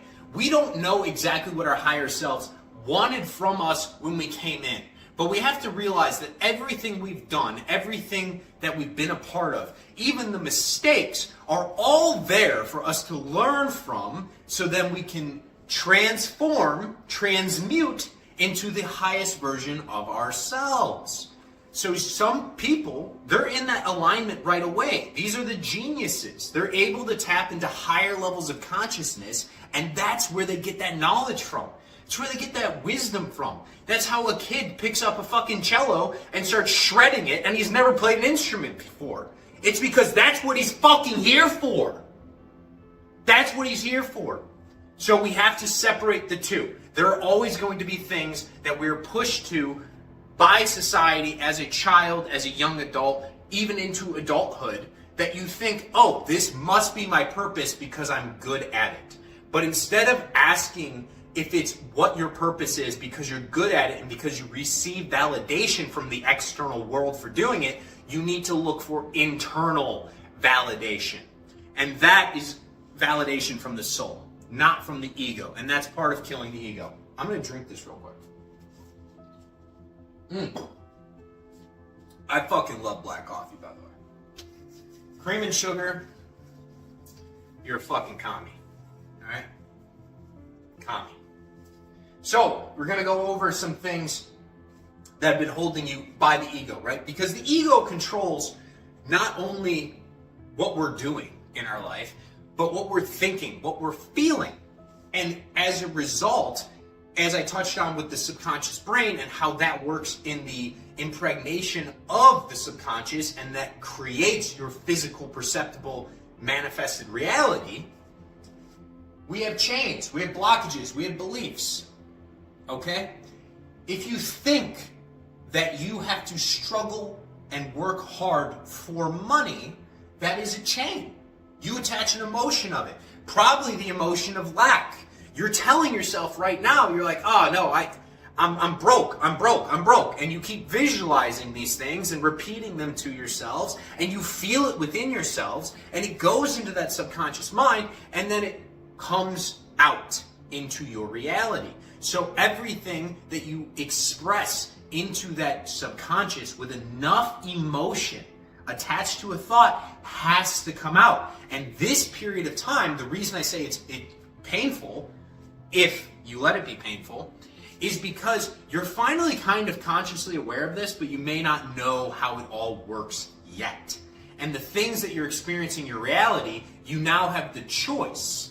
Consciousness, as you evolve, is the opportunity for transmutation, right? You want to look at these chains, blockages, and beliefs and start asking yourself, and just eliminate in your mind everybody else, every fucking other person in reality. And you have to ask yourself, does this chain serve me? Does it really serve me? Do these blockages keep me from becoming the highest version of myself? Do I feel good when I think about these blockages? No? Well, then maybe we should try changing them. Crazy thought, right? Beliefs. We put all these beliefs in, we attach emotions to them, and then they become your reality. That's how it works. You might have a belief right now because of things that you've done in your past that you're a bad person, okay? And you attach the emotion state. You're like, you know what? I used to act out in violence a lot. This is me speaking for myself. I was a violent kid. I was angry. I would just absolutely rip people to shreds, mentally, emotionally, and sometimes physically. All right? And for a long time, I told myself that I'm the bad guy. And I had those emotions in my heart as I consciously thought those thoughts. And so then, as I was a young kid, as I was going through high school and college, I kept having opportunities given to me. And when I was not consciously aware and I was in that lower state, I did not see that they were opportunities to change, to transmute these lower emotions. Because my reality was the subconscious of this angry person, this just person filled with all this vitriol and hatred and racism and all these other things, and just I didn't like other people. I was separate from other people. They're dumb, I'm smart, they're bad, I'm good. I'm going to take out my emotions on them. Okay? And so opportunities kept popping up in my reality in which I could have disagreements with people. And usually that's what it would start as, a disagreement. And that was the wake-up call from the higher power, from God. He's saying, hey, you know what? You kept telling yourself that you're a bad person. I don't believe that. This is, the higher power speaking. And he's saying, I want to give you a chance to change. So here is a disagreement. You can either revert to the ego mind that told you that you are a violent person, that you are a nasty person, that you are the bad guy, or you can look at this situation and try to understand it. Try and remove yourself from it and say, why am I feeling these aggressive tendencies towards other people? And as you start to look at it, you transmute it. You understand it. And it raises your emotion. And then you can change your thoughts around it to, you know what? I dealt with that really well. I'm a good person.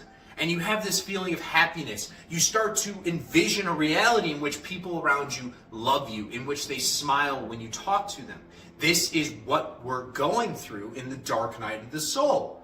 It's finally time for that conscious awareness towards our actions, towards our thoughts, towards our beliefs. And we have to understand now that everything that happens in our reality is an opportunity for us to change for the better, to change to get in closer alignment with our higher self. And that's the goal of the whole dark night. It is going to make things seem like they suck and that they are falling apart in order for you to realize what truly matters. When everything is crashing around you, when it feels like everything is turning to entropy and decay, that is when the phoenix rises from the ashes. And that's what your soul is asking for you to do. Get rid of the bullshit that has held you down. The chains, the blockages, the beliefs that work against you and your higher self, your highest purpose for being here. It's time to look at them. That's what this is for.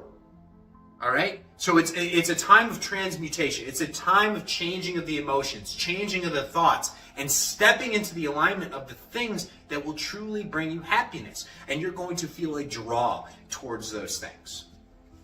All right? So, moving on. Suffering due to dissonance between cause and effect. This is, I'm going to try and keep this one short because we kind of already touched on it. But I've talked before about cause and effect. So causal realm is more like the mental and emotional realm. This is what you think and then the emotions that you attach to it that then goes into that subconscious brain, which then comes out into the effect realm. Okay? Now, when you start to have your dark night of the soul, you're going to notice that the effect realm has been based off of the old causes, the old mental and emotional blockages, chains, beliefs, actions, words, thoughts, all the ruminating bullshit, all the negativity, anything that's been going on in your life prior that's been caused by the ego, that cause is what is creating the current effect. Now, when you enter the dark night and you start to realize where you've been, what you've done, and you start to transmute, meaning you're taking the lower vibrations, the lower energies.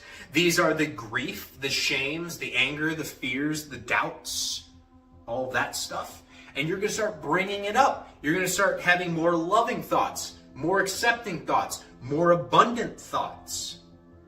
And as you start to have these, you can cause yourself some pain because you're going to have a dissonance, meaning is it unharmony, inharmony? There's no harmony, all right? There's no fucking harmony between what you're thinking and what you're feeling and the reality that we are experiencing because there's a lag time. Now, this can go for as long as you want it to go, but if you stay in the feeling state of happiness, of bliss, of stepping into alignment, of feeling good about yourself, of actually vibing it out instead of living in a state of apathy and fear and anxiety, it goes a little bit quicker. You start to see that your reality changes because your reality is a vibrational match for what your soul and your energy level is. And that is dictated by the beliefs that we hold about ourselves. So as we start to work on this, yes, the causal realm, that emotional stability, we're going to have to deal with that first. And as you deal with it more and more, it's going to get expressed. It's going to manifest into your affect realm, your physical reality, and then they will align. But at the beginning, it will feel a little painful because you're going to be thinking better thoughts and you're going to see bad things still happen. And then you're going to have to take the utmost care to not give in to the old you. The bad things happening are always going to happen, okay, guys? Bad things, they'll always happen. It's your perception of them that will change. They don't have to be bad. You can learn from them. Okay, some of the most amazing test papers, whatever I've done in my life, or work assignments are the ones that I failed. Okay? Sometimes it's nice to succeed on the first try and get a pat on the back and 100 on the paper, but you learn a hell of a lot more when you fail and the teacher literally unscrews the cap on the pen and just dumps that bitch out on the paper. They're like, this was ass. I feel dumber for even reading this. Guess what? I learned more from that paper than I did the one that I hit the nail on the head on the first try. So that is the point of this time frame right here. You're going to have to look at the effect realm that you don't like as you are working on the causal realm, the emotions, to raise those to a higher one. And what are we going to do with this effect realm? What am I going to call this for the work that's being done? I'm going to skip ahead down here. Transmutation. That's what we're doing. Every single thing that happens, good, bad, neutral, doesn't fucking matter. You have to look at it. You have to understand it. You have to feel it. It's not just something that happened randomly in physical reality. That's not what it is. Everything, I mean everything, guys, everything that happens for a reason. And it's time to start looking at the vibrational analysis of why it happened. How did you feel when it happened? What actions did you take when it came up? Okay? And you're going to start looking at this. That's transmutation. You're going to try and understand why that negative emotion's rising up in you, and you want to just pour it out on other people. You want to take it out on other people. You see the old you, the old ego, how you might have used to treat people. Now you're aware of that in other people. And a part of you is like, oh man, I just want to take my anger out on them. They're being a jerk. They're being bad. But they're just being who you used to be. I used to be like that. I don't hate them for it. I just see it as an opportunity for myself to grow. Now, instead of getting angry and mad and taking it out on the world, I have an opportunity to forgive. I have an opportunity to teach. I have an opportunity to raise other people's vibrations so they can experience happiness too. Because there's no such thing as actual hatred of another person. It's hatred of the self. People don't cause violence because they genuinely hate other human beings. It's because they fucking hate themselves. They hate themselves so much they can't stand seeing that level of hatred in another. So they assign their negative emotions to other people to make themselves feel better. So then they can point the finger. So then they can blame. So then they can say it's their fault. It's not mine. I have a right to drop bombs on them because they're going to drop bombs on me. I bet they don't even have any intention of dropping bombs on you. It's just because you are willing to do that. So now you see that willingness in other people and you assign it to them. And we're going to have to deal with this. We're going to have to deal with this. This is the opportunity phase of the dark night of the soul. This is the transmutation phase. This is when you really dig in. You feel your way through it. You feel your way into the higher dimensions. You feel your way into your alignment, your path. What is calling to you? What does your fucking heart say? All right? If you want to know what your heart says, that's what we're going to talk about next. 3 things that I think are of the utmost importance during this time. And I was lackadaisical on this for a while. I did not do it, and I wish I had done sooner, because the second I started doing it, my life got so much better so quick. All right? So firstly, breath work, meditation, and grounding. And all of these are necessary for integration. I shouldn't say necessary, like nothing's really necessary. You can create your reality as you see fit, but these help you to stay present, stay grounded, stay within this new alignment that you feel. You can actually experience these emotions, feel them inside of your body. You can feel the energy moving around. You can feel it tingling on your skin. And once you start doing that, it's going to be easier for you to understand when your vibration is changing. And any time that it changes, then, because you've been doing these things, you know not only how to deal with it, how to return to the higher vibration, but you'll be aware. You'll be aware. You'll feel it. And now you have a heads up. Hey, this is making your energy lower. Why is it making it lower? So when I say breath work, I'm mainly talking about box breathing. I love box breathing. For me personally, it is the most effective. Now, there are other types, and of course, do whatever your heart calls you to do. I would look up somebody else to explain all the other types of breath work. There are breath work gurus out there. There's a lot of them. Box breathing, very simple. Okay, guys? It's all through the nose. At least that's the way I like to do it. But 4 seconds in, it can be 5 seconds in, it can be 6 seconds in. It's a deep breath. I want you to feel the oxygen in the bottom of your lungs. Focus on the breath. Pull the breath into the lungs. Become conscious of your breathing. Become conscious of how it feels to really fill that lung space, that capacity all the way up, all that new energy.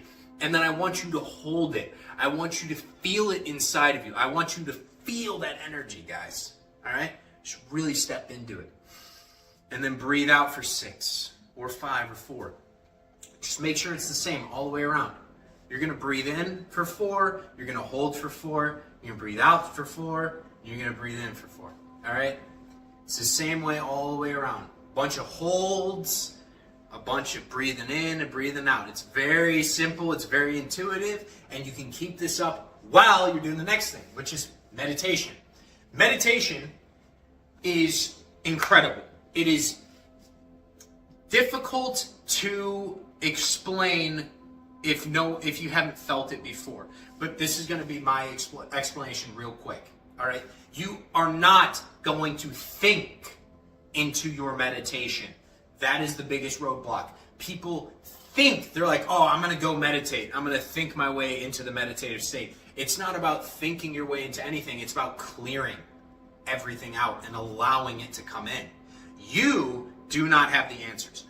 I don't fucking have the answers. I don't. All right? When I meditate, I clear myself out of all my conscious thoughts. I take that ego mind, you know, the one that's telling me what I should do throughout the day, all the ruminating thoughts, the things, because I still have them too, that are coming in. I clear it out and I allow. I set an intention to allow higher energies to come in, to guide me, to give me the intuitions, to help me along my path, to find what truly is calling to my soul, my passion, my purpose. All right? And I allow space for this energy to come in. And I just sit there in the present moment in that high energy state. And that's the beauty, because when I was talking earlier about the cause and effect realm, right? We're trying to rewire the causal realm to then change the effect. Well, if you can have an activity where you're deep breathing and you're just focused on being present in the moment, and it's raising your vibration, raising your energy, that's going to allow for a quicker recycling of the garbage that we've impregnated the subconscious brain with. That's the goal. We need to get rid of the bad shit, replace it with the good stuff. The easiest way to do that is to not think about what the good stuff is, but allow it to come in. We want to allow it to come in. All right? And finally, the last step, I like doing grounding. It's cold as shit right now, and it's snowing outside, so I'm not grounding today. But the point of grounding is you just stand barefoot on the grass. You could even do this on wood. I mean, there's a lot of places you can ground. But the earth, you want to focus on the earth. And the earth is our mother. She will take away our woes and the negative energy and the things that are holding us down, that are making us feel bad. And I want you to set an intention that that's what's going to happen when you ground. You're just going to stand on this grass, and I want you to do the box breathing, that breath work from before, and visualize. Close your eyes, and I just want you to see every breath that comes in. That's new energy. That's prana. That's life force. And it's imbuing you with all this amazing stuff. You are receiving from the universe everything you need in the present moment to step into your higher self. But the negativity within yourself, it has to go somewhere. And so within that visualization, I like to imagine my negative emotions sort of like a cloud, like a dark energy that's in my body. And I see it leaving, and I feel it leaving, like the energy genuinely leaving out through my feet into the earth as I receive higher energy, higher states of being, higher vibrations through my crown chakra up here and the breath. Okay? So I'm imbuing myself with higher levels of energy while simultaneously kicking out the lower energy. Okay? And that helps with integration. Integration is kind of like at the beginning of the video I mentioned the Batman and the Joker and you have to become the Dark Knight. Well, there's a lot of things, parts of our souls that maybe we've been wearing masks to hide because we aren't comfortable with that part of ourselves because we think that we're going to be judged by other people. That's why many people don't step into their purpose, is because they're scared that they won't receive validation. People will shit on them for doing it. You will have haters. Whatever it may be, there's a dark side to all of us that we're scared to integrate. We're scared to let it be part of our personality. Let it become one with the higher self, right? You can't just erase who you are and just step entirely into the higher self, because the ego that you had before was there for a reason. It was there to teach you lessons. And that's like the Joker. This is the Batman, but together you need both. Because without the Joker, there wouldn't be a fucking Batman. All right? There wouldn't be the lessons learned if you didn't have to fight against this force, if you didn't have to integrate this force into who you are. So this is a wonderful time in your life. It can suck. It can be amazing. All right? It all depends on your headspace. So, last piece of advice. Clean up your thoughts. Be nice to yourself. Whatever your dream is, you are valid. You're meant to do it. Okay? And there are absolutely no blockages to you doing it. Whatever it is, you will have people that will love you for it, that will accept you for it. And you will love yourself because you're finally doing the thing that gives your soul, your heart, its greatest desire in life. Your purpose for being here. You're going to feel unified with the whole.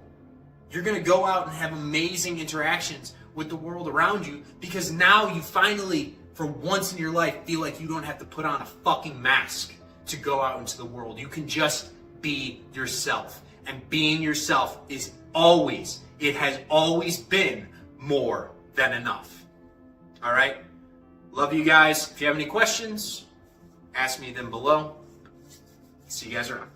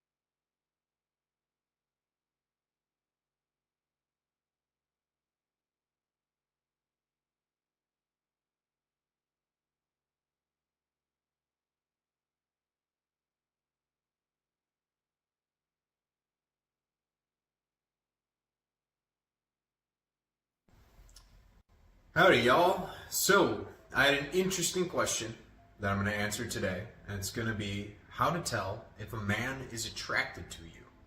I believe this was Lily that asked the question. She's a gym girl. So, I'm going to kind of go over two different aspects of men being attracted to women, and then if you're looking for what I deem to be the only acceptable mate, which is a long-term relationship, I'm going to sort of tell you how to discern which guys are fuckboys and which are the kings, right? Because that's what you ladies want at the end of the day. Sex is fun, but you'd rather have a guy that wants to have sex with you and then actually stick around afterwards. Whereas in today's marketplace, that doesn't seem to happen a whole lot.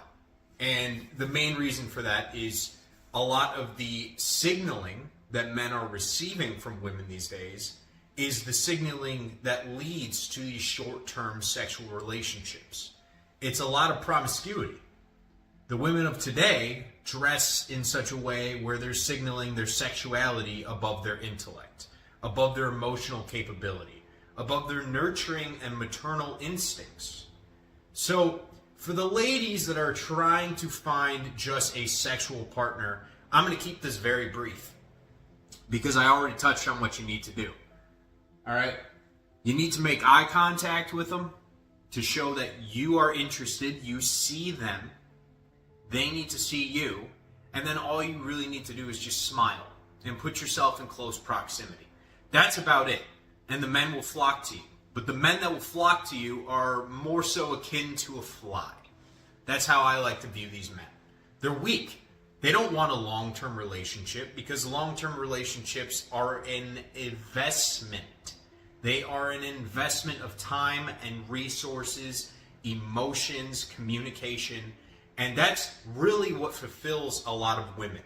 Women love the emotional aspect of relationships. They like the communication. They want somebody to share themselves with where the other person actually listens to them. What I've noticed through a lot of the books that I've read on relationships and dating, such as this one right here, which is probably my favorite, The Evolution of Desire. There's also Mating in Captivity, and then in my older days I read a lot of the red pill bullshit, which I don't recommend a lot of men read because it leads you down that Andrew Tate toxic path where you equate your value as a man to how many women you can sleep with instead of your value being equated to the ability to find a good woman, retain her, and have multiple children with her. That's what I want to see from society. I don't like the fuckboy aspect of society. So, going on to how to tell if a man is actually interested in you. Firstly, like I stated with attracting short-term relationships, you are going to need to do a little bit of work, ladies. I'm sorry, you're going to have to do something here. Because for the most part, in the dating process, the man, it is his role to be the dominant one. He's the one that's going to take you out on dates. And I expect a lot of the men, even though we're all here for equality, let's be fucking real, women are attracted to men that take lead. They take charge. They take ownership of the situation. They take the woman out on the date. They pay for the date because they want to give her an experience. All right? So firstly, let's deal with that because I know that there are some guys like, oh my God, but we should be equal. We should split. Shut the fuck up. No. We should not split the bill. If you want to take a woman out and you want access to her sexually, you should be the one that is paying for most of these dates. I understand the coffees or maybe the little gifts here and there, but for the most part, you are taking her out. You want to get to know this girl. You want to experience life with her, and therefore, you should step up to the plate, and you should be the one that dictates where you're going with that relationship. You should lead. Now, back to the ladies. So, the little bit of work that I need you guys to start doing is you need to discern for yourself which men you are actually attracted to. Okay, that's step number one. And you need to play the eye contact game with them. This is where you will look at the guy you're interested in. I kind of went over this with the Gym Crush video, how women show interest. and you need to give them a slight smile. If you are really interested in this guy coming up and talking to you, because the main obstacle for most men coming up and actually speaking to women is there's an internal blockage that we have. We're like, that's an investment of energy right there, and I don't know if it's going to pay off. However, if she smiles at me, there's a high chance she wants to have a conversation with me. That conversation may not lead to a sexual encounter, it may not lead to a relationship, but just her being playful, innocent, and showing me interest is enough of a foot in the door for me to go knock that fucking door open. All right, ladies? So if you want men to show interest back, you're going to need to actually stare at them a little bit first. Now, what I need you guys to focus on, this is where we get into detecting the male interest and the fuckboys versus the kings, is where their eyes are looking. If when you make this eye contact with a man, his eyes are tending to look you directly in your eyes, he's looking into your soul, and he gives you a slight smirk back, or maybe a full smile, it means he's interested in actually talking to you. He wants to get to know you. He wants to come over, have a conversation with you, and most likely that may lead to a date. It may lead to further conversations, an exchange of phone numbers, contact information, whatever the fuck all the social medias are these days. That's what you're looking for. All right? But if this eye contact leads to him just checking you out over and over again, which it goes over heavily in these books, is a lot of guys will just completely ignore what the woman's saying, and he keeps glazing over your body. He's just attracted to the physical aspects of you. Now, those guys are more so looking for the short-term sexual relationships and the flings. That is not what I want you ladies to be looking for. I want you to be looking for the men that are holding direct eye contact with you. Those are the ones that I want you to spend the most amount of time looking at. Okay? Because eventually, they will feel weird if they don't fucking come talk to you. Trust me on this one. I've done this before where I'm very introverted myself.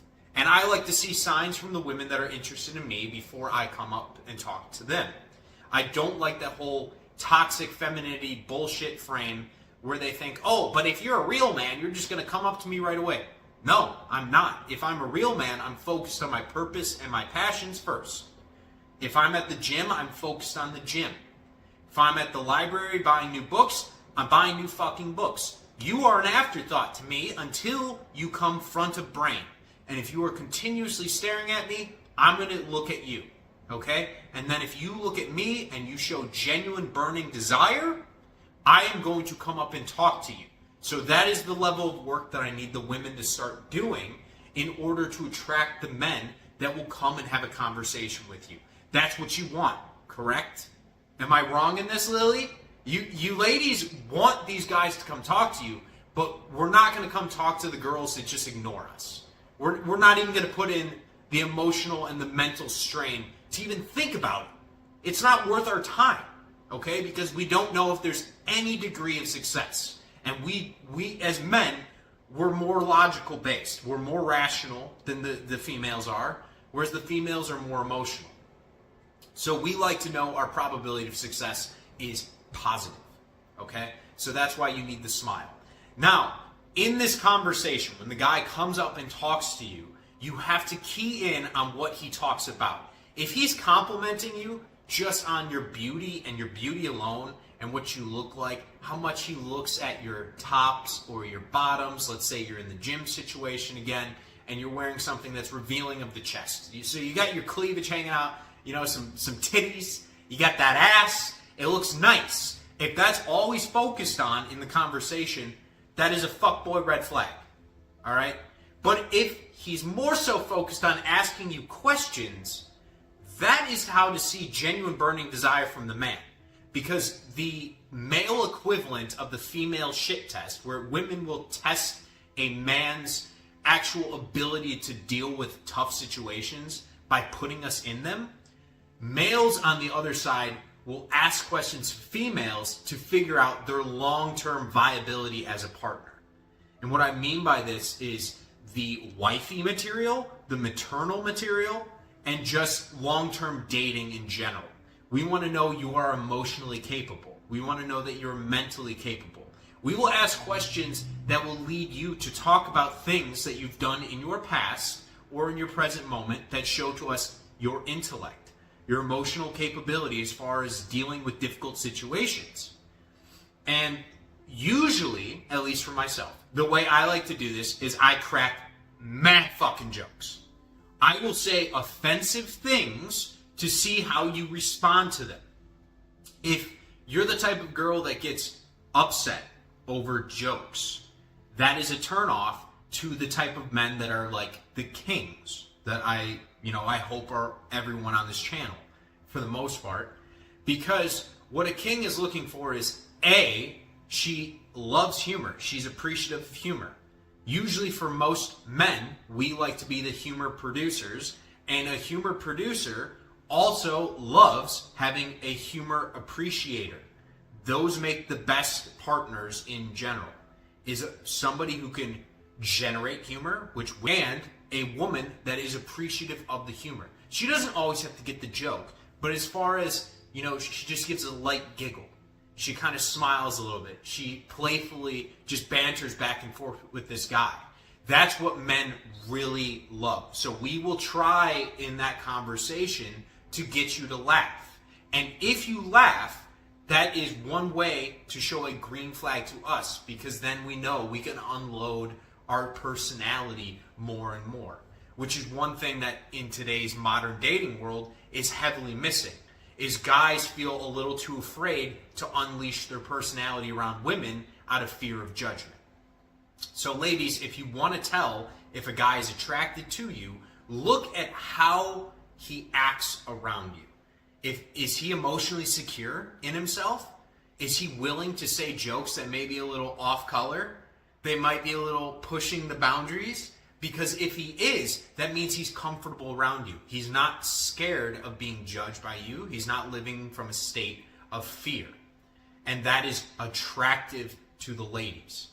And the whole point of this video, in general, is how to tell which men are the best mates for you. I think that's what Lily meant to ask, is she wants to know, how can I tell there's a high-value man that is interested in me, and how do I get him to stay interested in me and come talk to me? Well, you have to be receptive to him. To a degree, and I don't want to seem weird or creepy when I say this, but ladies, you got to be submissive to a degree. Because the more masculine a man is, which is the most attractive trait to females who are in their feminine energy, they're going to take charge. They're going to be dominant. They're going to be assertive. They're going to say whatever the fuck they want because they're living their own truth. And so they need to pair up the best with a woman that is more submissive to that. They want to hear their man expand on their feelings because men have always struggled sharing their feelings. So you need to become a safe space for him. All right? And that's a good way for women to attract men, is becoming that safe space. You need to be accepting of them. You need to be able to talk to them and experience the way that they experience the world, as well as share yourself with them when they ask you questions. Because that's the next point I want to get to, is the question quality that they ask. They're trying to generally figure out, and I'm talking about the first couple dates, first couple conversations here, the long-term viability of you as a partner. And it's weird how this works in dating, because men really view women almost like an asset that is also a liability. And that's what we're trying to figure out. I know that sounds fucked up, but just bear with me and it will make sense, all right? Because to most men, like I talked about before, we're the ones that are going to be paying for things. We have to be forward-looking. We have to plan in the future. So if you are going to be highly costly to us, you're not good for our status, you're not good for our friend group, you don't have a good sense of humor, and you generally are only about yourself, you're cooked. Men are not going to want to choose you for a long-term relationship. However, if you are on the other side of that and you are more submissive to what we want to do, you allow us to step into our masculine male frame and lead the way, and you follow with us. It doesn't mean you're behind us, but shoulder to shoulder. And we're both smiling, we're both bantering back and forth, we're having a good time, we're joking about. That is true attraction. That's what men want in a partner. So to attract the best partner humanly possible, you need to be open and willing to experience a different flavor of life than just whatever you want. We cannot take a narcissistic approach to life and dating and expect to get the kings. Kings do whatever the fuck they want to do. And the women that are the best for them are the ones that are like, hey, you know what? I'm really attracted to the fact he doesn't give a fuck. That is sexy to me, baby. Those women, they get those guys. All right? And those guys do not want to tolerate the boss girl antics. They do not want to tolerate the, you're going to take me here, you're going to do this, I'm going to hold back on sex, I'm not going to give you anything you want, you have to answer me every single moment of the day, I need to know where you are. That toxic stuff is very off-putting. So I know I said the original intent of this video was to be just how to detect attraction and interest from a man, but it's a two-way street. Because the attraction and interest that a woman receives from a man is highly dependent on the type of behavior that the woman shows and the behaviors she elicits in that conversation. All right, there's a little bit of legwork that the women need to do at the beginning to get the guy's attention. And then they need to discern for themselves whether it's a fuckboy or a good mate. And then from there, they need to allow that guy to express himself, because that's how men genuinely grow their interest in the woman, is not being put into a cage. Men do not like being controlled. And that's why so many relationships are failing nowadays, is because so many men will sacrifice who they are to try and make the girl more comfortable, thinking, oh, well, she'll love me more.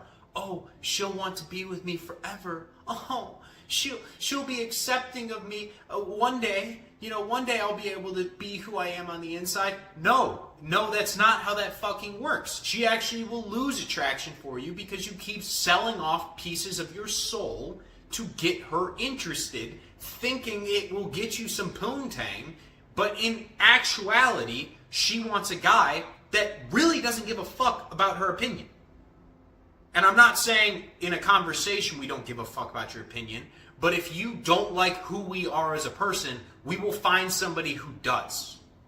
So if you want to get the guy that is the most attracted to you, you need to be attracted to who he is at his base level instinct. And I understand there are sometimes some bad, negative tendencies. We all have them, some negative traits. And you can have conversations and discourse with this man over the course of a relationship to come together to work on these things. That is important. You need to have those conversations. But right off the bat, if you're saying, I need you to do this, this, this, and this, it is going to push the real men away and just attract the fuckboys. The reason it will attract the fuckboys is they don't care. They'll fake it for, a couple weeks or a month, maybe 3 months through a situationship, because at the end of the day, all they care about is pussy, and they don't care about retaining you. So they'll play along to your rules and your stipulations for a while in order to get some cheeks, because they're not staying around. All right, ladies? So let's cool it off a little bit on what we're demanding of the man, and let's open up dialogue and communication and keep it lighthearted. Let's keep it fun. Let's be positive towards each other, because that's what is really attractive to men. All right?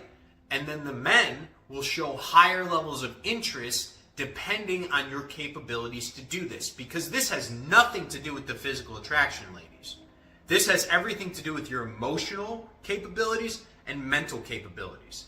Men that actually want a long-term relationship, believe it or not, care more about that than your physical beauty. any day of the week, I will take a 6 or a 7 that is emotionally and mentally sound and has a good spiritual nature about them, than a 10 that has the personality of a fucking broomstick. Like, what am I going to do with that? I don't want to have kids with that. Sure, they might look attractive. They might be good-looking kids, but they're probably going to end up with bad tendencies, bad traits. They're going to be narcissistic, and they're not going to be on the light side and helping humanity further itself in a good manner. That's what ultimately the strong, powerful, kingly type men are looking for. We're looking for a mate that has good traits, good motherly instincts, that will then further our line, our bloodline, our lineage, in a positive light. And I think all the ladies watching, you can all agree, you want a good guy. Although you are attracted to the bad guys. And the reason you're attracted to the bad guys is because they don't give a fuck. I don't think there's any other way to fucking say it. They genuinely just don't give a shit about what you want, and so therefore you're attracted to them, because everything I just stated for the last 20 minutes has been about how you need to give them space to be themselves. That's what the bad guys do better than everyone else. Good guys typically will sell off pieces of themselves to try and be more attractive, but in essence, they lose their attractiveness to women because women want men that are comfortable being themselves. Now, let's get back to actual attraction in, like, let's say a gym setting or whatever. This could realistically be anywhere. But where am I going with this? Proximity and eye contact are probably the biggest two that men will use to show interest in you. Now, we stated before, we want eye contact that is actually eye to eye. We're viewing you for who you are. We're looking into your soul. The next thing we will do is we will be in close proximity to you, and we may give you a stoic face that's like a flat expression or a slight smirk. Men have been trained to not show a full smile for the longest time, and women are actually not very attracted to that.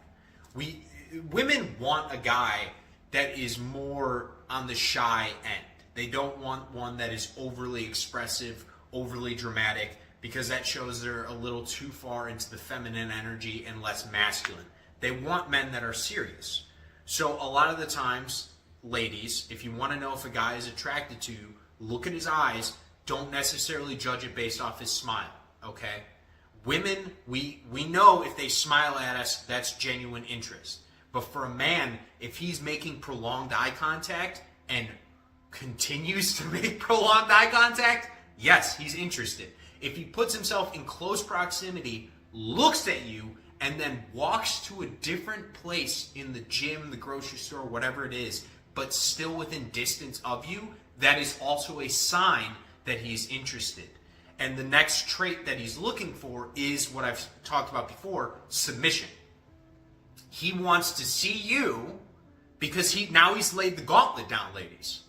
He's saying, hey, I'm kind of interested in you, but I want you to come over here.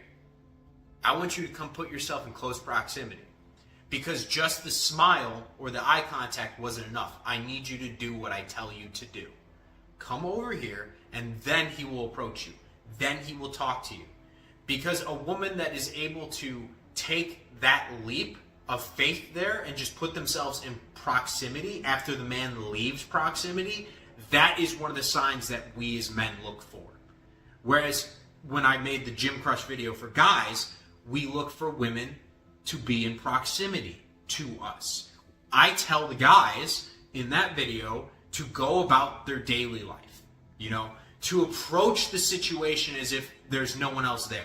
You're going to the gym? Go to the fucking gym to work out.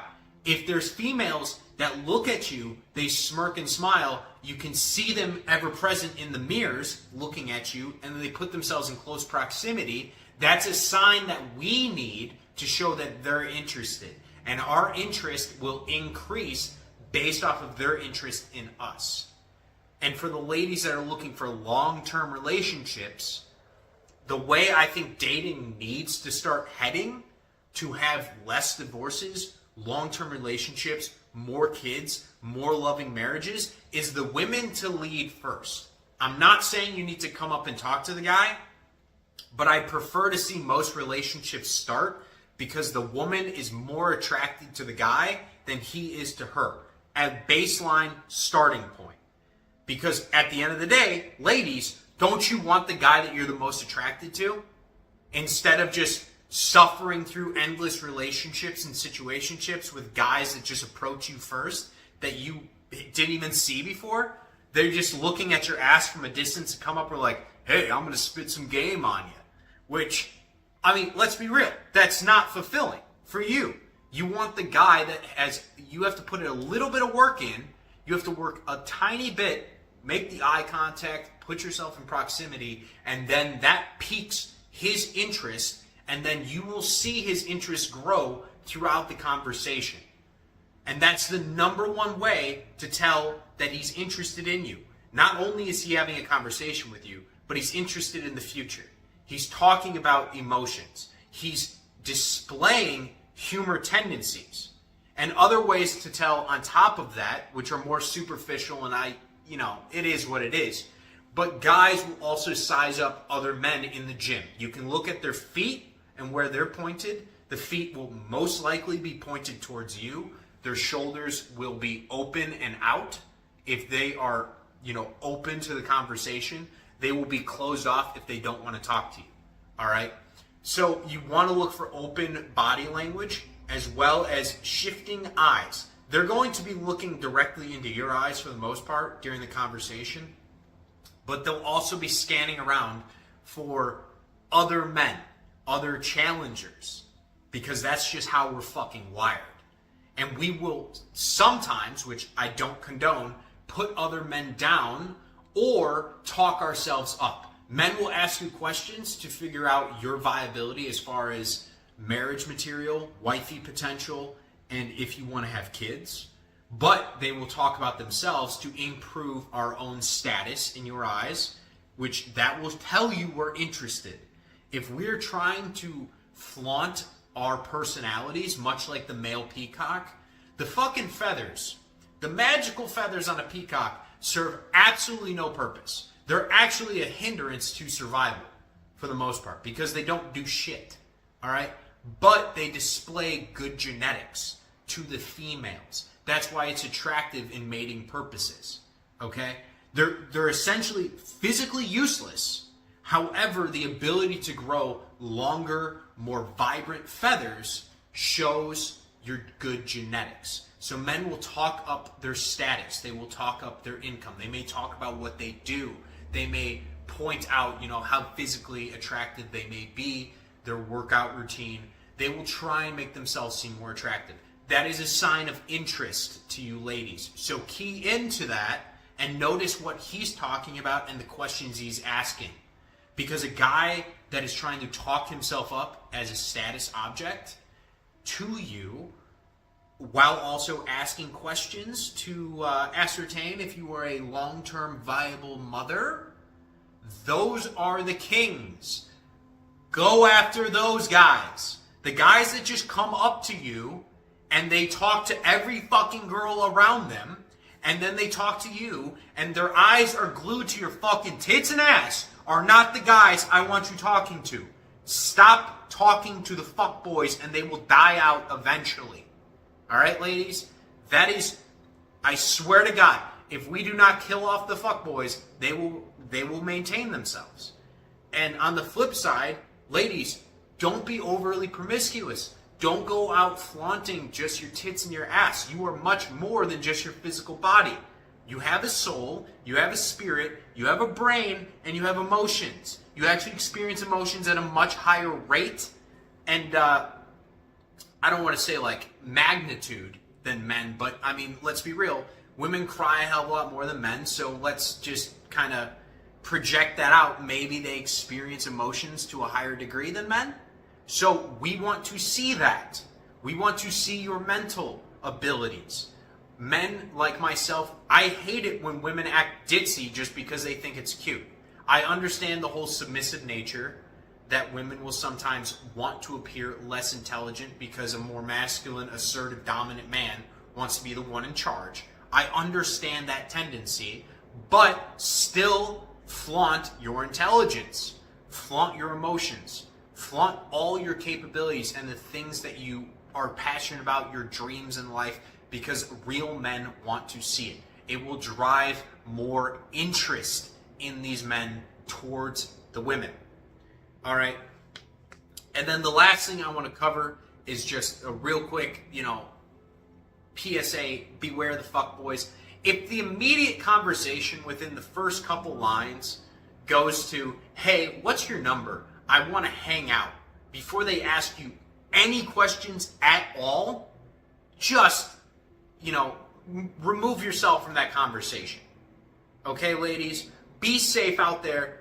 Understand the signs, because if that guy does not ask you anything that leads us to kind of gain information about your long-term viability as a mate, they are not interested in being a mate. They're not interested in the long term. All right? Let's not be stupid and just give out our numbers willy-nilly to every fucking guy that wants to dangle his fucking cock in front of you. That is wild. That is egregious levels of work. I mean, if you want to be a hoe, go be a hoe. But if you want a husband, you need to be more secure. You are the gatekeepers to your sexuality. You are the gatekeepers to your emotions, your mental state, and all the energy that enters into you. Okay? You are like the divine chalice. And the man is just like the fucking holy water that fills it up. Alright? So don't let some sewage go into the chalice. Alright? Hold it off. Make sure that they work for it. And then when you do find the right guy, try and hold off on having sex with him. I'm going to post the sex magic video. Probably. I'm going to probably repost it. Until you're dating. Because for men, it's different from women. Oxytocin works completely different. Men, we need commitment to release the most amount of oxytocin. Women release that through orgasm. Okay? That's why we have so many situationships. We give up sex too fast. It gets the women addicted. And then the men get this rub-off sort of oxytocin effect, where if the woman is, releasing all this oxytocin from her brain into her body and she feels good, the man feels good. But guess what? After enough sex, you start getting this thing called diminishing returns. That means you get less and less oxytocin per, clapping them cheeks sesh. Okay? So, and that's why it usually is 1 to 3 months. That's a situationship. The oxytocin dries up, and then the people realize, hey, I have nothing in common with this other person. They're not actually interested in me. The sex is great and all, but I don't want to be around you because I can't stand your personality. Let's actually change the dating game, ladies. Let's show an interest in the man's personality before we just want to show the narcissistic need to feel fulfilled through lustful sex. I understand it feels good. I understand oxytocin's awesome. You get a little bit of dopamine from it. Even the attention that you receive from all these different men, the validation you receive from all these different men, it feels good. But at the end of the day, the most fulfilling thing you can ever have in your life is one guy that loves you above all else. That's it.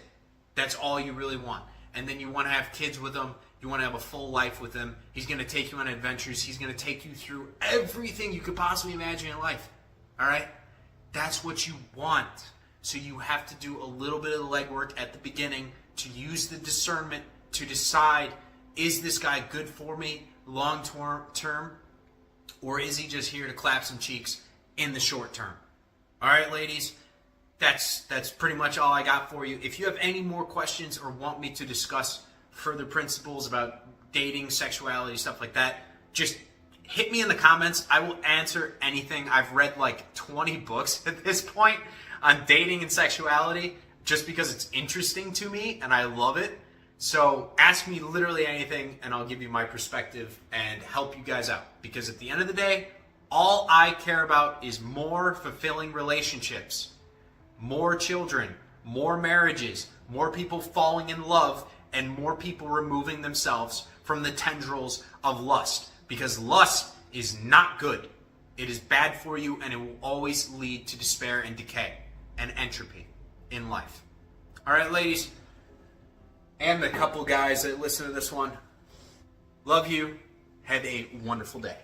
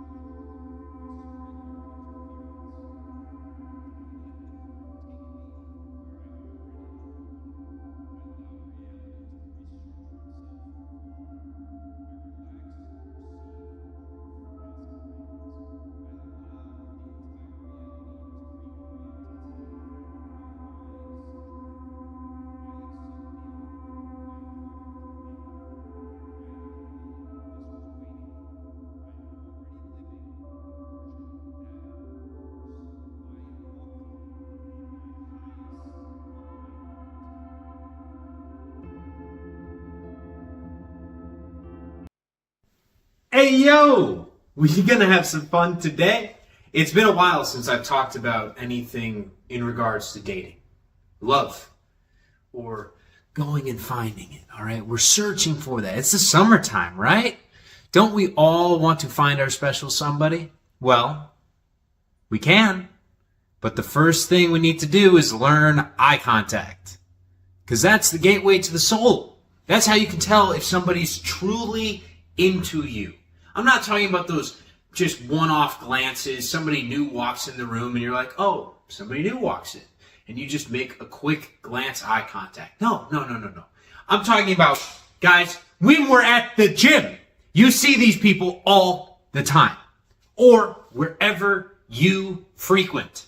All right? This applies to pretty much everywhere. I want to go over the two main ones that I see that are indicators of interest, indicators of attraction. That's what we're looking for. If they're not looking at you, they're not interested. All right? Not to be the bearer of bad news, you can still get them interested, but you are going to have to go walk up to them and start the conversation without them inviting you in. The key of eye contact, the beauty of this, is it is the way for women to essentially ask men out without having to actually say anything first. The ladies that are looking for a boyfriend will use their eyes to talk to you. They will send you messages. They will say, hey, idiot. Hey, you attractive man, you beautiful motherfucker. I want you to come over here and talk to me. All right? So let's get it going. Let's figure this thing out. What are we looking for? So, first question I want you to ask yourself, every single person watching this, okay? This is your own subjective individual life. And if you found your way here, okay, are you looking for love? Or are you just looking for cheeks? Are you bored? Are you just, glancing everywhere? You have nothing going on inside. You're not focused on your workout. You're not focused on whatever's in front of you. You just want to look around. Okay? That's the number one first question. Where is your mind state at? Because before we even touch on eye contact, I just want to remind you the most attractive version of yourself is the one that is authentically being themselves. And there is nothing authentic about being a deer in headlights, constantly looking around for validation, hoping that somebody is just going to, sprinkle a pussy, right? It's a little graphic, but that's kind of what it seems like.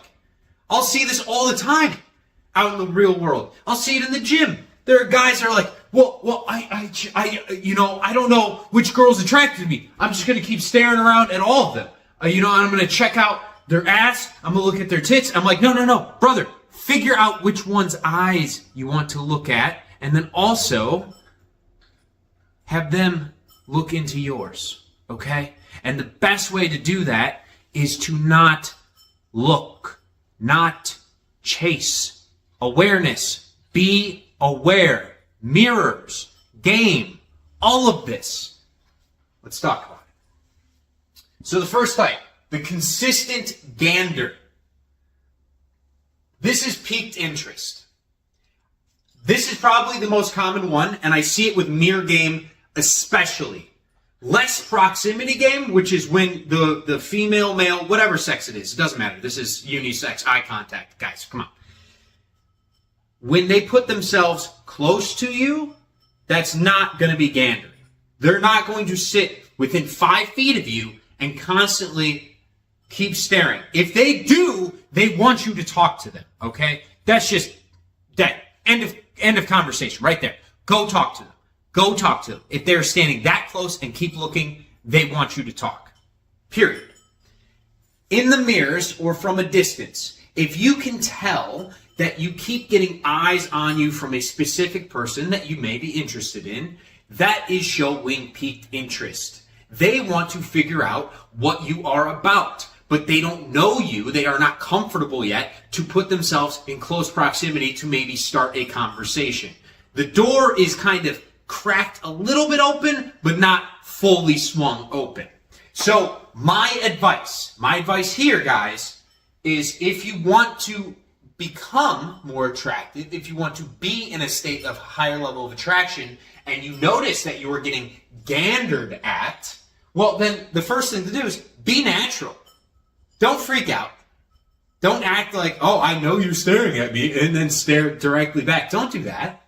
Just be natural. Just smile, maybe a little corner smile at them, and then go back to whatever you are doing. You may be wondering, well, if they're looking at me and I smile back, why would I just go back to whatever I was doing? Why would I go back to the workout? Well, we're building attraction. And the best way to build attraction is for you to be focused on whatever you came there to do. This is a sign that you are showing back to the other party saying, hey, I see you. I'm smiling at you. Why don't you bring your ass over here? You can come closer to me. But for right now, I got these curls to do. All right? We're doing curls for the girls. That's why you keep looking over here, right, sweetheart? Exactly. Do you want me to be yoked, beautiful, and sweaty for you when you get over here? Exactly. What are we doing? And then after the smile, I would recommend if you do have a gym buddy or you have somebody around, this is my personal favorite thing to do. Have a conversation, okay? Because while you're talking to somebody else, you are not only showing that you have social proof, you have friends, but you can display other traits that are highly attractive, like humor, being authentically yourself. Typically, if you're not being authentic, you're not cracking jokes, you're not laughing a lot, you are in a lower vibration. Humor, laughter, is a very high vibration. It is one of the highest. This is why everyone loves comedy. And if you don't like comedy, I don't know what to tell you. You just go watch George Carlin or Richard Pryor or somebody. Just anything. Just do something, okay? We're talking about getting a significant other here. You need to be able to handle the sauce and the jokes. All right? It's good for you. And then glance back while you're talking to them. You want to have a wide frame. This is an eye contact video, but still, frame is important. Your body language is important. Open shoulders. Be facing the person you're talking to. Have your eyes on them. You are having an open dialogue with your buddy, with your friend, whoever it is, and then you can glance, just as they are glancing at you, back at them. But the beauty of this strategy is because you're having a conversation, one of the best ways to change your eye posture during a conversation is changing of the gestures. Typically, it is good in a conversation to maintain eye contact. But there are those small breaks where it's like, hey, I'm not a serial killer, so I'm not going to stare at you like, the entire time. Right? So, if you two are talking, use the opportunity when there is something funny to crack a smile and then change your glance over to them. What they see, the energy that they just got sent from that, is that, hey, I'm having a wonderful time over here, and I'm thinking about you as well. This high level of vibe, this high energy, I'm sending it to you. I want you over here too. Don't you want to join in this conversation? Doesn't this look like fun? You are giving off such good energy. It is highly attractive. Okay? So key in on that. Key in on using your friends. Not like in a bad way, but be able to have conversations and utilize that conversation, that social proof, to build your attraction to whoever you are trying to attract. All right? And just going through what this displays: comfort, authenticity, humor, status, and of course, that you're not a serial killer. You do not want to just be that person in the gym that only works out, doesn't talk to anybody else, always mean mugging because you're listening to death metal. Am I just describing myself? A little bit. But you want to be able to be open. All right? You want to be authentically yourself. You want to move comfortably. You want to have open body language. And this leads to much deeper and amazing eye contact when you do have the conversation. But from a distance, from the mirror, it will come off that you are a more attractive mate or partner for this person. Now next, this is like the dead shot, kill shot, go in. The quick look and the glance down and the absolute hole in one. If they play with their hair, they play with their jewelry, they readjust their rings, or whatever they're doing, they're touching themselves, they start preening after making direct eye contact like this, and then, they get caught, right? Why do they look away? If they're interested in you, why are they looking away? It's because they're anxious that maybe you won't like them back. Girls are scared, all right? I'm talking about the ladies for this one.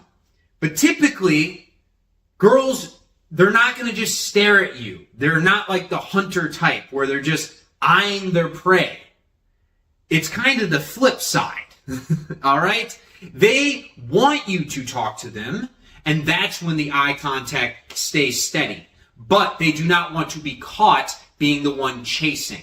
It makes them feel bad, and it also could lead to, if you do not pay them back that attention that they're giving you, to feel like they are rejected.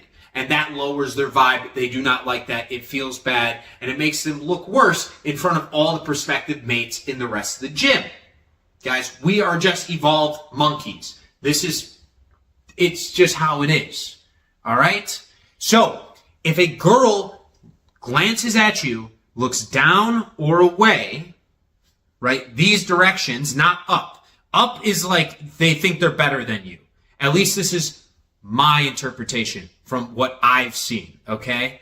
But the quick eye contact, down, and then they're playing with their hair, touching themselves, necklace, jewelry, any of that, go in for the kill. They want a conversation. Most likely, if they're that close to you and they're playing with themselves, they're probably detecting some pheromones. So now you have the other senses in play, and you need to go in for a conversation. Use all the senses. Obviously, do not start out with touch. That is weird. But keep the eyes on them. That is visual. You are sweating in the gym. Your pheromones are coming off. They smell you. Women like the smell of sweat. Same both ways. It doesn't matter. Everybody likes the smell of whatever they're attracted to. Okay? So get close. Get in there. Have a conversation. Use all your skills that you've learned over the years of being yourself to impress this person with who you are. Do not just start laundry listing off a bunch of achievements and bullshit that you don't need to do. Just be yourself. Just be authentic. That's really all you need to do. Eye contact is the easiest way to tell if somebody wants to have a conversation. Don't overthink this. I'm going to get into this at the very end. But overthinking, fear, anxiety, doubt is what kills the most relationships before they ever even have a chance to start. It's because you make eye contact, you see the person, you have that piqued interest, and then you don't go and talk to them because you get in your head. Part 5 down here. I want you to know that you are attractive. You are beautiful. All right? Ladies, guys, whoever it is, you are beautiful. Say that to yourself over and over. I am attractive. I am beautiful. People love me. Okay? I'm the best at whatever I do. I'm the most authentic version of myself. I'm always walking my higher path. Say it to yourself and you radiate it outwards. But when you have the mental aspects going on up here that are negative, that comes out as well. People pick up on that energy. That's the shifting eyes, okay? You don't want to have that. You want to be able to keep them locked in. And you want to portray that energy. You want to convey it to them and say, you know what? I love myself, and I would love to have this conversation with you. Do you want to come over here and have it? All right, come in. Have a smile. Be inviting. Open body language. I know I'm keep regurgitating the same points, but there's really not that much to human attraction. Like, you could read 1,000-page books on it, and it doesn't change too much. It's very simple. You will know who's attracted to you based off who you are attracted to. Everyone else is you pushed out. If you feel a draw towards someone, I guarantee they probably feel a slight draw back. Unless this is like a Taylor Swift type of situation where it's like you're just a fan, she has no idea who you are. This is, you're in a confined space in a gym, you see each other regularly, and you keep making eyes with each other? Okay, well, you gotta suck it up. You just gotta suck it up. If they keep looking, they're interested. Period. Part 4. You have to keep eye contact while speaking. You will only really want to break this with a gesture, at least during the first conversation. I touched on this earlier with the whole like serial killer vibes. If you're constantly staring at them, that's not good. However, if you're in a conversation and your eyes are doing, I don't know what to say. I'm going to keep looking around. I'm looking at the clock and I'm looking at you and now your boobs, your ass. I don't know what to, not attractive. Not attractive. That comes off as you're not competent. That's how females take it. If you have shifting eyes, not good. Not great, guys. Okay? So take care of your eyes and use gestures to take your eyes off of theirs. What do I mean by this? If you crack a joke or you're moving around, let's say you talk with your hands, like I do a lot. It is okay then to be like, oh yeah, and then you can look away for a second, as if you're imagining something, as if you're visualizing something. You're taking them on a journey. It's exciting. You're going to start to notice their eyes will follow where your eyes start to look. But you're using the gestures so it seems much more natural. You want to keep the entirety of this conversation authentic, natural, and flowing. It doesn't need to be shifting around. There needs to be no anxiety or fear, any of that. Just be yourself. And it's okay to be weird, okay? I'm weird. I say outrageous shit in first conversations with people. And it gets them laughing. And you know why I do that? It's because I'm comfortable enough to know that if they don't like me based off of one thing I say, it's not going to work out in the long run. But saying something that is very out of pocket is incredible. You know why? It releases all the tension, especially when you're talking to a girl. Because now, if you say the first out of pocket thing, well, now they kind of feel comfortable again. They're like, oh my gosh. All right, I don't have to stress out too much. They're a weird one too. So I can be a little weird. I can be myself. Because a lot of people, we wear masks throughout the day. So guys, let me know if this helps. If you need any more type of signal choosing stuff, just ask in particular. I don't know. There isn't too much to this. I mean, genuinely speaking, just watch the eyes and do not zone out. And what I mean by zoning out is where you're just, well, I guess zoning in. Zoning in on one thing. Don't just look at body parts. Don't just look at one girl. Kind of back yourself out and realize who is all here. Be aware of where everyone's energy is, where their awareness is, and where they are looking. And you will find way more mates or potential partners to be with that you can go and talk to. You just have to key in on it. If you are completely focused on one person and that person does not pay attention to you, you are just wasting your time and you're making yourself look like you are in complete lack. All right? Love you guys. Namaste.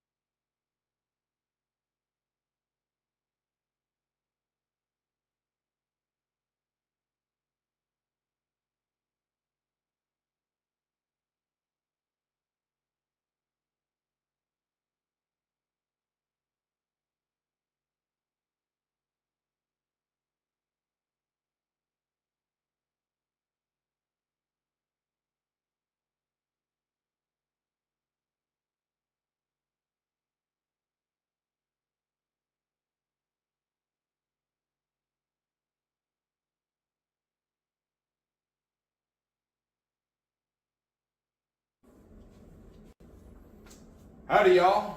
Happy Wednesday. Welcome back yet again. So today I want to go over how to feel the artist. This is that inner part of you that is waiting to be let free. It's all your imagination, all your dreams, everything that your reality could be. How do we tap in to this inner artist? Okay?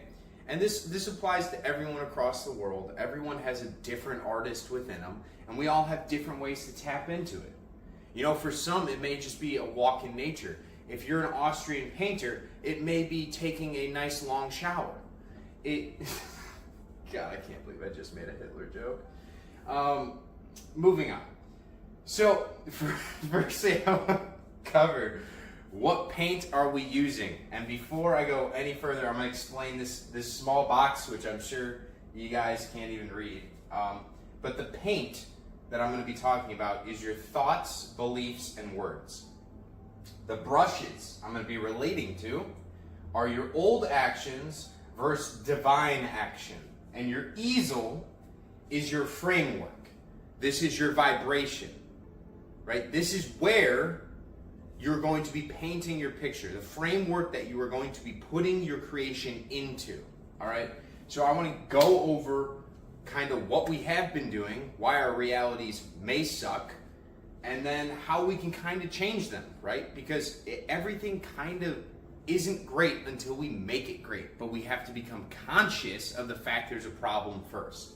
And how are we going to do that? Well, we have to figure out what fucking paint are we using. Like I said, thoughts, beliefs, words. What words are we telling ourselves? What self-beliefs do we have in our life? Guys, we have to be conscious that if we want to create something, we can't keep listening to these outside sources that tell us that, oh, no, you can't do that. Or, oh, that's not safe. Or, I haven't seen somebody else that's achieved in that field before, so you can't do it. Or, oh, I didn't start a business, so you can't start a business. Right? These voices on the exterior can impact who we are on the interior. And over time, we start to believe the things that we surround ourselves with, and we acclimate to them. We've all heard that saying before, that you become the average of the 5 people that you spend the most time around.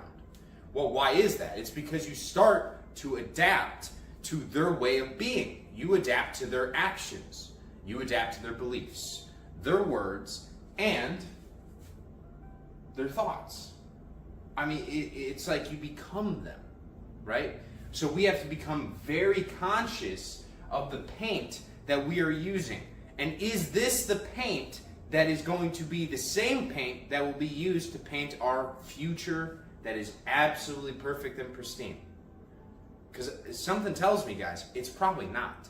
I had a lot of faulty paint in my collection.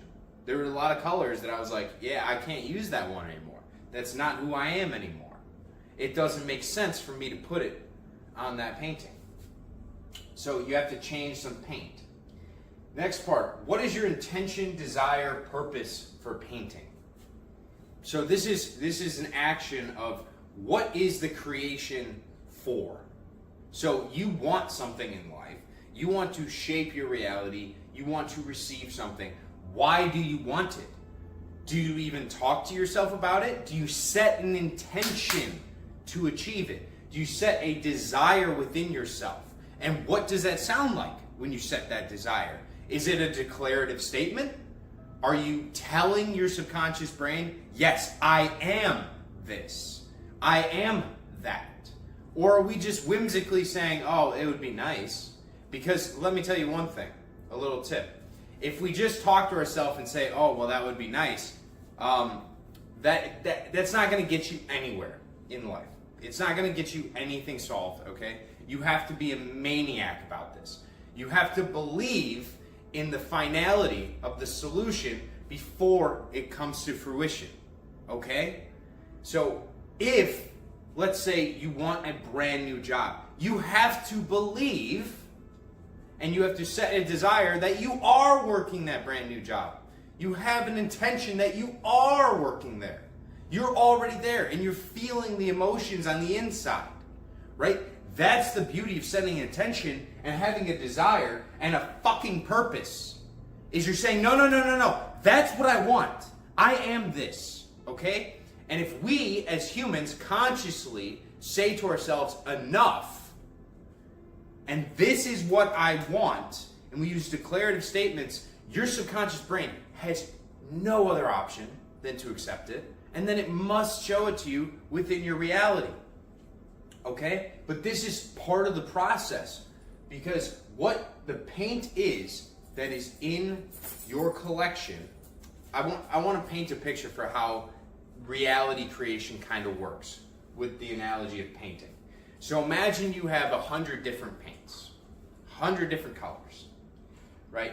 You have an image in your mind of what you'd like, but then you also have a bunch of emotions about that picture, that thing that you want to create, whatever it may be. All right? So you have that feeling, you have the emotion, and you don't know how it's going to end up looking. But what you end up getting on the easel is kind of like you take the 100 colors and you dump them all into your subconscious brain. Okay? All the paint goes in your subconscious brain. These are all the thoughts, beliefs, and words. All right? And then your subconscious brain doesn't actually see physical reality. It doesn't actually have conscious thought. It just has the emotions. So it has all these emotions that it wants to express to you because your subconscious brain serves the higher brain. So it's going to take all that paint and it's going to express it into your reality. So if you want to truly change what comes out of that painting at the end, it doesn't so much matter about what you wish to have or, oh God, I hope this turns out well. It doesn't matter about that. It matters about your belief in the exact moment. It matters about your feeling state in the exact moment. How would you feel if it turned out perfect? Happy? Blissful? Joy? Okay, then we need to have those paints right here get dumped into the subconscious.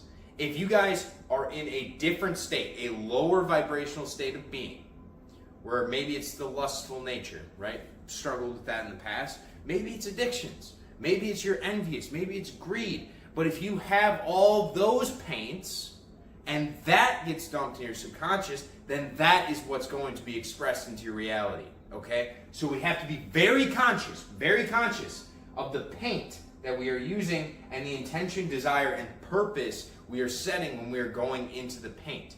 These are the emotions that we are trying to imprint on our subconscious, okay?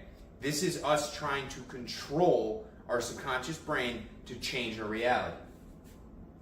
Now, next part, I want to get into friends and family, maybe relationships might play into this. But are you surrounded with creation or destruction? And this one hits home with me because when I was in college, side note, I don't have any friends from college anymore. Not a one. Not one of those guys that I was friends with in college am I still friends with to this day. And the reason for that was when we were in school, I was getting worse. I was getting rubbed off on by these guys. Now, I was no angel. Of course, I probably rubbed off on them in bad ways too and made them worse. But a lot of the activities they would do, I mean, it was a lot of drinking, a lot of partying, not really too in-depth on the studying and caring about the school in general. Lots of sleeping around and just all-around degeneracy, okay? And I wasn't leveling up. I wasn't. Okay, I was getting worse, I was getting fatter, I was getting out of shape. I mean, I was just sleeping around, being an absolute man whore. It is what it is, okay? But I was surrounding myself with destruction. And then I kept asking myself, why the fuck can't I find a good girl? Why can't I find what I'm looking for? Why can't I find my passion in life? It's like I was just stuck in this lower state of being permanently because I had become the average of the people I surrounded myself with. None of these guys were going to be successful. They're all probably going to end up being losers because that's just who they were, okay? They didn't have the drive. They didn't have the passion They were the type of people that wanted things handed to them. Okay? So being surrounded with that for long enough, it becomes who you are. So it's very important to surround yourself with creation rather than destruction. Next, how to do that, going into mindfulness and discernment. So mindfulness, this will be like your meditative practice. This will be your walks in nature. It will be your conversation with God or your higher self, however you want to see it, whatever you see fit. Okay? And you're going to ask yourself some good questions. I want you to talk to yourself about the paint that you're using. I want to talk to yourself about the brushes, right? The action versus divine action that you've been taking. And then also the framework, the easel.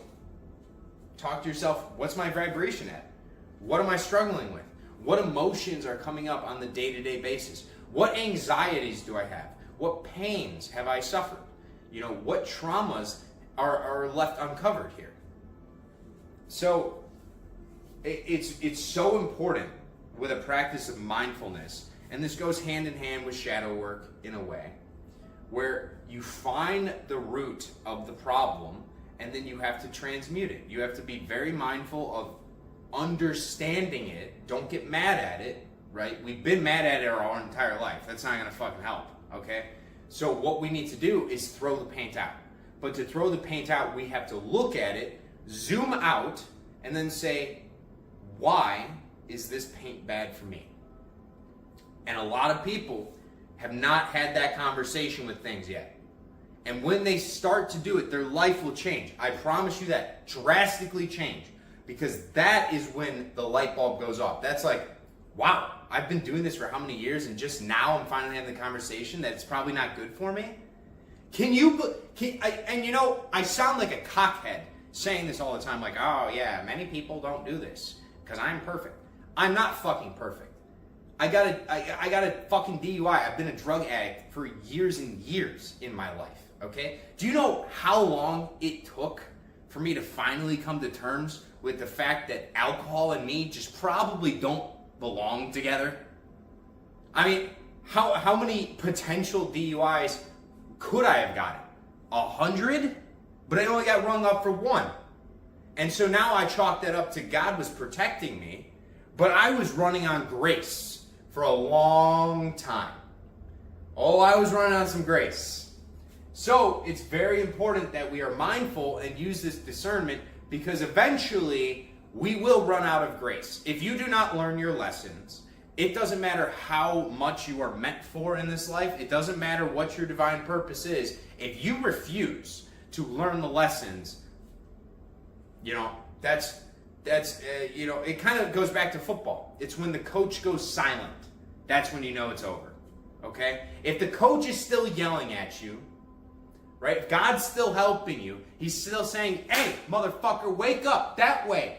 That way. No, god damn it. The bitches are over there. Wifey's over there, my guy. She's over there. Go. She's waiting for you. She's even smiling at you. What type of signs do you need? See, when he goes completely silent, that's not what you want.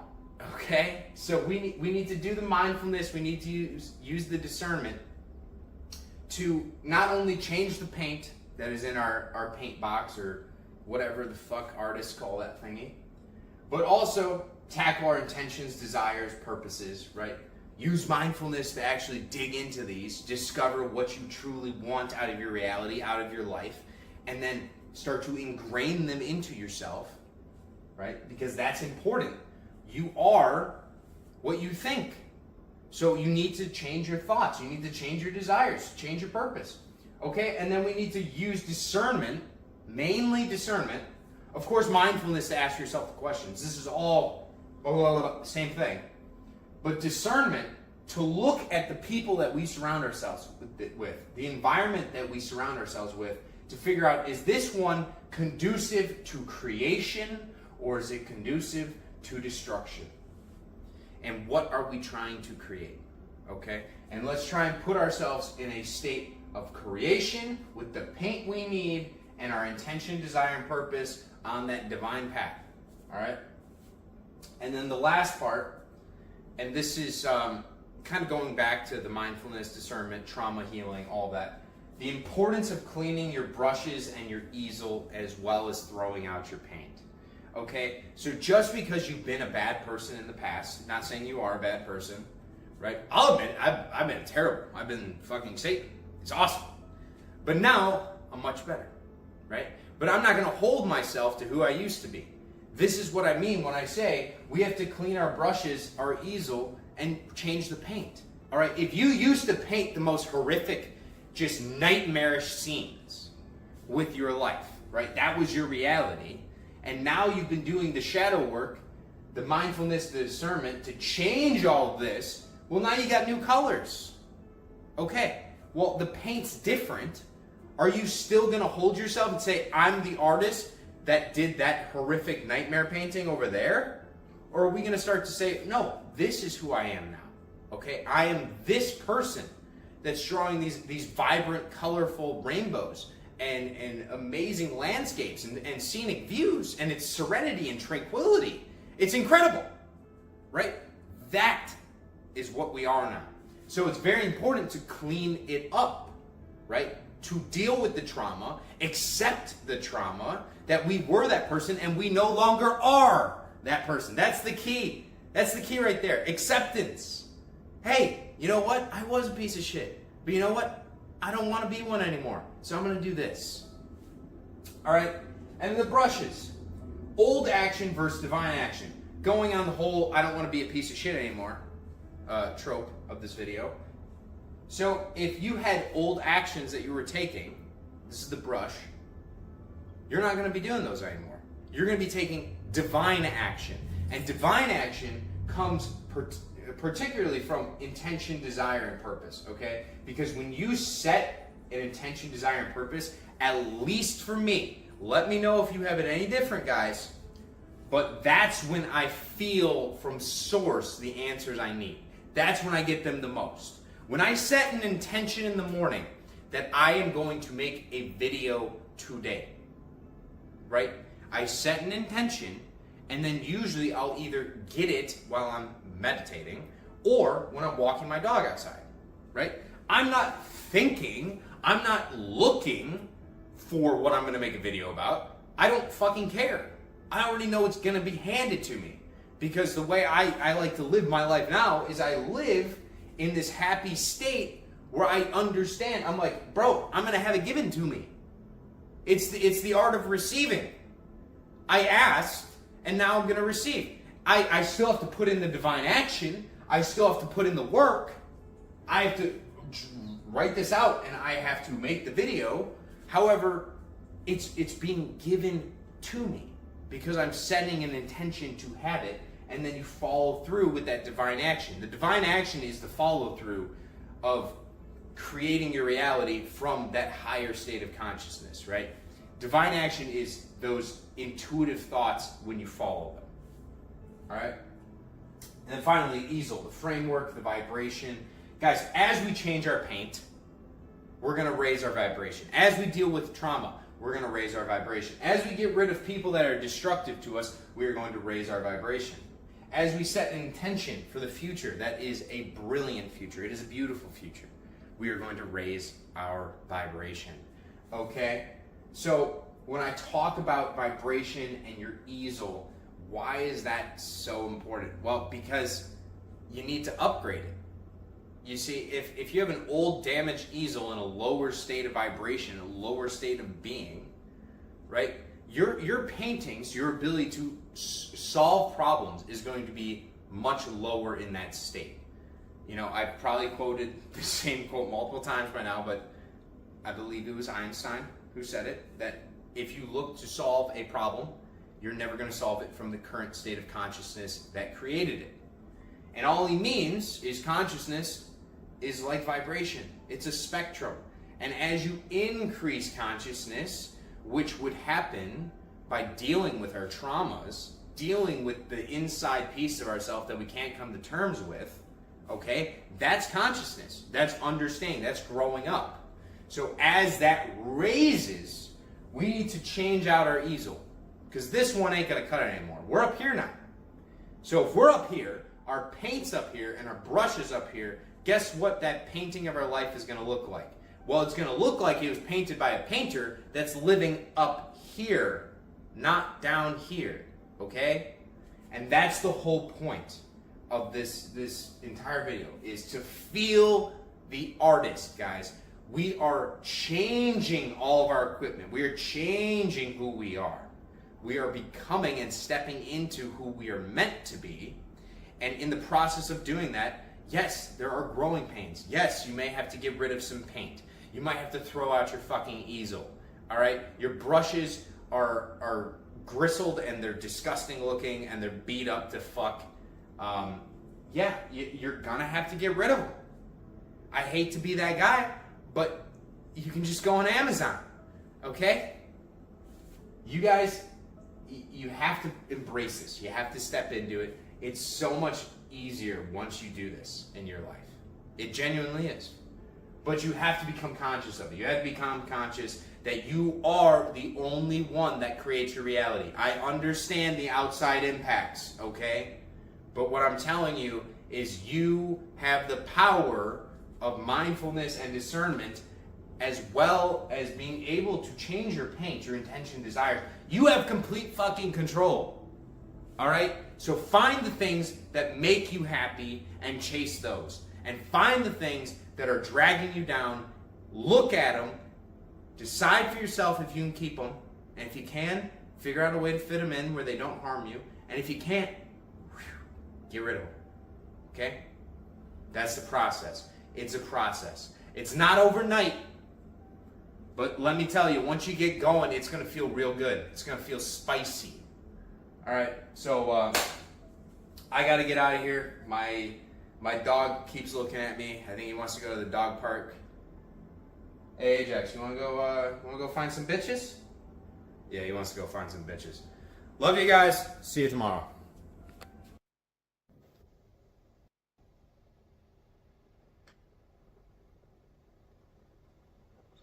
Oh, of course. I love how that thing just starts every single time. I'm reading through some stuff before we get going. All right. We're doing some more Gospel of Thomas. I absolutely love reading this for you guys. It's always fun. There's great comments. So we left off at line 51. Jesus said, his disciples asked him, "When will the rest for the dead take place? And will the new world come?" He said to them, "What you are looking forward to has come, but you don't know it yet." So this one's kind of interesting because as you go through your life, your own spiritual development, you start to see the world the same way or similar. It's very difficult to see it the exact same way as Jesus because he's the GOAT. But imagine you ask him, "When will the dead rise?" And he's like, "Yo, I'm preaching that life is eternal." Are you guys missing the point here?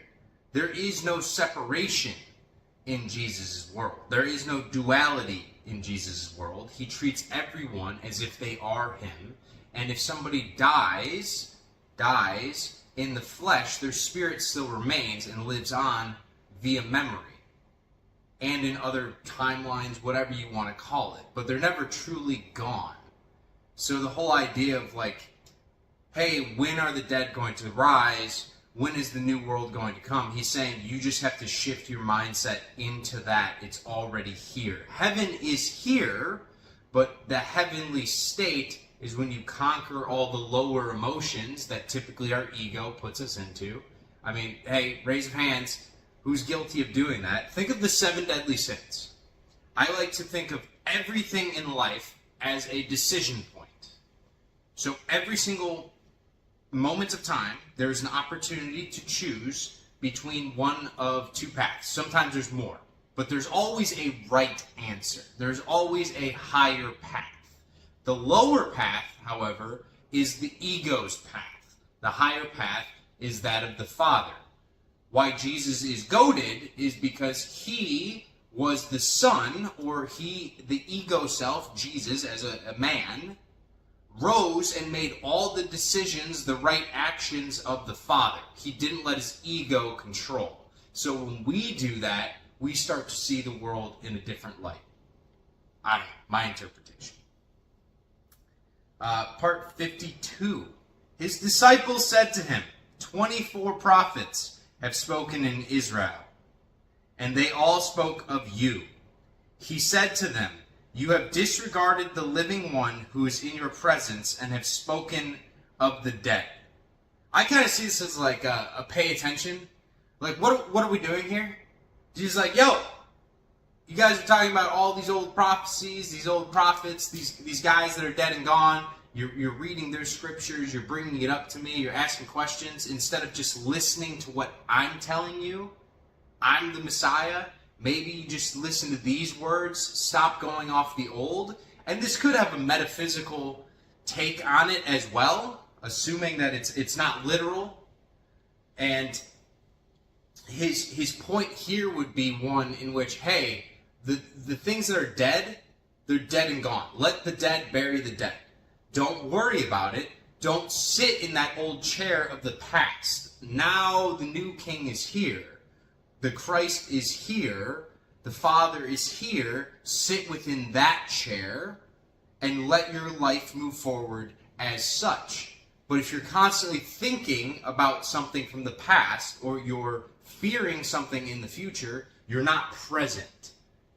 It's kind of how I see this. Like, hey, why are we focused on things outside of this conversation right here, right now? I am the spiritual nourishment. Drink this fucking nourishment. Ah! Okay. That's a little hyphy, but that's okay. That's what we do for Jesus out here, all right? He's my boy. All right. Line 53. His disciples said to him, is circumcision useful or not? He said to them, if it were useful, their father would produce children already circumcised from their mother. Rather, the true circumcision in spirit has become profitable in every respect. Now, I think this is like biblical shade throwing. And when I say biblical, I mean like high level. Like the way he's throwing shade at how we've lived our lives through the religions, through our spirituality, we've essentially circumcised ourselves. We've cut off the tip, which, you know what, do it in your free time. Don't Google search it, go ask your parents, or just look in your pants.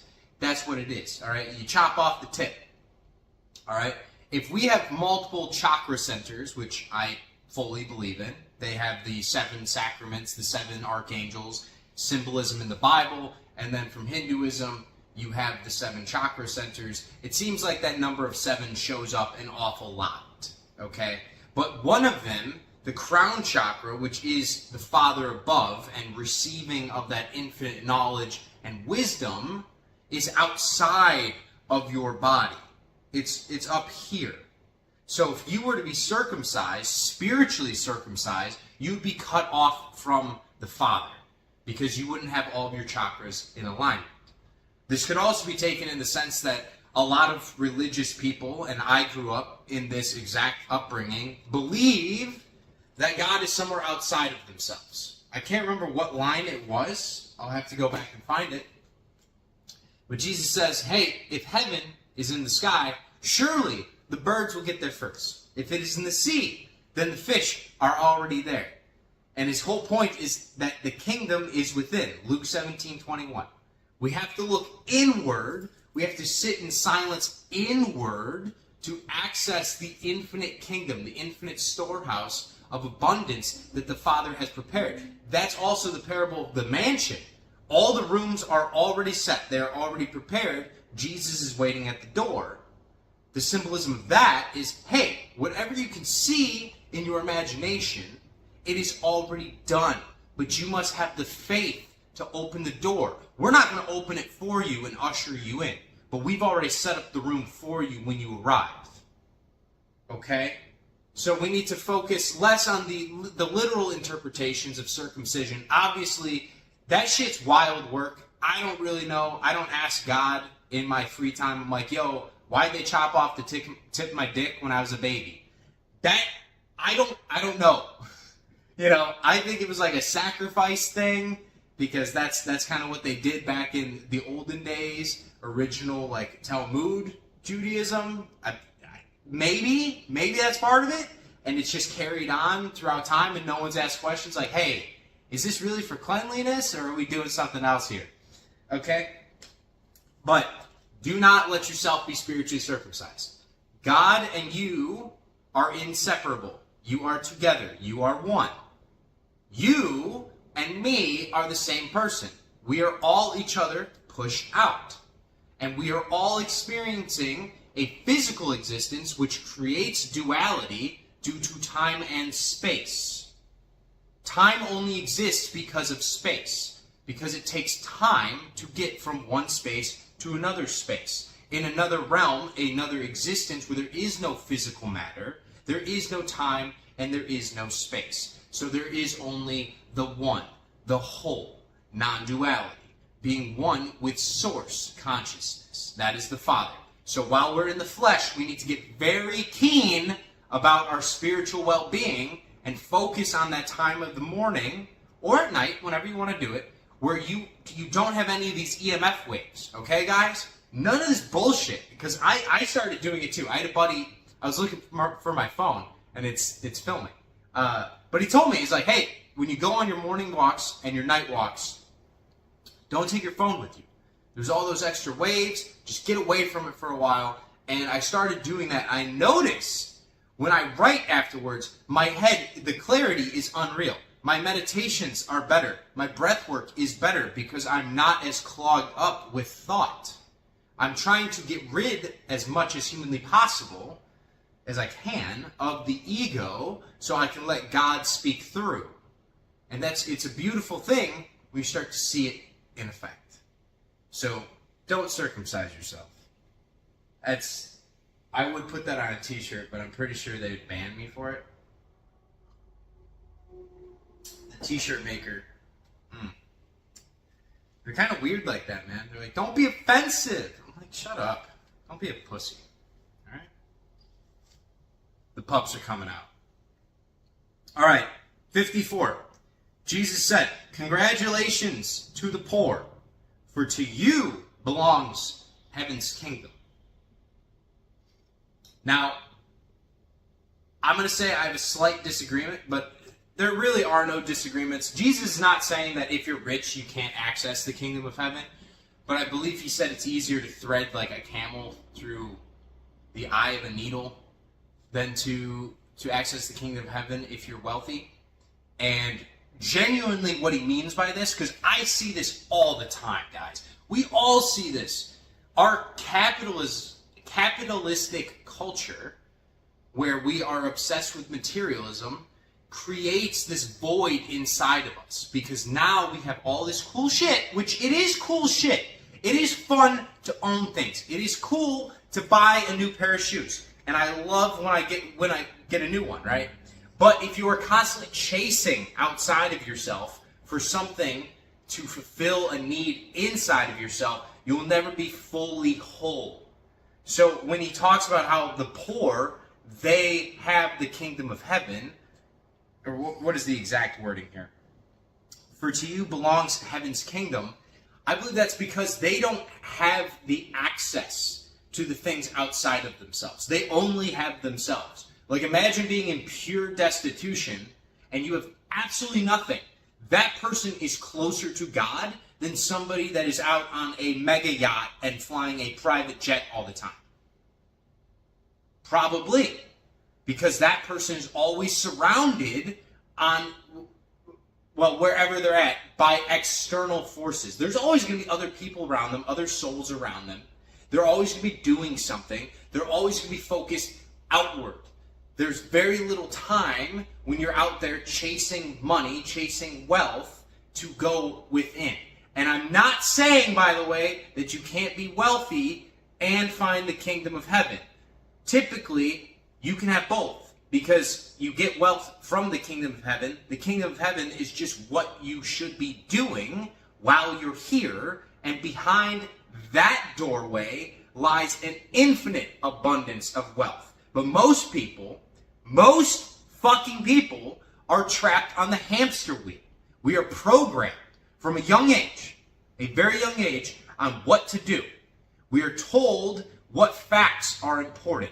We are told what history is important. We are told what subjects are important. And we are told, more importantly, what not to do, what not to say, what not to ask questions about.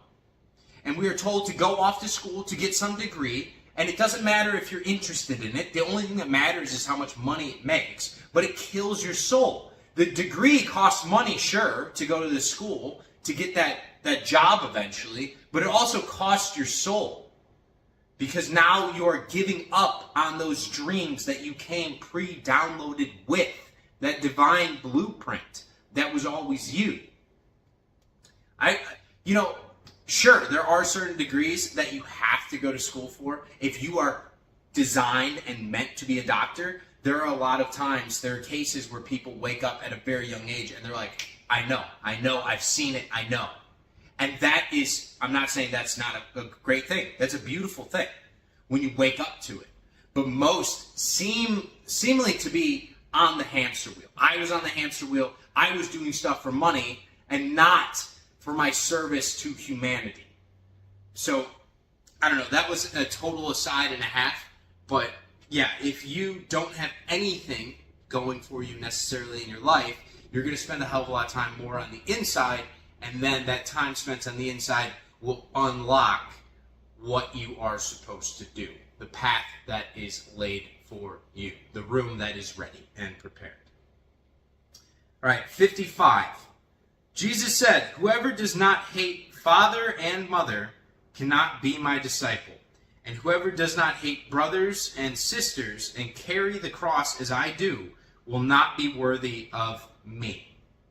Now, I'm going to say that the interpretation or the translation of this may not be 100% accurate. Because I find it very hard to believe that our boy Jesus would say the word hate. Even though I get his point, because, let me see, I think it was line 31. No prophet is appreciated in their hometown. Physicians don't heal those who know them. I'm thinking he's kind of re-clarifying that point and saying, hey, for you to do what the Father needs you to do, you need to be able to shuck away everyone that is the closest to you. Because there's, I believe I was live streaming and somebody brought up, they were like, hey, do you know anything about family systems? I looked into it a little bit, and it's kind of your thought forms that come in, your conscious thinking, that is not really your thinking at all. It's from other family members. It's from people that are close to you. You know that they say that the people that hate you the most are the ones that love you the most as well, because they spend the most time around you. So as much as you may think that the random stranger that was mean to you really hates you, it's probably the person that really loves you the most, but also because they're thinking about you so much, they can nitpick out everything about your personality. Where am I going with this? For you to do your ultimate work, you need to be very kind to yourself. You need to act as a child.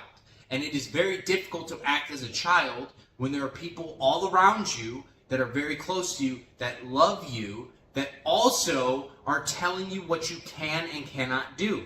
You must decide what you can do and shuck away. You must hate the mother and the father. You must hate the sisters and the brothers. Because their opinions are for themselves. They're not for you. They're not of God.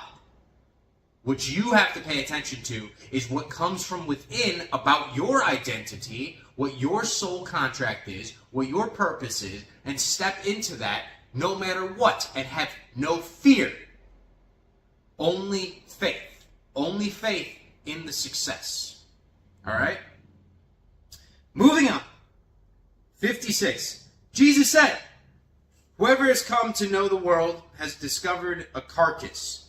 And whoever has discovered a carcass of that person, the world is not worthy. Whoever has come to know the world has discovered a carcass. So like a dead body rotting. And whoever has discovered a carcass, of that person the world is not worthy. So it sounds like he's saying, hey, this world is a carcass. If you yourself discover that it is a carcass, then the world is not going to be worthy of you, which would kind of seem like you are higher than the world.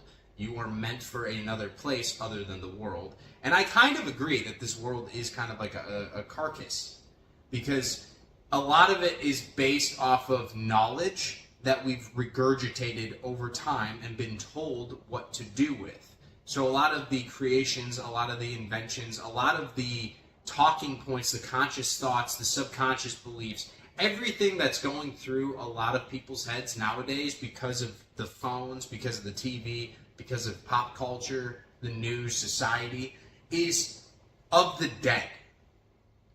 And when I say of the dead, it's of the past. It's already happened. It's not in the present moment. And so maybe what he's getting at, and guys, by the way, I'm not Jesus. I don't know.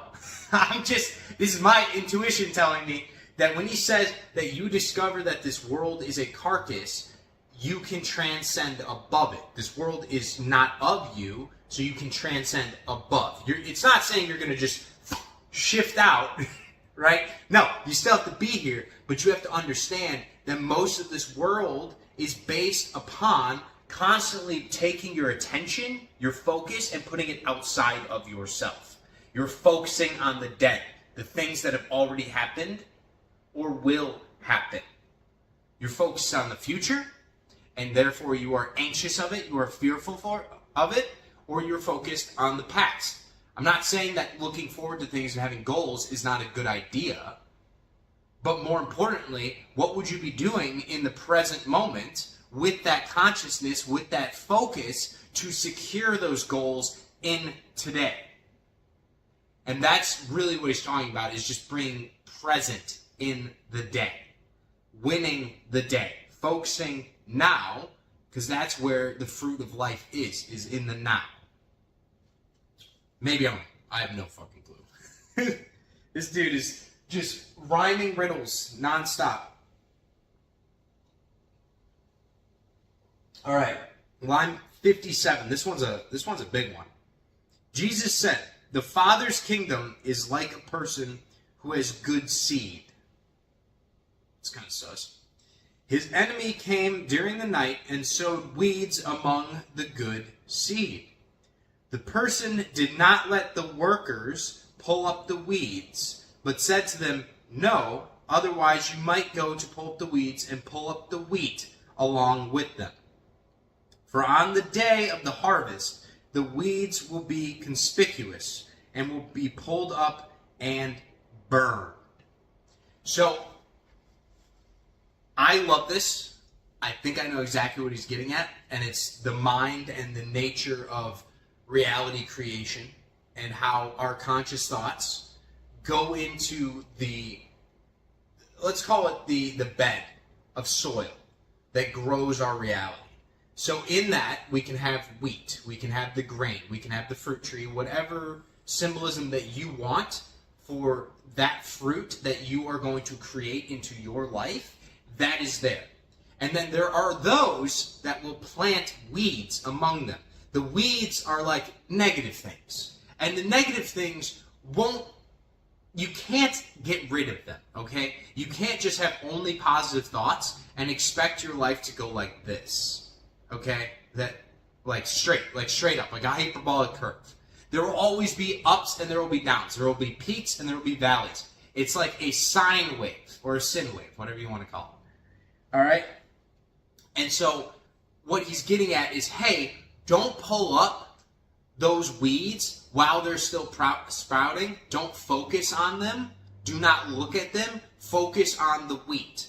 And when they both come to full growth, it will be very obvious. It will be conspicuous what the weeds are. And you'll be able to just get rid of them. Lovingly get rid of them. Be grateful for the presence of them. Because now you have that perspective. You know the difference. You're like, hey man, I really appreciate this wheat. My reality is amazing. I love my life. There's so many good things to be grateful for. And then you have that perspective the down part, the valley of your existence, where things don't always go the way that you want them to go, and those are the weeds. But if we focus our present moment, our times, constantly on trying to pick all the weeds out of the garden, you are going to neglect the wheat that is also growing there.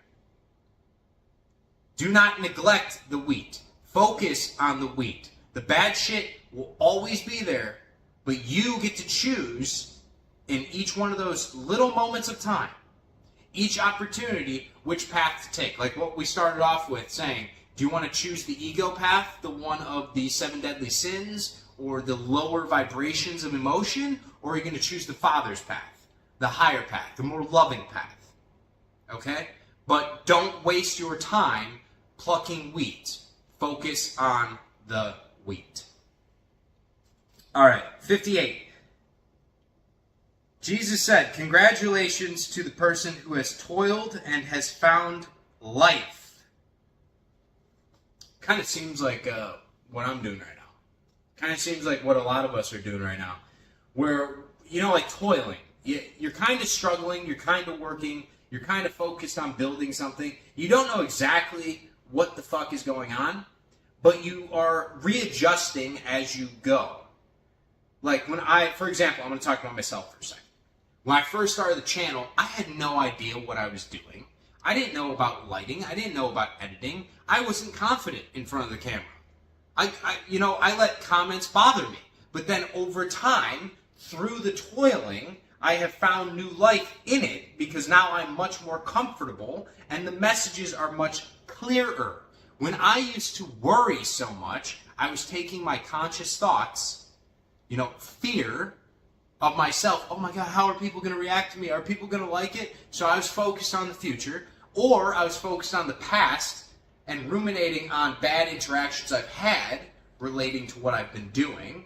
And so that was what was eating me up in the present. And so when I would film in the present moment, from a state of thinking outside of that, in the past and in the future, the messages were not as clear.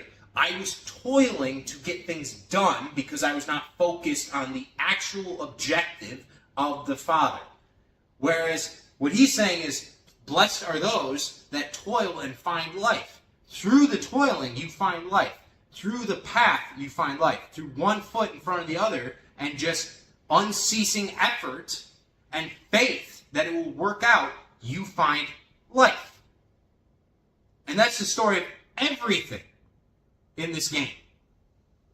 I don't think anybody that is successful and loves their life and is happy hasn't had to go through a toiling period where it was rough. It was like the dark night of the soul. They're like, fuck, dude, I don't know if this is going to work out. And then God's just upstairs knocking on the top of their dome like, hey, I told you, faith. Maybe, just hear me out. Real quick, hear me out. You stop focusing on the bullshit and you focus on me.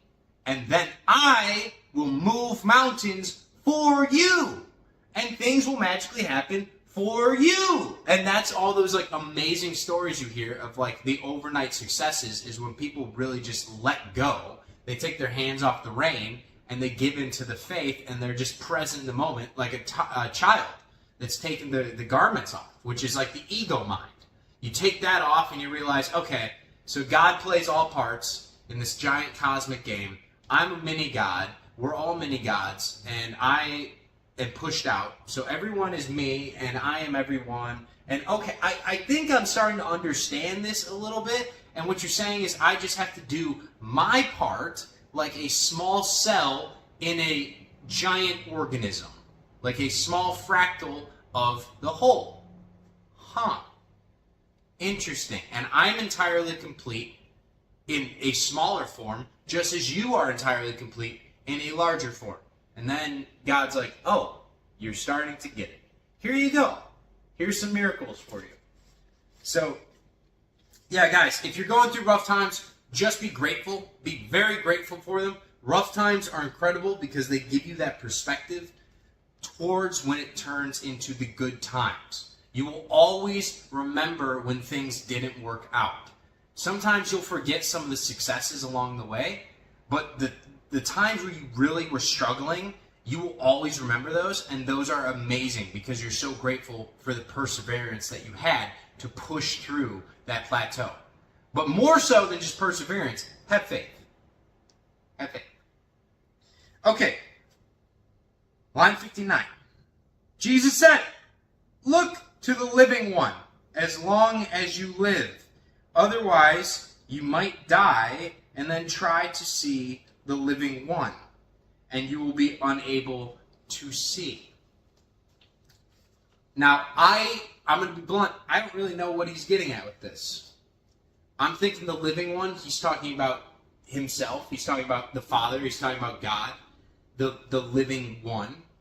Maybe he's talking about the living one as in yourself, your present moment, your highest version of yourself, and focusing on that in the present moment, because that is really the only way to secure eternal life, is through doing the path that is assigned to you. You have to wake up to the consciousness that, yes, you are eternal, and as something that is eternal, you see that this is a very short amount of time here. When you realize how short that you're actually here as a soul, and that you are probably been reincarnated hundreds of times, possibly, right? We all like to think that it's a one and done, and then you just get heaven and blah, blah, blah. Oh my God, it's so amazing. Not really. No, you have a task. You have things that are given to you. You have a way to live. And you have to upgrade your consciousness to such a degree that you understand that you are inseparable from God, and therefore you cannot die. You are eternal. But if you die in this life, in this lifetime, before you realize the living one, before you understand that you are the living one, that is within you at all times, then you're going to have to restart. Now, I probably said some pretty blasphemous shit there, but that's okay. That's great. All right? We're having fun. Line 60. He saw a Samaritan carrying a lamb and going to Judea. He said to his disciples, "That person around the lamb," they said to him. "So that he may kill it and eat it," he said to them. "He will not eat it while it is alive, but only after he has killed it, and it has become a carcass." Wolf.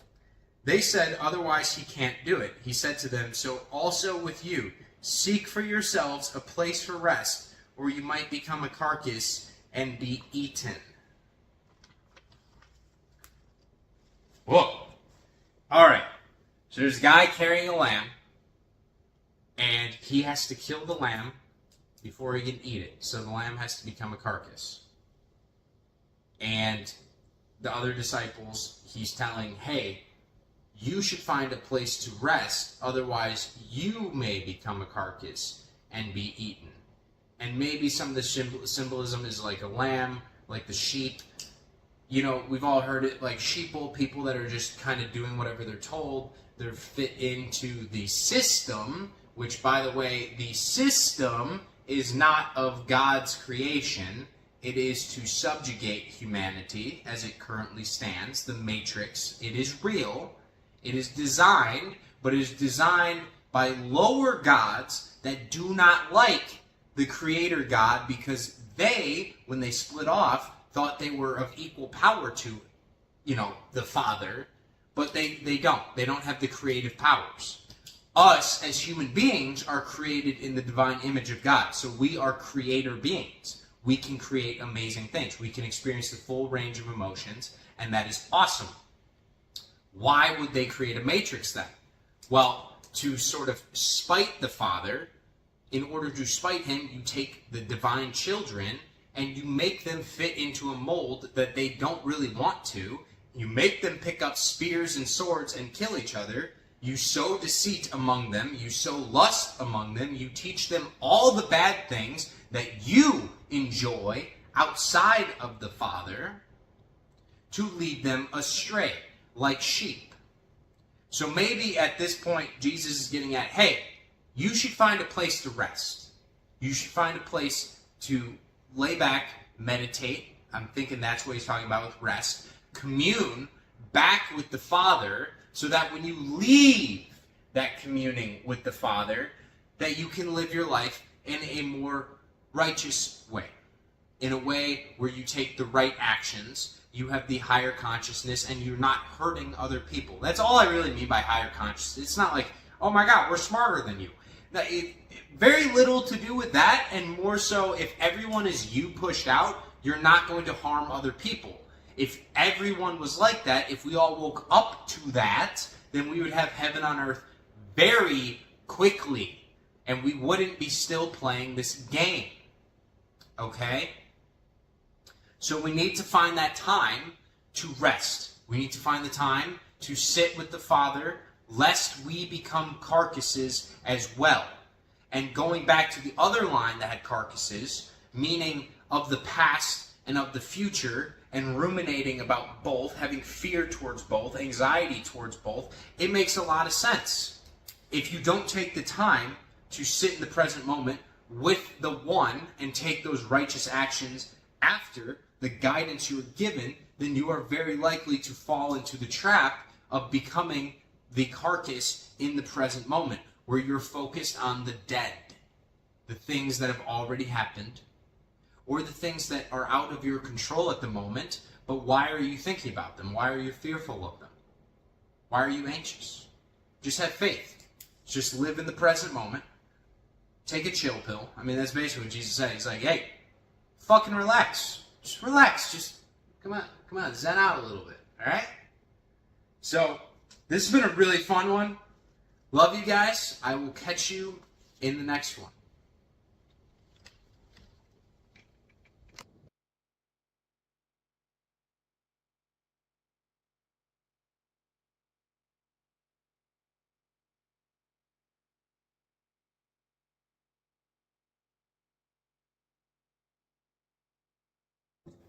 Ajax, come on. Lay down. Don't make me have to edit this part out. It's already started, dude. Come on. Alright. You're gonna come over here. Alrighty. You're gonna smile. You're gonna wave. There we go. Good boy. Yes. Now you just chill and relax. Alright? Silly bug. Hi guys. Alright, so today I wanted to read 21 through 30 of the Gospel of Thomas. And there's a lot of meat in here, so try and see how quickly I can get through this while also delivering the most potent information for you guys to chew on. Obviously, like I've said before, this just might take, I don't really like the idea of the whole just take everyone else's opinions as your own and let that be the facts that control your life. No, just take it as another soul's conscious thinking, and then you can add your own flavor to it and just nibble on it a little bit here and there to expand the way you view your own life, the way you view reality, all of that stuff all combined. I think that's the whole goal of the Gospel of Thomas. And a lot of these sayings that Jesus is getting at, he kind of harps pretty hard on what the modern day Christianity, other religions are sort of pushing, which is like, hey, here's the doctrine, here's what to believe, anything outside of it is wrong, having free thought is not a good idea, you shouldn't do that, and that's absolutely opposite from what he actually spoke about and what he taught. So let's get into it. Number 1. Mary inquired of Jesus, "What are your disciples like?" He answered, "They resemble young children dwelling in a field that is not their own. When the owners of the field arrive, they will say, 'Return our field to us.' The disciples then disrobe," keyword there, "before them to restore the field and surrender it to its owners. Thus I say, if the proprietors of a house are aware that a thief is approaching, they will remain vigilant before the thief's arrival, preventing the thief from infiltrating their abode their domain, in quotes, and pilfering their possessions. Hence, prepare yourselves against the world. Equip yourselves with great strength, so that marauders cannot find a way to access you. For the tribulation you anticipate is forthcoming. May there be among you an individual who comprehends. Whenever Jesus say, like, let there be an individual with ears to hear or comprehend, he's basically telling Thomas, because this is a discussion he's having with Thomas, like, hey, listen up. Listen to what I'm saying. Try and understand it. It's not literal. It's symbolism. Try and understand. Try and teach the symbolism in my words. All right? As the harvest ripened, that person arrived promptly with a sickle and reaped it. Let anyone with 2 attentive ears listen. Again, just what I said before. All right, so break this one. This one's a long one, so let's get through this. So when the disciples then disrobe. So it's the way I like to view this, and probably what Jesus is getting at, is within this third density, this physical existence that we find ourselves. This isn't actually the way the universe is, right? At a higher level, there isn't physical existence. It's more so just thought, consciousness, and it's all one. Like it all sources up into one divine being, and that's God, energy, source, whatever you want to call it. But that energy is what creates all of life and death, for example. So when the owners come back and the disciples disrobe, disrobing is symbolic of like taking off the physical flesh. Not just the physical flesh, but also the egoic mind. Removing all the stories, everything that's ever happened to you, who you've been told that you are. Because before you were whoever your name is, whoever I am, there is a spirit that is you. You existed before your physical existence. So to get back to that divine oneness, you have to disrobe. You have to remove all the flesh, the mental states, all the egoic mind constructs that we kind of create within this density of reality. Okay? At least that's how I see it. And the next parts he sort of covers here is, I believe he's talking about consciousness, because if you're the proprietor of a house and you're aware that a thief is approaching, you're going to remain vigilant, you're going to safeguard. So he's most likely referencing the thought consciousness and how you create reality. It's entirely based off your subconscious. So if you know there are thieves in the night, which could be symbolic of negative entities, whatever you want to call those, bad experiences, bad mindsets, bad vibrational states, such as fear, doubt, uncertainty, apathy, anger, lust, greed, all the lower states of being, you should probably be vigilant and protect your household against those things. Because whatever you allow into your conscious mind, eventually, if you feel the emotion state of it, it will seep into your subconscious and then be expressed into your reality. Which makes a lot of sense with what he says later, where he says, equip yourselves with great strength so that the marauders cannot find a way to access you. These marauders are the same as these thieves. And you need to have great strength, great mental fortitude. Jesus is obviously not talking about just like, yo, bro, go to the gym and lift weights. Flex on them. I don't think he's referencing lifting old-ass dumbbells, that kind of strength. He's talking about like internal fortitude and the wisdom to discern for yourself, hey, you know what? That's probably not something I should let into my conscious mind. Because once it's in the conscious mind, it will bleed into that subconscious, and then it will express itself in the reality. And no one can take your power away from you. However, you can give your power away to everyone else and other things, other pendulums, as I've discussed before. These sort of giant energy centers that you can just keep throwing all of your mental energy at, all your emotional energy at, and you're not going to get anything back, but it will deplete you. It will change the way that you view life, view reality, and it will make it worse. I see this so much with politics, the news, just all these negative egregores of energy, these structures that are in place where they steal your energy and they give you back fear. That's sort of the trade. They're like, hey, give me your time and your attention, and I'm going to fill your mind, fill your subconscious with the reality of fear. You're going to live in a state of fear, in a state of doubt. Oh my God, the market's going to collapse. Oh my God, World War III is coming. Oh my God, you're never going to find love. All these things are going to bleed into that mind. So you need to have strong mental fortitude, protect your conscious thoughts, protect your subconscious mind, and then they will not be expressed into your reality. I think that's probably what he's getting at here.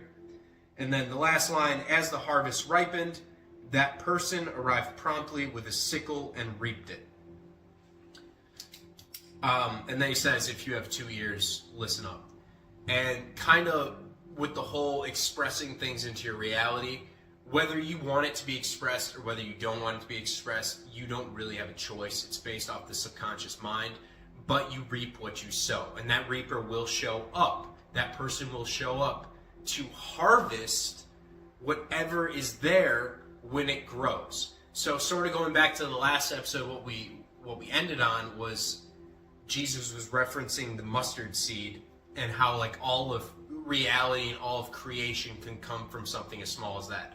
So make sure that the mustard seeds that you're planting in your subconscious are ones that are going to grow a bountiful harvest of good things for you. All right, focus on the good stuff. Feel into the good emotions. Feel into the good situations. Give your energy to the friends that actually want you there, not the ones that tolerate you. All right? And then the more you do this, the more you change your mindset towards experiencing the positive aspects of life, you're going to see that bountiful harvest and you're going to reap it. But on the flip side, if you give your energy to the negative things, you are going to reap it. The reaper comes no matter what. They always come. And he's like, yo, if you got fucking ears, listen. Fill your mind with the good stuff. Fill it with the good stuff. Safeguard yourself from the bad stuff. All right, we've beat this first saying to death. Let us move on. All right, 22. Jesus observed some nursing infants. He said to his disciples, these suckling infants resemble those who enter the Father's realm. Father's realm, kingdom of God, kingdom of heaven, higher super consciousness. That's what I take kingdom of God, the Father's realm as. All right? They inquired, will we then enter the Father's realm as infants? Jesus responded, when you merge the two into one, so non-duality, and when you align the inner with the outer, and the outer with the inner, and the upper with the lower. Okay, so Jesus definitely knew Hermes Trismegistus and studied a bit in Egypt, apparently, because this is straight from the Kabbalion. You know, the upper and the lower, the inner and the outer. You have to match the two together in order to get what you're looking for out of life, right? As above, so below.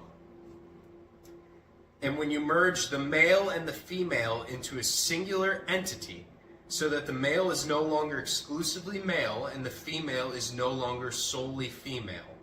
When you exchange an eye for an eye, a hand for a hand, a foot for a foot, an image for an image, then you shall enter the realm.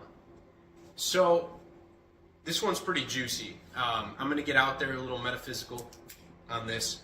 So within the construct of how consciousness sort of works, you have the super consciousness, which is like, that's the energy that is the universal energy. And then you have your regular consciousness, which is dictated and controlled by the self, the ego.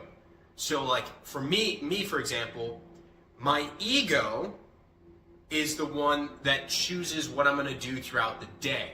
However, the intuition of what I should probably be doing comes from the higher source if I'm sourced into it. This happens for a lot of people where they are able to have free will decisions. They can consciously choose what they believe, what they want to go and do, who they want to speak to, who they give their energy to. However, there's that higher power, that higher universal consciousness that always is there if you search for it, if you seek it, that will guide you to what you probably should be doing. And so when he's talking about the two becoming one, that's the subconscious being controlled now by that higher consciousness, not so much the conscious mind. The conscious mind needs to surrender itself and say, you know what, I'm hands off, I don't know what's the best for me anymore. You, the higher self, guide me. And so also within the male and the female, seeing as God is interchangeable with energy, source, all that, we have the divine masculine and the divine feminine. Now everybody has both of these, and within our culture we sort of have demonized, bastardized it to an extent where men are just supposed to be only men and women are supposed to be only women. And then if you're, part of the other side, or you experience the things that would be deemed feminine, people like to say, like, oh, that's gay. You can't do that. I'm like, you mean being creative is gay? Okay, all right. You win. You just ignore those people. But you have to merge up the divine masculine, which is like that powerful energy of pushing things through, having a spine, speaking the truth, with the creative and the compassionate side that is the divine feminine. Because there's a nurturing aspect to everyone, and there's also that masculine urge to protect and provide in everyone. And when you merge the two together, that's when you enter the realm.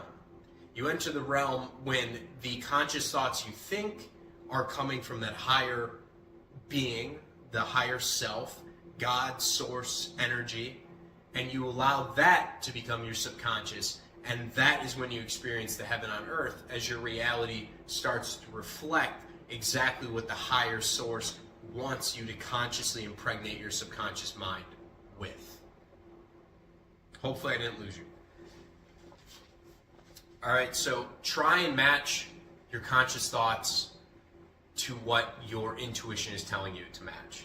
If you want your future to be X, Y, and Z desired reality, you can have that, but you need to hold the emotional state of already being it to the point where your subconscious mind reflects that. Your subconscious mind genuinely believes you're already experiencing that reality, and then that's how it is given birth into physical reality. You have to emotionally experience it first, you have to visualize it, you have to live within the wish fulfilled of it, and then it starts to come into being. And you will experience miracles, synchronicities, and other amazing things along the way. Alright. Line 23. This is kind of like one of those like housekeeping items.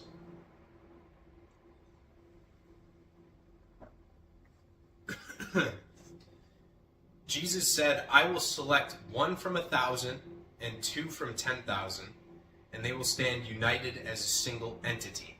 Now, to a degree, this is probably going to be one of the only things I agree with him, but I also disagree, because I believe everyone can get to the point where if they read this, if they had the explanations from somebody that could read it, they would see it for themselves. They'd start to see the universe and divine oneness and sort of understand what Jesus is getting at, instead of how, I think he's saying this like 1 out of 1,000 people are going to actually understand what his words are. And that's why he's telling this to Thomas and not to the other disciples, because we went over before that the other disciples would fucking pelt him with stones. They'd be like, what are you on, dude?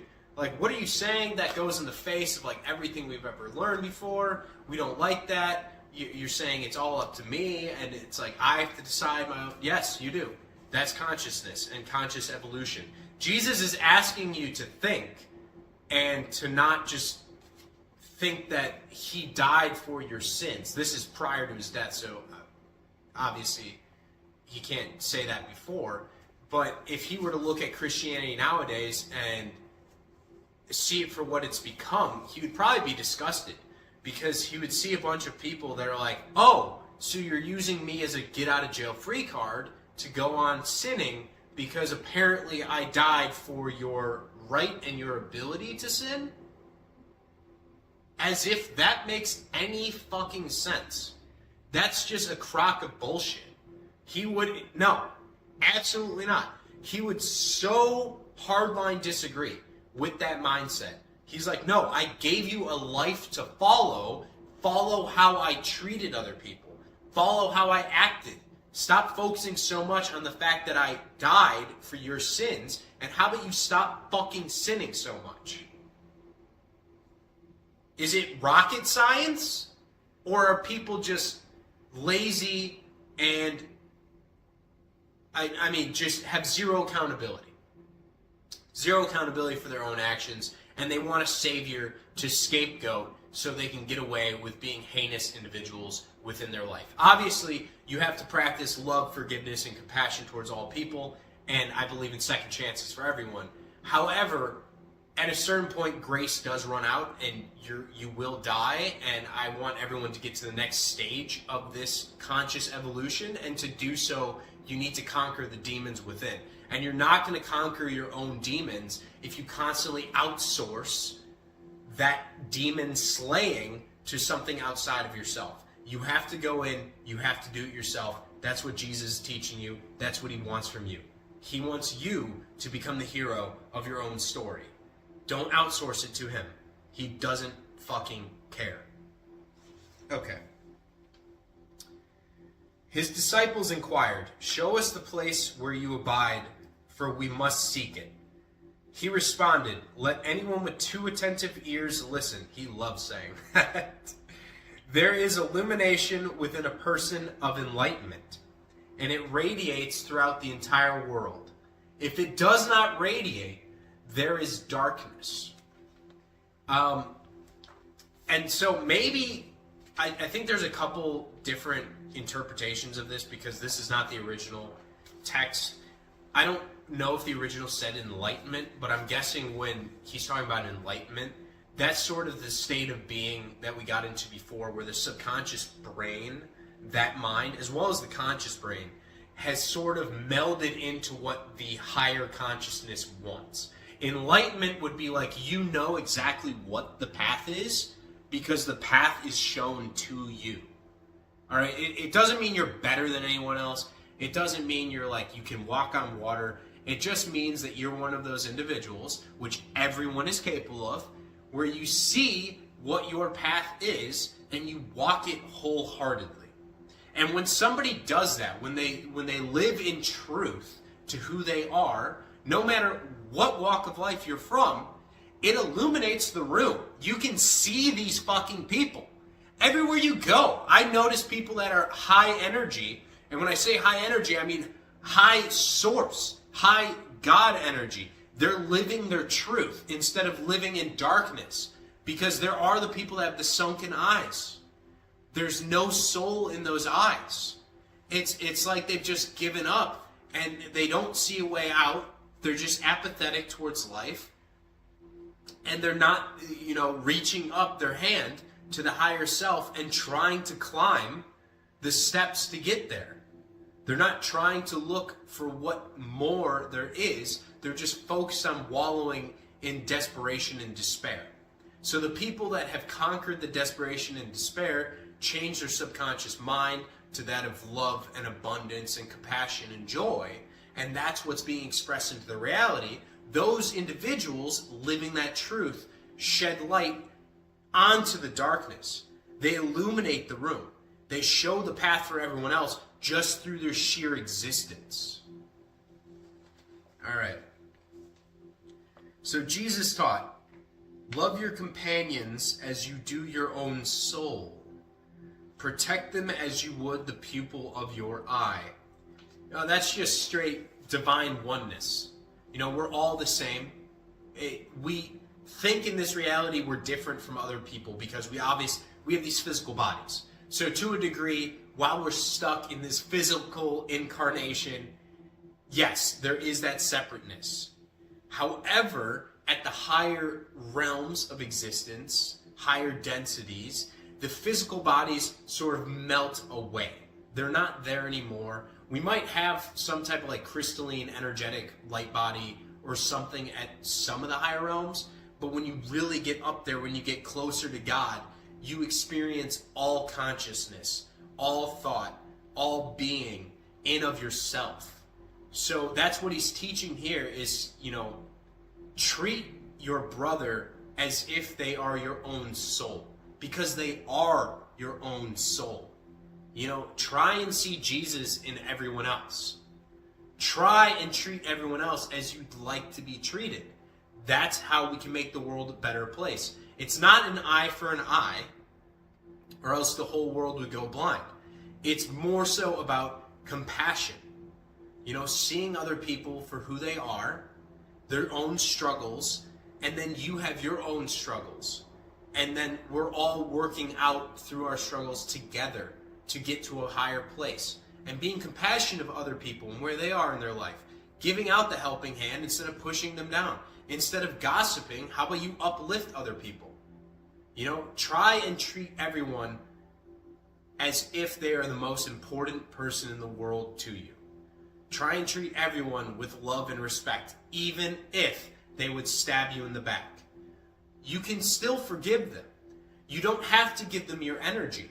You don't have to spend time with them, but you should still love them. Because eventually that love will affect them and they will maybe change. But they're not going to change if you just hate those that hate. Hate only begets more hate. All right? So we have to stop that cycle, and we have to really bring in love and compassion and treat everyone as if they are ourselves. And, that's just the general rule of thumb, how we should live our lives. That's probably what he's getting at there. All right, line 26. Jesus said, "You notice the splinter in your friend's eye, but you do not see the log in your own. Once you remove the log from your own eye, then you will discern well enough to eliminate the splinter from your friend's eye." Now, when I read this the first time, this one actually kind of hit me on a deeper level, because I used to have a really bad drinking problem. Like, it was egregious. I'm not kidding.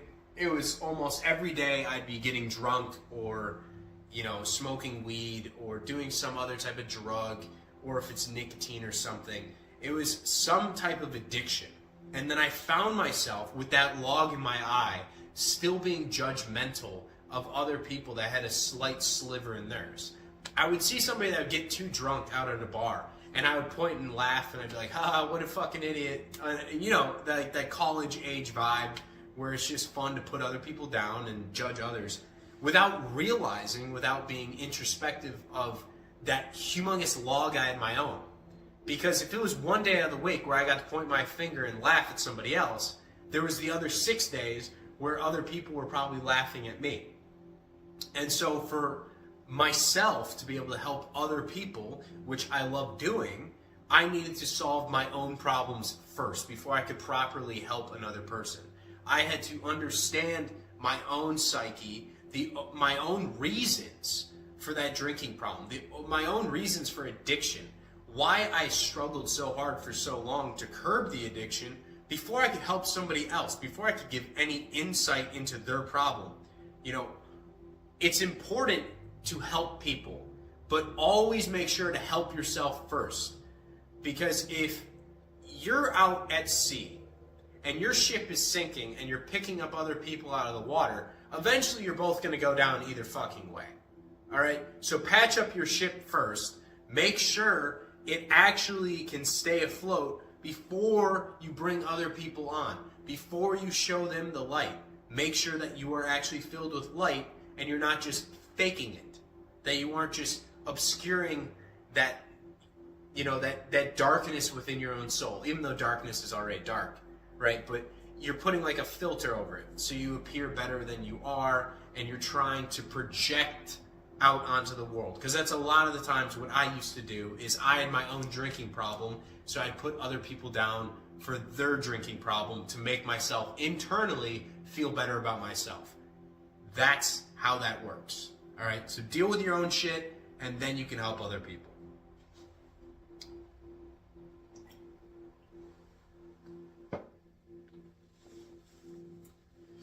All right, line 27. If you do not abstain from the world, you will not discover the Father's realm. Higher consciousness. If you do not honor the Sabbath as a true Sabbath, you will not perceive the Father. Now, I don't view Sabbath as being like a day in this context. It's not like a day of the week. It's not like a certain time. The idea of the Sabbath being spending time in worship, which is time alone.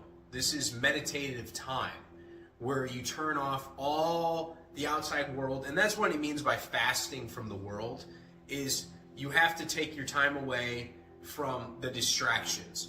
You have to turn the TV off, turn the phone off, tune out all the extra bullshit, the frequencies going on, all those waves that are just coming into our brain from all the different ways, all the notifications on your phone, all that stuff. You have to turn it away, you have to fast from it, and you have to go within.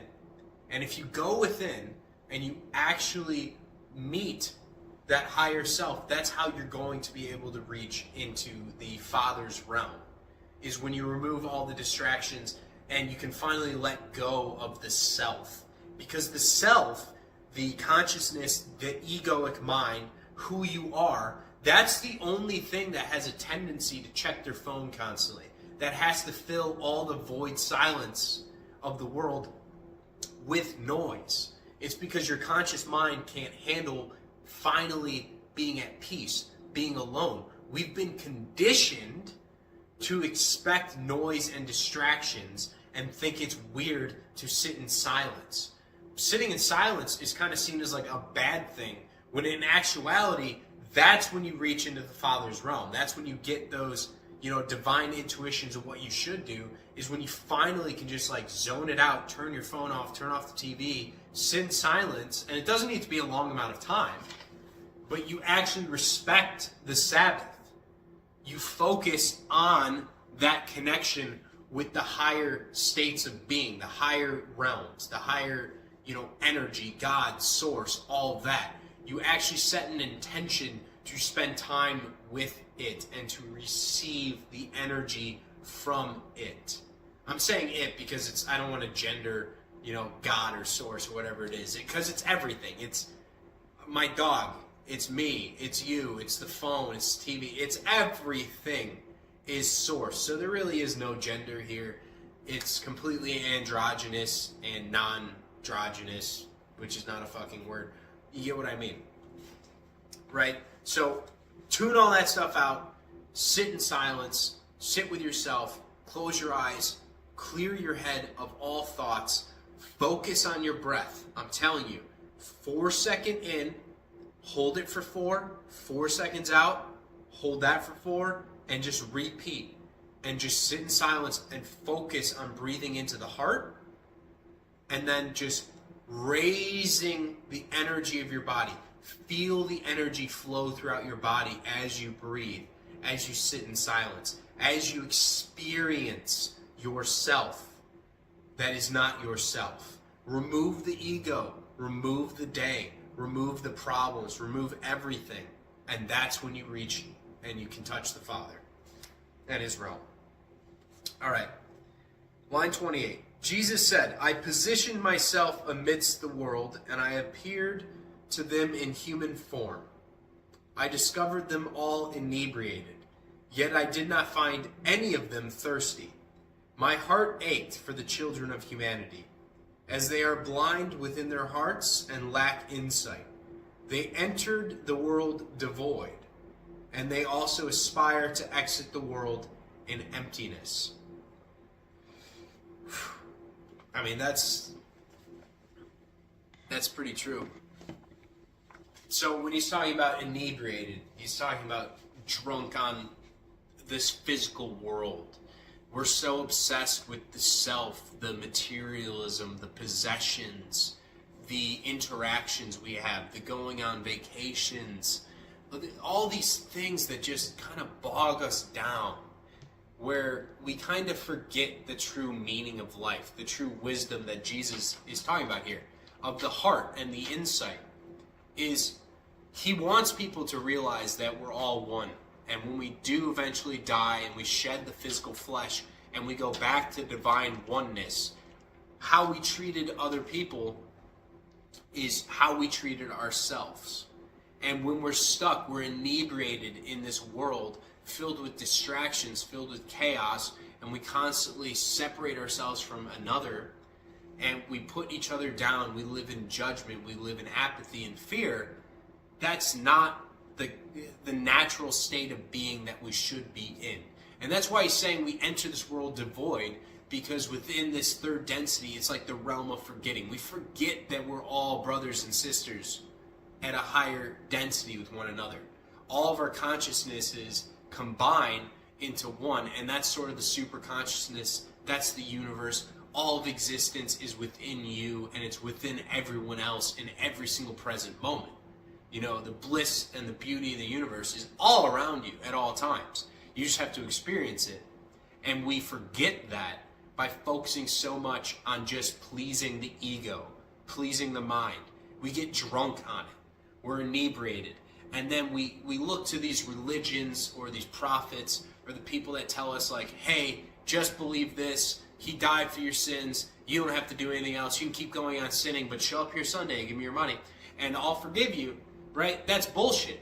He doesn't want people to do that. He wants people to have a better connection with him, with God, with energy, and raise their vibration. Start seeing yourself in another person. Start seeing the best in other people and expecting the best results in your own life. You know, safeguard the garden that is the subconscious mind and water it with bountiful thoughts of love and compassion, and a beautiful, abundant forest will grow. You know, you'll have all the gifts that God could possibly bestow upon you in your reality, but you have to water it with the good thoughts, and that's not going to happen as long as the egoic mind is consistently inebriated by the bullshit of the world. We have to sort of like slow it down a little bit on the gossiping and the drama and all the crap. Because that's what it is. It's crap. It's a distraction. It's designed to do that on purpose, to draw you away from center so you can slingshot back into that alignment eventually. It will keep making you suffer, keep causing you pain. You will go through things that you wish you didn't have to go through, and you're going to ask yourself, oh my God, why am I suffering so much? And eventually you will start asking the higher self to help you out. You will eventually be drawn to silence and seclusion and maybe a hermit lifestyle for a while, because you're like, you know what, I surrender. I give up on this physical reality. I've been drunk of it for so long. I just want wisdom. I want insight. What am I here for? What is the meaning of all of this? And that's when you go and you find the Father's realm. When you stop drinking so much of the world.